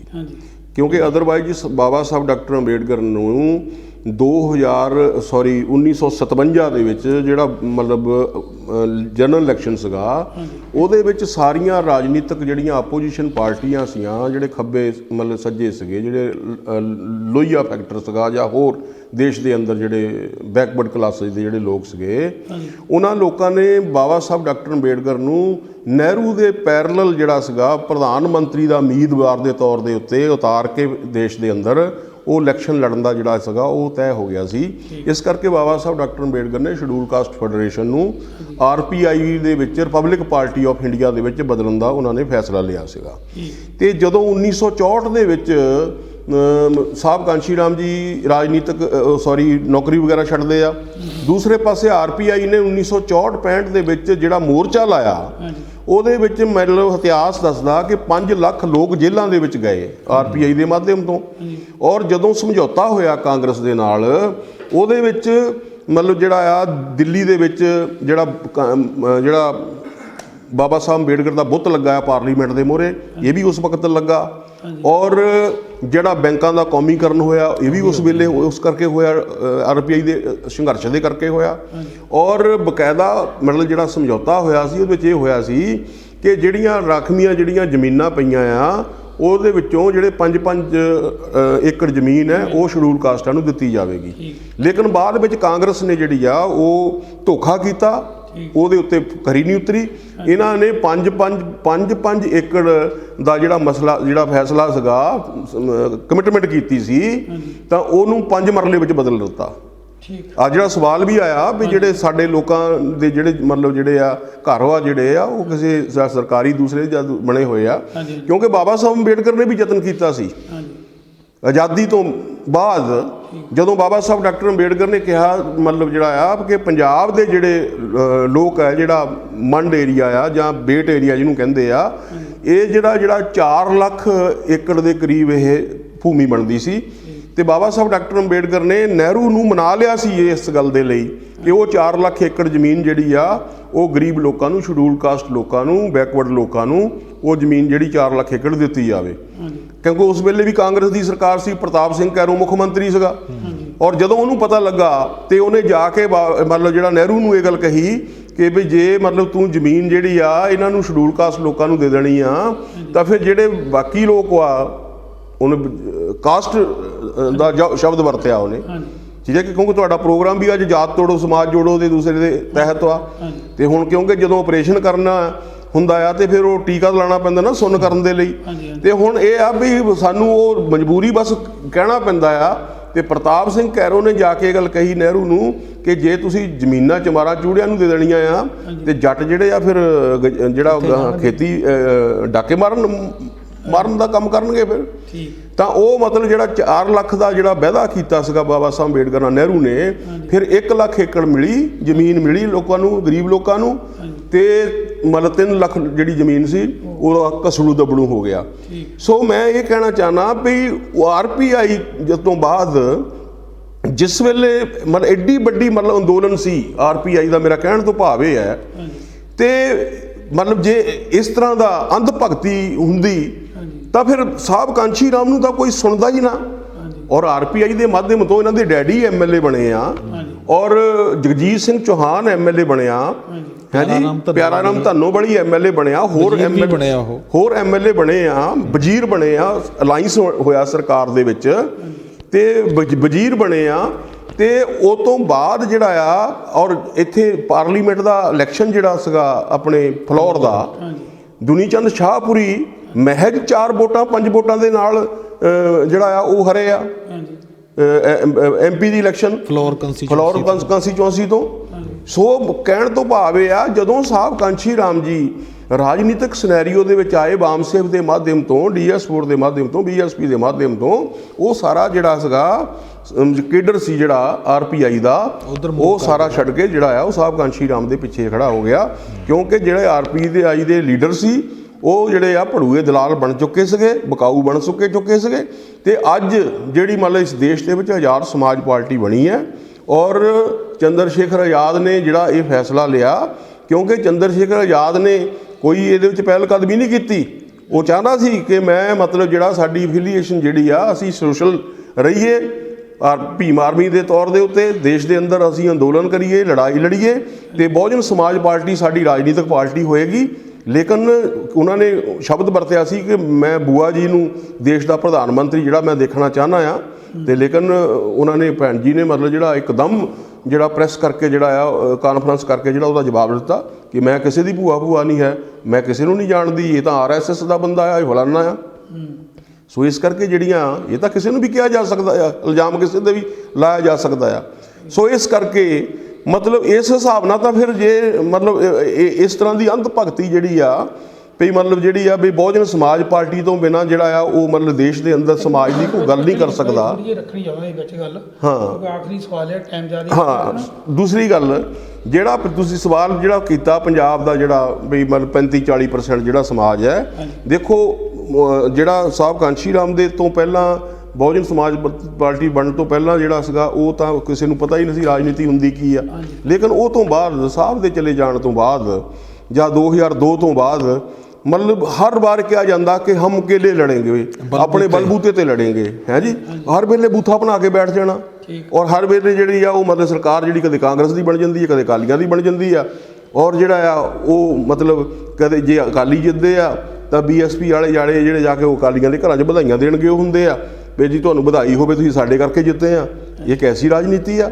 ਔਰ ਅਸੀਂ ਕੋਈ ਪਾਰਟੀ ਰਾਜਨੀਤੀ ਕਰੇ ਪਈ ਪੰਜਾਬ ਦੇ ਵਿੱਚ ਰਾਜਨੀਤੀ ਕਰੇ ਵੀ ਅਕਾਲੀ ਜਿਹੜੇ ਆ ਉਹ ਸੱਤਾ ਦੇ ਵਿੱਚ ਆ ਜਾਣ, ਉੱਪਰ ਆ ਜਾਣ ਤੇ ਕਾਂਗਰਸ ਹਰ ਜਾਏ, ਤਾਂ ਇਹ ਕੈਸੀ ਰਾਜਨੀਤੀ ਆ? ਇਹ ਕਾਹਦੀ ਰਾਜਨੀਤੀ ਹੋਈ? ਮਤਲਬ ਕਿ ਆਪਾਂ ਆਪਣੇ ਲਈ ਰਾਜਨੀਤੀ ਜਿਹੜੀ ਆ ਆਪਣੇ ਲੋਕਾਂ ਦੇ ਭਲੇ ਲਈ ਆਪਣੀ ਰਾਜਨੀਤੀ ਆਪ MLA ਬਣਨ ਦੇ ਲਈ ਸਰਕਾਰ ਮਤਲਬ ਜਿਹੜੀ ਆ ਸਰਕਾਰ ਬਣਾਉਣ ਦੇ ਲਈ ਉਹ ਅਸੀਂ ਰਾਜਨੀਤੀ ਕਦੋਂ ਕਰਾਂਗੇ? ਕਿਸੇ ਨੂੰ ਹਰਾਤਾ, ਕਿਸੇ ਨੂੰ ਜਿਤਾਤਾ, ਇਹ ਕਿਹੜੀ ਰਾਜਨੀਤੀ ਹੋਈ? ਠੀਕ ਹੈ ਗੱਲ। ਸੋ ਇਸ ਕਰਕੇ ਮੈਂ ਤਾਂ ਉਹਨਾਂ ਨੂੰ ਕਹਿਣਾ ਚਾਹਾਂਗਾ ਕਿ ਇਹ ਸੁਪਨੇ ਲੈਣੇ ਛੱਡ ਦਿਓ, ਲੋਕਾਂ ਨੂੰ ਬੇਵਕੂਫ ਬਣਾਉਣਾ ਛੱਡ ਦਿਓ। ਚੁੱਪ ਕਰਕੇ ਕਿਤੇ ਮਤਲਬ ਸਸਤੀ ਜ਼ਮੀਨ ਲੈ ਕੇ ਨਾ ਉੱਥੇ ਵਿਧਾਨ ਸਭਾ ਬਣਾ ਲਓ, ਆਪਣੀ ਵੱਖਰੀ ਮਿੱਟੀ ਦੀ ਵਿਧਾਨ ਸਭਾ। ਠੀਕ ਹੈ ਗੱਲ। ਕਿਉਂਕਿ ਬੰਦੇ ਦਾ ਤੁਹਾਡੇ ਕੋਲ ਹੈਗਾ ਹੀ ਆ 117 ਲੜਨ ਵਾਲੇ, ਉੱਥੇ ਬੈਠ ਕੇ ਇਕੱਠੇ ਹੋ ਕੇ ਜਿਹੜਾ ਭੁੱਸ ਪੂਰਾ ਕਰ ਲਿਆ ਕਰੋ, ਸਵਾਦ ਲੈ ਲਿਆ ਕਰੋ। ਉੱਥੇ ਬੈਠ ਕੇ ਇੱਕ ਮੁੱਖ ਮੰਤਰੀ ਬਣਾਤਾ, ਉੱਪਰ ਸਪੀਕਰ ਬਣਾ ਦਿਆ ਕਰੋ, ਬਿਠਾ ਦਿਆ ਕਰੋ ਤੇ ਉੱਥੇ ਆਪਣਾ ਭੁੱਸ ਪੂਰਾ ਕਰ ਲਿਆ करो भाई, मतलब हमारी सरकार है तो हमारे ये जो हमारे कानून है, ये हमारा हुक्म है। प्रैक्टिकली तो सरकार बनता कोई दूसरा नहीं है। हाँ जी, हाँ जी, जी जी, तकरीबन देख लो तुसी सारे जवाब दिते हैं, तुसी बहुत चेर तो आ। हाँ जी, हाँ जी, फील्ड दे विच जी। ते मैं एक आखिरी सवाल है। हाँ जी, हाँ जी, तुहाडे तो दोनों चों कोई भी दे सकदे, साझा सवाल है, ਸਾਂਝਾ ਦੇ ਦੇंगे। ਸਾਡਾ ਜਿਹੜਾ ਹੁਣ ਟਾਰਗੇਟ ਆ ਉਹ 2022 ਆ ਬਾਈ। ਸਾਰੇ ਜਦੋਂ ਸੋਸ਼ਲ ਮੀਡੀਆ ਦੇਖਦੇ ਆ, ਫੇਸਬੁੱਕ ਹੋਰ ਕੁਝ ਵੀ ਦੇਖਦੇ ਆ, ਉਹਦੇ ਉੱਤੇ ਆਉਂਦਾ ਆ ਕਿ 2022 ਤੋਂ ਬਾਅਦ ਪੰਜਾਬ ਦੇ ਅੰਦਰ MLA ਦੀ ਇਲੈਕਸ਼ਨ ਨਹੀਂ ਹੋਣੀ, ਕਿਉਂਕਿ ਜੋ 24 ਦੇ ਵਿੱਚ ਇਲੈਕਸ਼ਨ ਜਿਹੜੀ ਆ ਰਹੀ ਆ, ਜੇ ਸਰਕਾਰ BJP ਦੀ ਬਣ ਗਈ ਤਾਂ ਉਹਨਾਂ ਤਾਂ ਬਿਲਕੁਲ ਹੀ ਉਹ ਵੀ ਆਰਾਮ ਰਾਜ ਜਿਹੜਾ ਬਣਾਉਣ ਦੀ ਤਿਆਰੀ 'ਚ ਆ, ਉਹਦੇ ਬਾਅਦ MLA ਬਣਨਾ ਨਹੀਂ ਆਟੋਮੈਟਿਕ ਫਿਰ ਕੋਈ।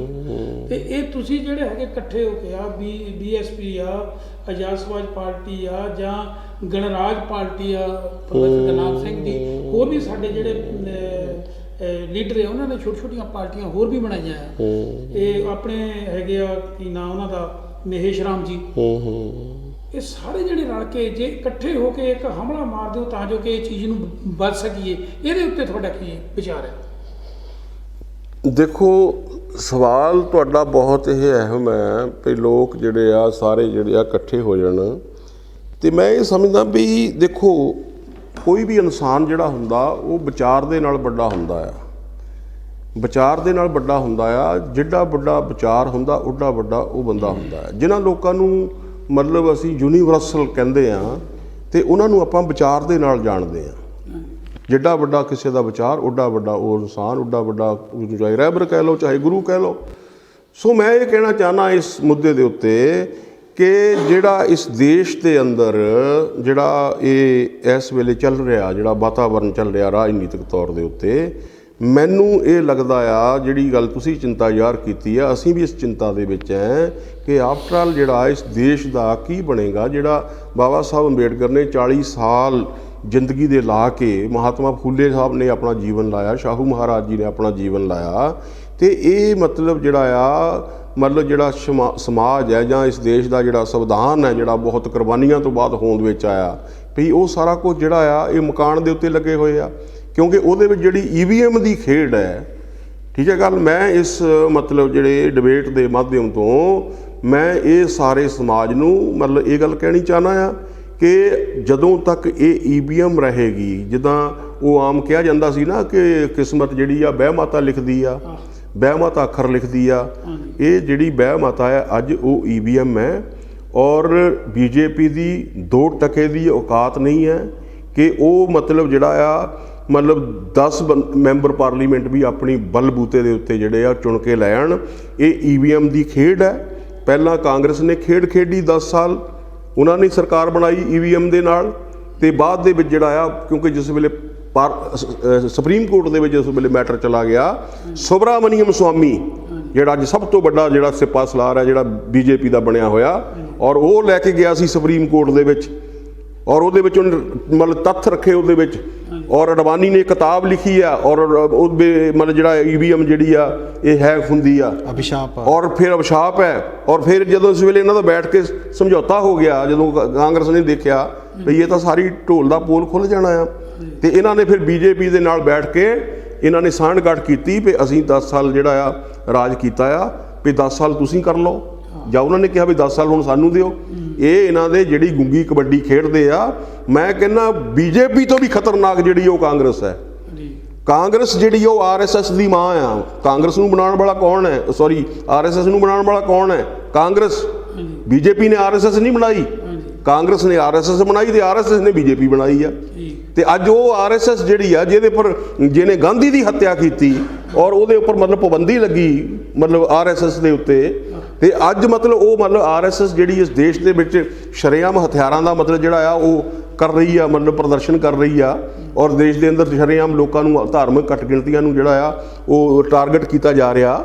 ਤੇ ਇਹ ਤੋਂ ਵੱਡਾ ਮਤਲਬ ਜਿਹੜਾ ਆ ਚੈਲੰਜ ਜਿਹੜਾ ਆ ਉਹ ਕਿਹੜਾ ਹੋ ਸਕਦਾ? ਮੈਂ ਇਹ ਕਹਿਣਾ ਚਾਹਨਾ ਕਿ ਵੱਡਾ ਦਿਲ ਕਰੇ, ਮਤਲਬ ਜਿਹੜੀ ਦੇਸ਼ ਦੀ ਜਿਹੜਾ ਵੱਡਾ ਨੇਤਾ ਹੁੰਦਾ ਉਹ ਵੱਡਾ ਦਿਲ ਕਰੇ, ਉਹ ਸਾਰਿਆਂ ਨੂੰ ਮਤਲਬ ਜਿਹੜਾ ਆ ਆਪਣੀ ਬੁੱਕਲ ਦੇ ਵਿੱਚ ਲਵੇ। ਜਿਹੜਾ ਬੁੱਕਲ ਵਿੱਚ ਨਹੀਂ ਆਏਗਾ ਉਹਨੂੰ ਕਿੱਕ ਆਊਟ ਕਰੋ, ਚਾਹੇ ਉਹ ਕੋਈ ਹੋਵੇ ਨੇਤਾ ਉਹਨੂੰ ਦਫਾ ਕਰੇ ਸਮਾਜ। ਕੋਈ ਮਤਲਬ ਜਿਹੜਾ ਆ ਇਸ ਗੱਲ ਦੇ ਲਈ ਮਤਲਬ ਜਿਹੜਾ ਆ ਕੋਈ ਮਤਲਬ ਜਿਹੜਾ ਆ ਕੋਈ ਪੇਸ਼ ਕਰੇ ਆਪਣੇ ਆਪ ਨੂੰ, ਕੋਈ ਸਮਾਜ ਦੇ ਅੱਗੇ ਰੱਖੇ, ਕੋਈ ਮਤਲਬ ਜਿਹੜਾ ਆ ਮਤਲਬ ਵਿਚਾਰ ਰੱਖੇ ਵੀ ਮੈਂ ਚਾਹਨਾ ਕਿ ਸਾਰਾ ਸਮਾਜ ਜਿਹੜਾ ਆ ਉਹ ਇਕੱਠਾ ਹੋਵੇ, ਸਾਰੇ ਲੋਕ ਇਕੱਠੇ ਹੋਣ। ਜਿਹੜਾ ਨਹੀਂ ਇਕੱਠਾ ਹੋਏਗਾ, ਜਿਹੜਾ ਕੋਈ ਜਿਹੜਾ ਵੱਖਰੇ ਹੀ ਰਸਤੇ ਬਣਾ ਕੇ ਚੱਲੇਗਾ, ਉਹਨੂੰ ਸਮਾਜ ਆਪਣੇ ਆਪ ਕਿੱਕ ਆਊਟ ਕਰ ਦੇਗਾ। ਸੋ ਇਸ ਕਰਕੇ ਮਤਲਬ ਮੈਂ ਇਹ ਗੱਲ ਕਹਿਣਾ ਚਾਹੁੰਦਾ ਆ ਕਿ ਜਿਹੜੀ ਆਜ਼ਾਦ ਸਮਾਜ ਪਾਰਟੀ ਬਣੀ ਆ, ਇਹ ਆਜ਼ਾਦ ਸਮਾਜ ਪਾਰਟੀ ਇਸੇ ਕਰਕੇ ਬਣੀ ਆ ਕਿਉਂਕਿ ਬਿਹਾਰ ਦੇ ਵਿੱਚ ਜੇ ਮਾਇਆਵਤੀ ਜੀ ਮਹਾਗਠਬੰਧਨ ਦੇ ਵਿੱਚ ਸ਼ਾਮਲ ਹੋ ਜਾਂਦੀ ਤਾਂ ਅੱਜ ਜਿਹੜਾ ਆ BJP ਦਾ ਜਿਹੜਾ ਭੋਗ ਪੈ ਜਾਣਾ ਸੀਗਾ। ਠੀਕ ਹੈ ਗੱਲ? ਉੱਥੇ BJP ਨੂੰ ਰਸਤਾ ਸਾਫ ਬਾਈਆਂ ਦੀ ਹੈ 2 ਸੀਟਾਂ ਦੇ ਉੱਪਰ ਜਿਹੜੇ ਆ ਉਹ ਮਤਲਬ ਉਲਰੇ ਫਿਰਦੇ ਆ ਵੀ ਮਤਲਬ ਜਿਹੜੀ ਇਸ ਦੂਸਰਾ ਬਣ ਗਿਆ, ਔਰ ਮਤਲਬ BJP ਦੀ ਸਰਕਾਰ ਬਣਾਉਣ ਦੇ ਤੁਸੀਂ ਲੋਕ ਜ਼ਿੰਮੇਵਾਰ ਹਨ 2 MLA ਵਾਲੇ, ਜੇ ਅੱਜ BJP ਦੀ ਸਰਕਾਰ ਬਿਹਾਰ ਦੇ ਵਿੱਚ ਬਣੀ ਆ। ਸੋ ਇਸ ਕਰਕੇ ਔਰ ਉੱਤਰ ਪ੍ਰਦੇਸ਼ ਦੇ ਵਿੱਚ ਵੀ ਜੇ ਅੱਜ ਮਤਲਬ ਜਿਹੜਾ ਹੈ ਜਦੋਂ ਇਹ ਗੱਲ ਕਹੀ ਗਈ, ਮਾਇਆਵਤੀ ਨੇ ਕਹੀ ਗੱਲ ਕਿ ਜਿਹੜਾ ਆ ਮੈਂ BJP ਨੂੰ ਦੇ ਨਾਲ ਸਮਝੌਤਾ ਕਰ ਸਕਦੀ ਹਾਂ, ਮੈਂ ਉਹਨੂੰ ਜਿਹੜਾ ਸਪੋਰਟ ਕਰ ਸਕਦੀ ਹਾਂ ਸਮਾਜਵਾਦੀ ਪਾਰਟੀ ਨੂੰ, ਤੇ ਸਮਾਜਵਾਦੀ ਪਾਰਟੀ ਨੇ ਕਿਹੜੀ ਜਗ੍ਹਾ ਬੁਰਕ ਭਰ ਲਿਆ, ਕਿਹੜਾ ਗੁਨਾਹ ਕਰਤਾ, ਕਿਹੜੀ ਮਤਲਬ ਉਹਨਾਂ ਦੇ ਕੋਲੋਂ ਜਿਹੜਾ ਆ ਉਹ ਗਾਂ ਨੂੰ ਛੜੱਪਾ ਮਰਵਾਤਾ ਉਹਨਾਂ ਨੇ ਵੀ ਜਿਹੜਾ ਦੁੱਧ ਚੋਣ ਤੋਂ ਗੁਨਾਹ ਕਰ ਲਿਆ, ਵੀ ਕਿਹੜਾ ਗੁਨਾਹ ਕਰ ਲਿਆ? 10 MP ਬਣਾ, ਠੀਕ ਹੈ, 10 MP ਬਣਾਤੇ, ਇਹ ਗੁਨਾਹ ਹੋ ਗਿਆ। 14 ਵਿੱਚ ਤੁਹਾਡਾ ਇੱਕ MP ਨਹੀਂ ਬਣਿਆ। ਔਰ ਜੇ ਮਤਲਬ ਮਾਇਆਵਤੀ ਜੀ ਸਾਹਿਬ ਕਾਂਸ਼ੀ ਰਾਮ ਦੀ ਤਰ੍ਹਾਂ ਉਹਨਾਂ ਦੇ ਨਾਲ ਮਤਲਬ ਇਹ ਜਿਹੜੀ ਆ ਜੂਤੀ ਜਿਹਨੂੰ ਕਰਦੀ, ਸਮਝੌਤਾ ਕਰਦੀ ਉਹਨਾਂ ਦੇ ਨਾਲ ਇਹ ਇਸ ਆਧਾਰ ਦੇ ਉੱਤੇ ਵੀ ਯੂਪੀ ਤੁਸੀਂ ਸਾਂਭੋ, ਦਿੱਲੀ ਸੈਂਟਰ ਮੈਂ ਸਾਂਭਦੀ ਹਾਂ, ਕਿਆ ਇਸ ਤਰ੍ਹਾਂ ਮਤਲਬ ਜਿਹੜਾ ਆ ਉਹ ਸਮਝੌਤਾ ਜਿਹੜਾ ਸਮਾਜਵਾਦੀ ਪਾਰਟੀ ਨਾਲ ਨਹੀਂ ਹੋ ਸਕਦਾ ਸੀ? ਕਿਉਂਕਿ RSS ਨਹੀਂ ਚਾਹੁੰਦੀ, BJP ਨਹੀਂ ਚਾਹੁੰਦੀ ਕਿ ਮਾਇਆਵਤੀ ਜਿਹੜੀ ਆ ਉਹ BSP ਜਿਹੜੀ ਆ ਸਮਾਜਵਾਦੀ ਪਾਰਟੀ ਹੈ। ਕਿਉਂ ਜੇ ਸਮਾਜਵਾਦੀ ਪਾਰਟੀ ਦਾ ਸਮਝੌਤਾ BSP ਦਾ ਹੋ ਗਿਆ ਤਾਂ BJP ਜਿਹੜੀ ਆ ਉਹ ਦੇਸ਼ ਵਿੱਚੋਂ ਖਤਮ। ਫਿਰ ਇਹਨਾਂ ਦੀ ਮਾਂ EVM ਛੱਡ ਕੇ ਉਹਦੀ ਵੀ ਕੋਈ ਮਾਂ ਆ ਜਾਵੇ ਲੈਣ ਇਹ। ਸੋ ਇਸ ਕਰਕੇ ਆਜ਼ਾਦ ਸਮਾਜ ਪਾਰਟੀ ਬਣੀ ਆ ਕਿ ਜੇ ਮਾਇਆਵਤੀ ਮਹਾਗਠਬੰਧਨ ਦੇ ਵਿੱਚ ਜੇ ਉੱਤਰ ਪ੍ਰਦੇਸ਼ ਦੇ ਵਿੱਚ ਨਹੀਂ ਸ਼ਾਮਲ ਹੁੰਦੀ ਤਾਂ ਫਿਰ ਆਜ਼ਾਦ ਸਮਾਜ ਪਾਰਟੀ ਉਹ ਭੂਮਿਕਾ ਨਿਭਾਏਗੀ ਔਰ BJP ਨੂੰ ਜਿਹੜਾ ਆ ਦਫਾ ਕਰੇਗੀ। ਸੋ ਇਸ ਕਰਕੇ ਮੈਂ ਕਹਿਣਾ ਚਾਹਨਾ ਕਿ ਸਭ ਨੂੰ ਮੈਂ ਇਕੱਠੇ ਜਿਹੜੀ ਹੋਣ ਦੀ ਗੱਲ ਹੈ ਕਿ ਜਿਹੜਾ ਵੱਡਾ ਨੇਤਾ ਆ ਉਹ ਵੱਡਾ ਪਹਿਲ ਕਰੇ, ਉਹ ਸਿਆਣਪ ਕਰੇ, ਸਭ ਨੂੰ ਬੁੱਕਲ ਦੇ ਵਿੱਚ ਲਵੇ, ਸਭ ਨੂੰ ਪ੍ਰੇਮ ਦੇ ਨਾਲ ਸਭ ਨੂੰ ਕਹੇ ਕਿ ਬੈਠੋ। ਜੇ ਯਾਰ ਉੱਦਾਂ ਨਹੀਂ ਇਕੱਠੇ ਹੋ ਸਕਦੇ ਤਾਂ ਬੈਠ ਕੇ ਜਿਹੜੀ ਆ ਐਸੋਸੀਏਸ਼ਨ ਤਾਂ ਹੋ ਸਕਦੀ ਆ, ਐਫੀਲੀਏਸ਼ਨ ਤਾਂ ਹੋ ਸਕਦੀ ਆ, ਅਸੀਂ ਫਰੰਟ ਤਾਂ ਬਣਾ ਸਕਦੇ ਆ। ਜੇ ਅਸੀਂ ਫਰੰਟ ਵੀ ਨਹੀਂ ਬਣਾ ਸਕਦੇ, ਠੀਕ ਹੈ ਗੱਲ, ਸੀਟਾਂ ਦਾ ਬੈਠ ਕੇ ਸੈਟਿੰਗ ਬਟਵਾਰਾ ਕਰ ਲਓ।